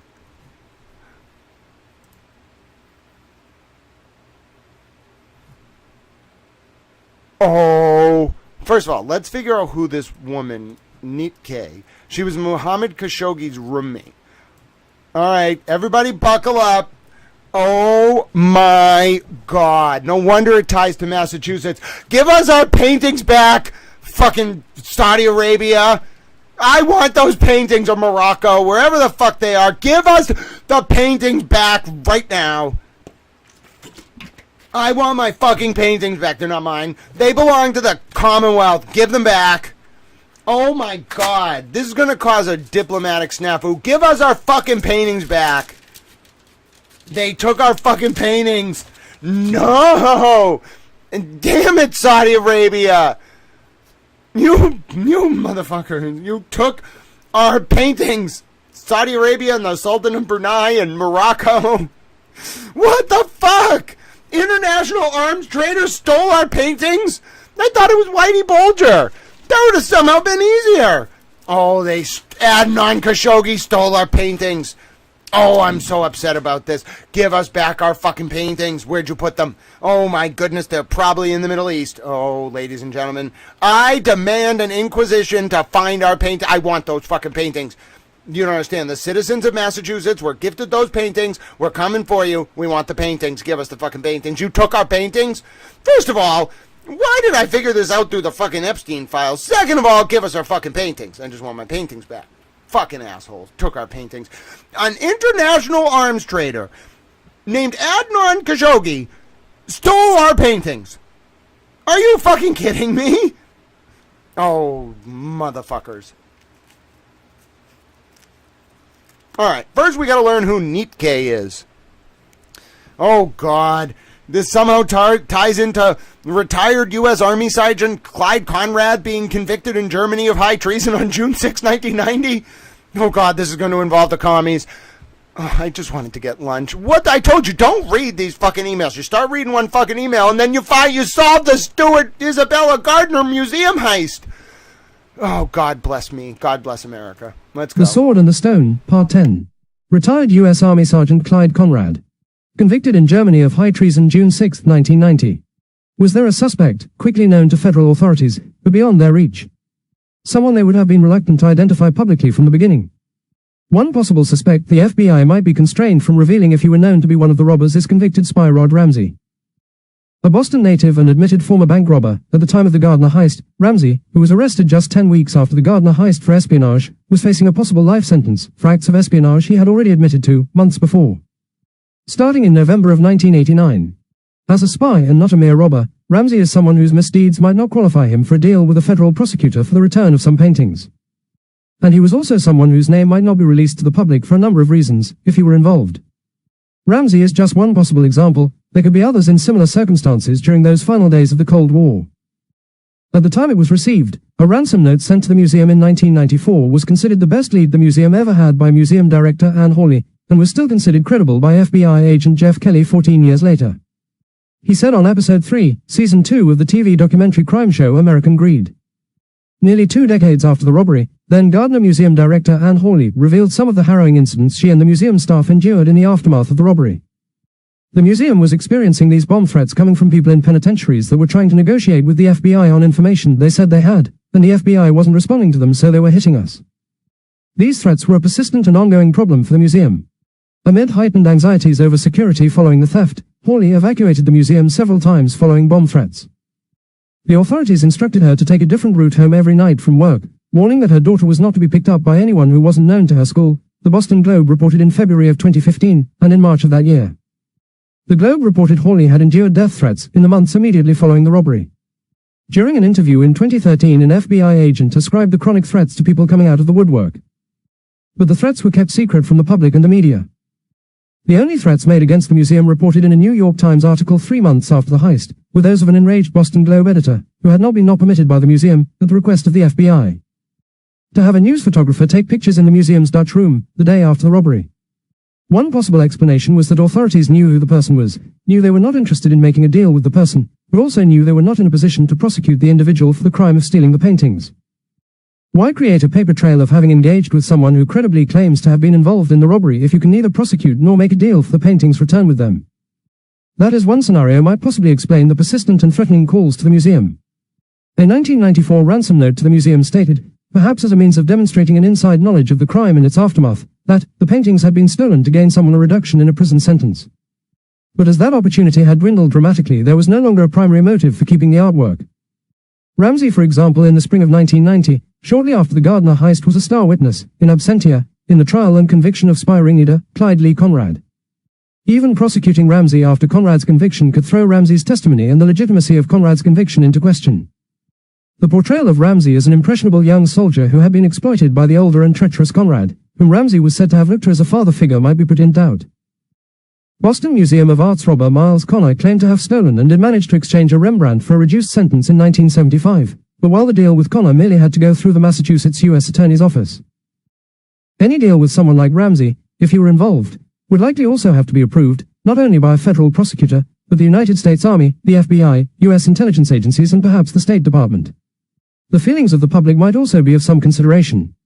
Should a deal with a spy, Ramsey, if he were involved, be made known, there would be a public outcry, and if the suspect was not made public, but a deal was made in secret, people might be upset that a spy had received such a short sentence. Another consideration might be that given the capabilities of rival intelligence agencies, trading paintings for spies is not something that the government would ever be involved in, or we would likely see many more museum robberies. Ramsey's testimony, in absentia, had been essential to the conviction of the spy ringleader retired American Army Sergeant Clyde Lee Conrad in Germany. By incriminating Conrad, however, Ramsey had also incriminated himself, putting his espionage activities on the public record.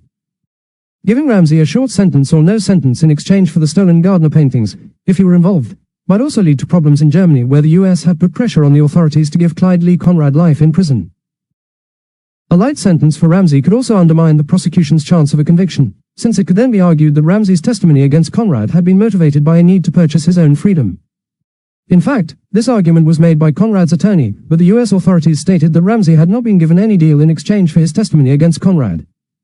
There was also the potential for controversy in the United States over whether Ramsey should have been arrested and jailed long before the Gardner heist, or at least under closer supervision, surveillance, if it became known that he was involved in the Gardner heist, if he was indeed involved. Which very well might not have been. Using fine art as a get-out-of-jail-free card was well established by 1990 in Boston's criminal underworld, but that was not a world Ramsey belonged to. Despite his criminal background, nothing links him to it. Still, it was no secret that Miles Connor used a Rembrandt that was stolen on April 14, 1975, in what was a violent and armed attack on the Museum of Fine Arts, as a bargaining chip, to have a federal sentence imposed on him reduced. Connor had been arrested for trying to sell an Andrew Wyeth and 3 N.C. Wyeth paintings to an FBI undercover agent the previous year.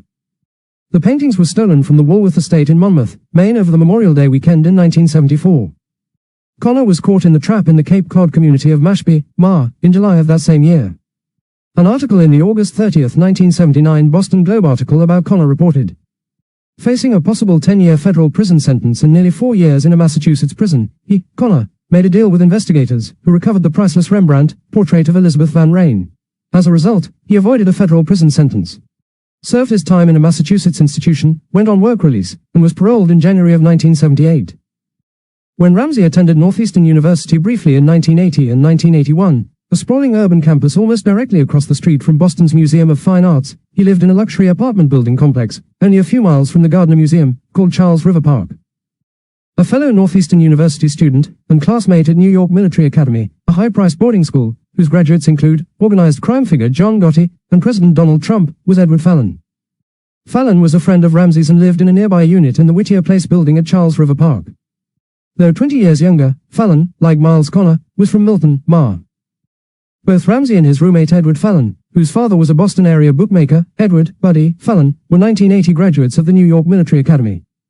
Between news reports, friendships and his proximity to the Museum of Fine Arts, and Gardner Museum for a time, Ramsey had more than an average opportunity to know about how Miles Connor had used a Rembrandt as a get-out-of-jail-free card, to have heard about Miles Connor and his daring and violent assault on Boston's Museum of Fine Arts. Spies are not typically associated with crimes of force and coercion, like the robbery of the Gardner Museum, for instance. But before Ramsey was a spy, before he was even out of his teens, Ramsey already had a background in robbery. As a 19-year-old living in Boston, Ramsey told FBI agent Joe Navarro that he had planned and participated in an armed bank robbery in Vermont in 1981, and the Army claimed in 1997 that his past brushes with the law included forgery and shoplifting prior to enlisting. In 1990, the time of the Gardner heist, Ramsey faced a far worse legal challenge than Miles Connor did in 1975. He was looking at a possible life sentence for espionage, according to Traitors Among Us written by Colonel Stuart A. Harrington, retired. Harrington was the Army's top counterintelligence officer at the time of the Ramsey spy case and was involved in the oversight of the investigation. Navarro also said that Ramsey, while working as a security officer in a hospital, had attempted to break into a safe. Gardner Security Director Antonia Moore has stated that one of the thieves might have worked in the same type of field because of the empathetic way they spoke to the guards in the museum basement. Did David Turner or any of Merlino's gang ever work as a security guard, or show empathy for their victims in the course of their robberies? While Ramsey attended Northeastern University, he had other roommates at Longfellow Place in the Charles River Park luxury apartment complex, including Darryl Nitke. Nitke was from New York City. His father had been a boxing match promoter and later on was involved in and very high up in the distribution channel of the pornography industry in the 1970s. Nitke had had a long-term friendship with Mohammed Khashoggi, the eldest son of Adnan Khashoggi. Nitke and the younger Khashoggi attended the famous boarding school for boys in the United Kingdom, Eton College. Nitke was Mohammed Khashoggi's roommate. The two remained friends at least until the early 80s. Nitke's sister became good friends with Mohammed's sister, Nabila Khashoggi. Years after he left Eton, Nitke was still friendly enough with Mohammed to be his invited guest on Adnan Khashoggi's famous yacht. Bro, they never said that it was the daughter the yacht was named after. Oh my god, Nabila was a pun. It was the yacht and the daughter. And this guy, oh my god, they were Saudi terrorists in Boston. Oh my god, they ran out of Boston in Logan because they lived here. Oh my god. Oh my god. Are you telling me that the Khashoggi family did 9/11 with Saudi Arabia's help? As punishment for us arresting their dad?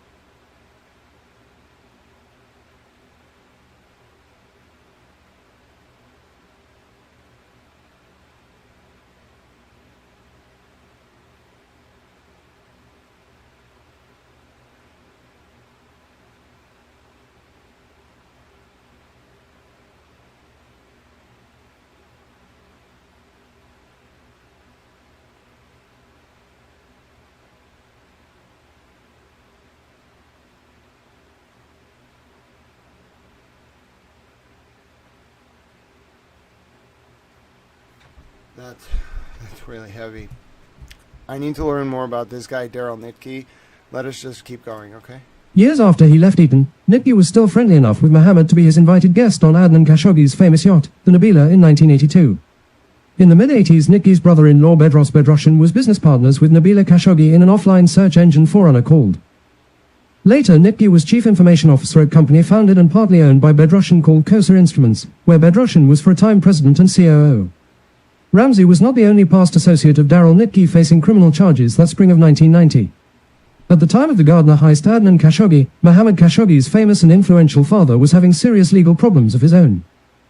On the Friday before the Gardner heist, Adnan Khashoggi was arraigned in New York City along with former Philippines First Lady Imelda Marcos, who was accused of plundering more than $160 million of her country-backed money through racketeering, bribery, extortion, and embezzlement. Khashoggi assisted in the conspiracy, according to the indictment, and could potentially have received a 10-year sentence and a $500,000 fine. Both Marcos and Khashoggi were acquitted in June of that year, but in the year before the trial, Khashoggi had spent 3 months in a Swiss jail.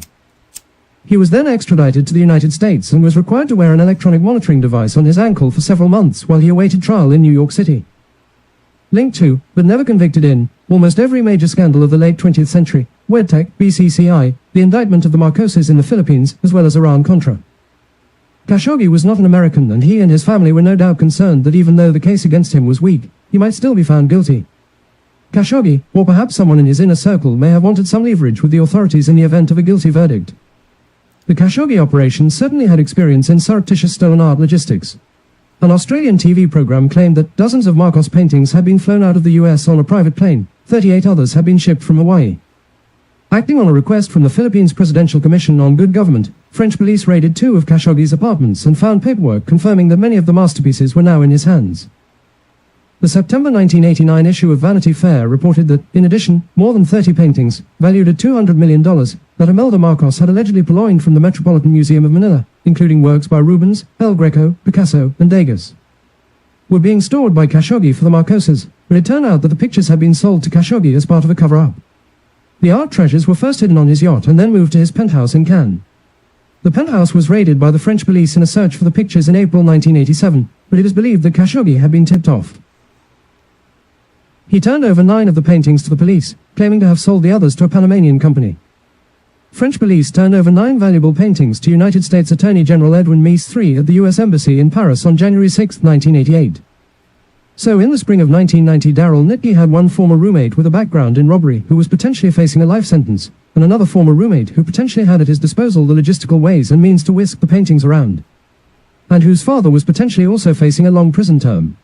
These 2 associates, both with a powerful potential need for leverage with the United States criminal justice system, at the same time, who have combined in a way that led to the museum having their paintings stolen and transported to a secure location. The haul may have been a hoped for sufficient quantity of priceless art paintings to leverage the sentence of one or both individuals, as needed. As it turned out, Khashoggi was acquitted on July 2, 1990, and thus had no need for a get-out-of-jail-free card. In addition to the most valuable painting taken, the Vermeer, the thieves also stole not just one Rembrandt, like Miles Connor, but 3 Rembrandts, 1 unetching, plus another painting by Govert Flinck. That might well be reattributed to Rembrandt if it were in the possession of the museum and could be re-evaluated using the latest technology, which the thieves may have believed was a Rembrandt. Another large Rembrandt painted on panel, a self-portrait of the young artist in a feathered cap, was torn from the wall but abandoned, apparently as too unwieldy.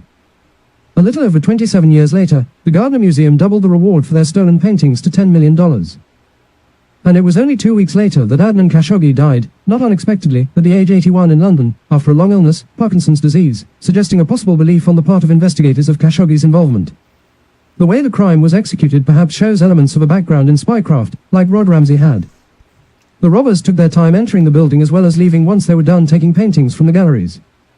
One eyewitness said she and her boyfriend were on the street for 10 to 15 minutes, maybe more, and they never saw the robbers get out of their parked car. In Master Thieves, Kirkjian estimates the 2 were parked outside of the museum for about 40 minutes. A timeline for the Boston Globe shows that the visitors did not attempt to make their exit out of the museum until 13 minutes after they left the galleries, where they had already spent a mind-boggling and unprecedented amount of time. One thief was in the Dutch room 40 minutes and another one was in that same gallery for over 10 minutes in total. In contrast with traditional robbers, spies often rely upon elaborate and time-consuming countermeasures when picking up or dropping off incriminating documents, as a means of minimizing the risk of getting caught. This unique aspect of the crimes possibly points to a culprit with a background in espionage. Another possibility, that the government would have to consider, for any Gardner heist suspect who had been involved with espionage, at that time, would be that the paintings were taken with the assistance of members of a hostile intelligence service.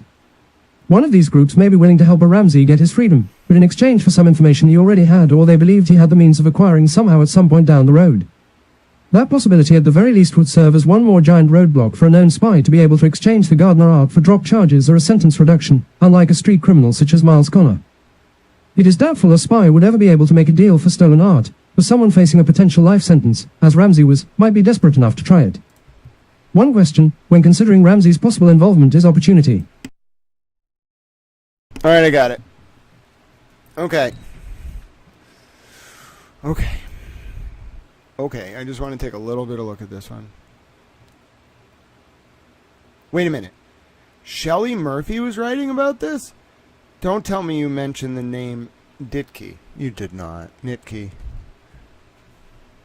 You did. Shelley Murphy knows... Oh, she's a G.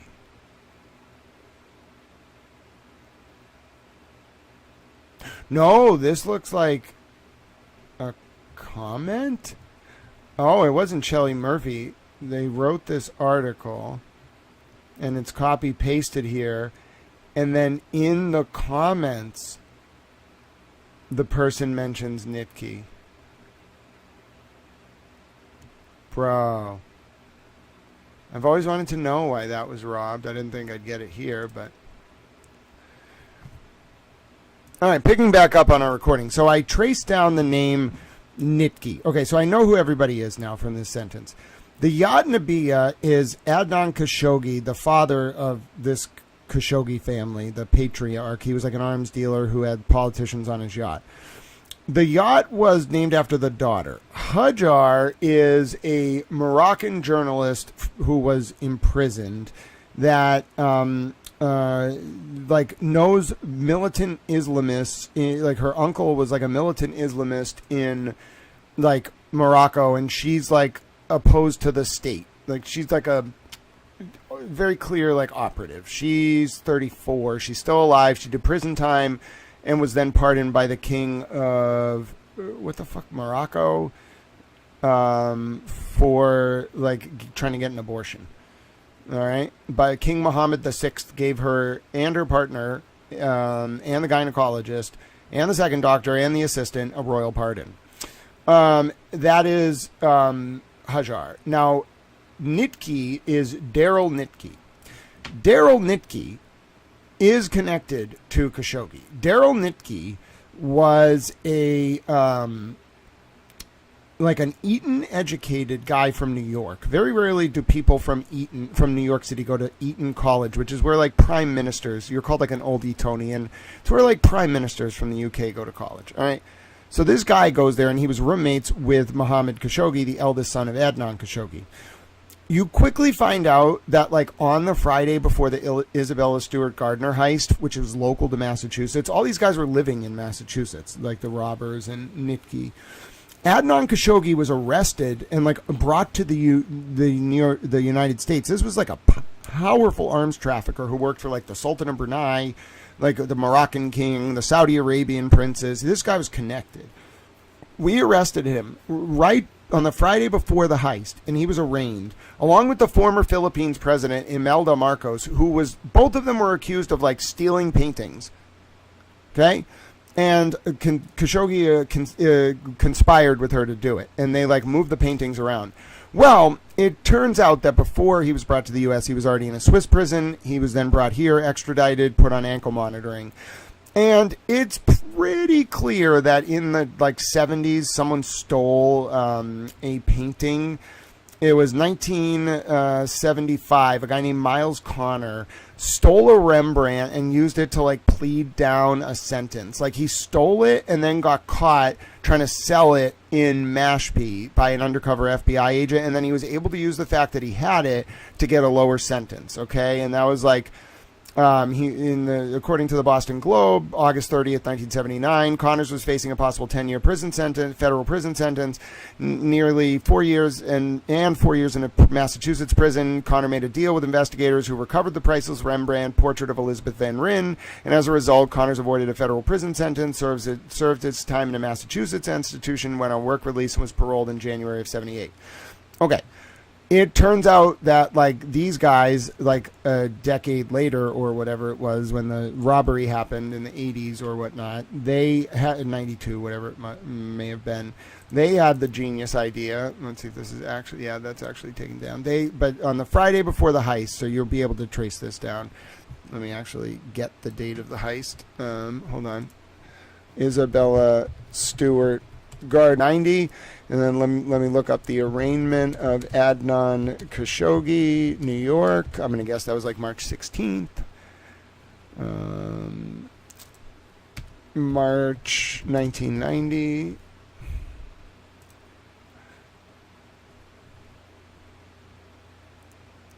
Yep. So he was already in jail. He was already on trial by January 27th.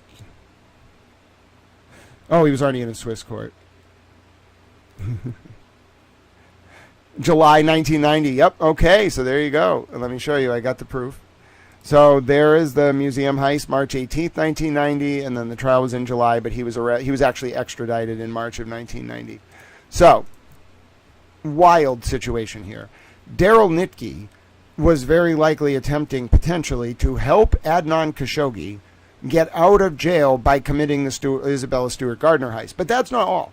I got this from an email that implies that all of these people were connected to a family called the Stoughtons, who use a fake name. Like, one of them uses an alias named Hamilton Smith, Tom Stoughton, and he also uses an alias Andrew Turner, and he was at Robert Kennedy Jr.'s funeral speaking for the Kennedys. It ties them to this family because Daryl Nitke knew a woman named Alexandra Stoughton at Columbia University. And it says that Alexandra was there when Daryl Nitke was the president of the Columbia Flying Club. Okay, now go ask yourself, how do they connect to terrorists? I don't understand this part. How do the terrorists receive funding? Who writes their publicity? The Khashoggi wealth was never from arms dealing to the Kingdom of Saudi Arabia.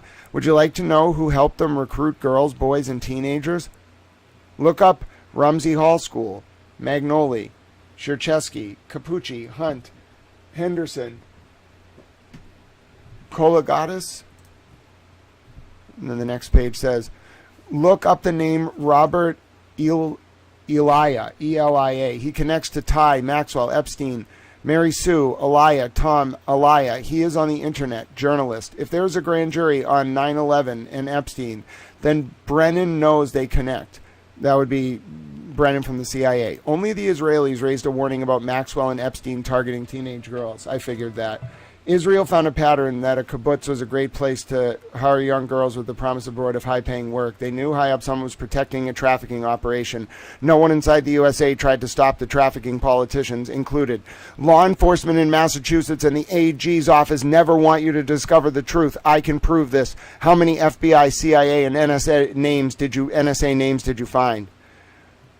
Do you understand what that's saying? That he wasn't working for Israel. He was working for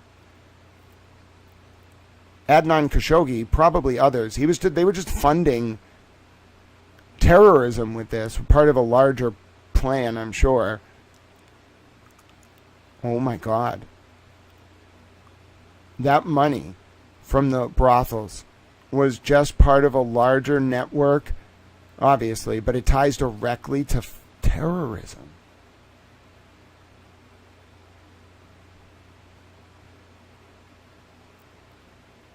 Why is Massachusetts so central to this? What is here? There's something very powerful here. It's omnipresent, and this letter is wild. They flew out of Logan. I think they did 9/11 because we pissed off Khashoggi's family. That explains the Saudi connection. What they're implying is that it's not even the Kingdom of Saudi Arabia. It was that they were selling these girls to like raise funds clandestinely. They were using laundered art. They were stealing art. This was war on the United States by somebody. They really did. This is gross. My name's Grant Smith Ellis. That's one hell of an Epstein email.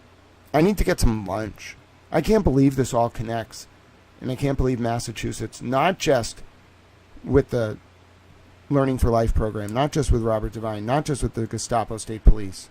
No, folks. Massachusetts was at the center of this for decades. And it's way bigger than those brothel rings. Wow. This may actually be the KGB. It may have been Soviet intelligence in the 70s and 80s, but there may be some serious KGB rings around here. It was way bigger than just those 8 people in Cambridge.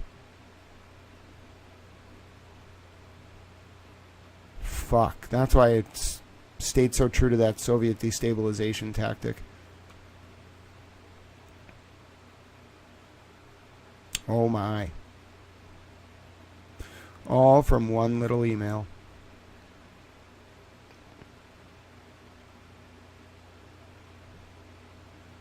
Which means all those intelligence agencies, all the contracted firms, all of this was because people were being blackmailed. Up the chain. And throughout the chain. And President Trump used the intelligence agencies to counter it. Wow. They got everyone. It was definitely the SVR and the KGB. That's incredible and also really fucked up. Bro, of course they would do all that shit. They ran children. They killed them. They used blackmail. They did terrorist attacks. They stole art. They tried to plunder our fucking country internally and cause so much chaos we wouldn't see it. It was Russia. We never defeated the Soviet Union. They just pretended to collapse. Fuck me, man. I knew Israel wasn't involved. I knew he was playing Mossad as much as they were playing him.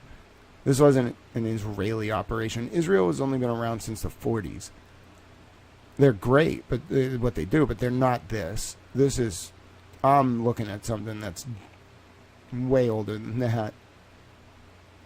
It was like the arms runners and the Soviets and, oh my, of course. I mean, people are already talking about this because Putin used Epstein as a banker. He was talking about it in the, like as a fixer. He was talking about it in the emails. Like he would have breakfast with Epstein. Oh, I hate the Russians. Oh, I hate them so much. All right. We're not doing the Karen Reed docs today. I'm tired. My name's Grant Smith Ellis. I'm ending that recording.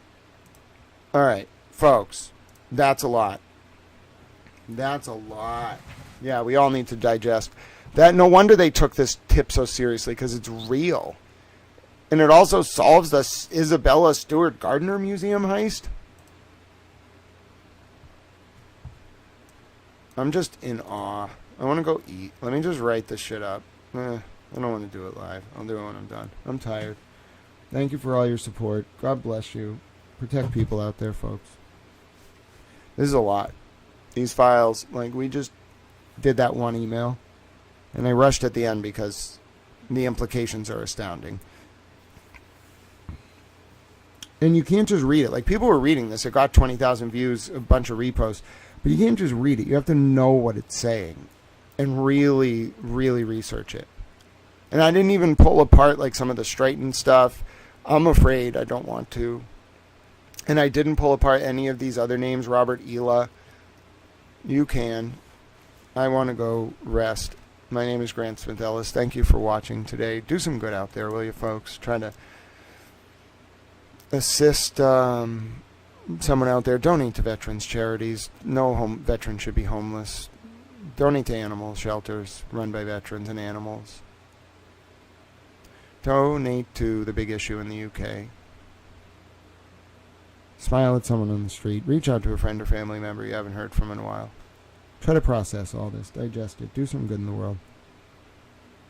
We really are changing the current realpolitik from one centered on preserving, expanding, and demonstrating our power to one centered on preserving, expanding, and demonstrating our capacity to engage in small acts of service rooted in unconditional love.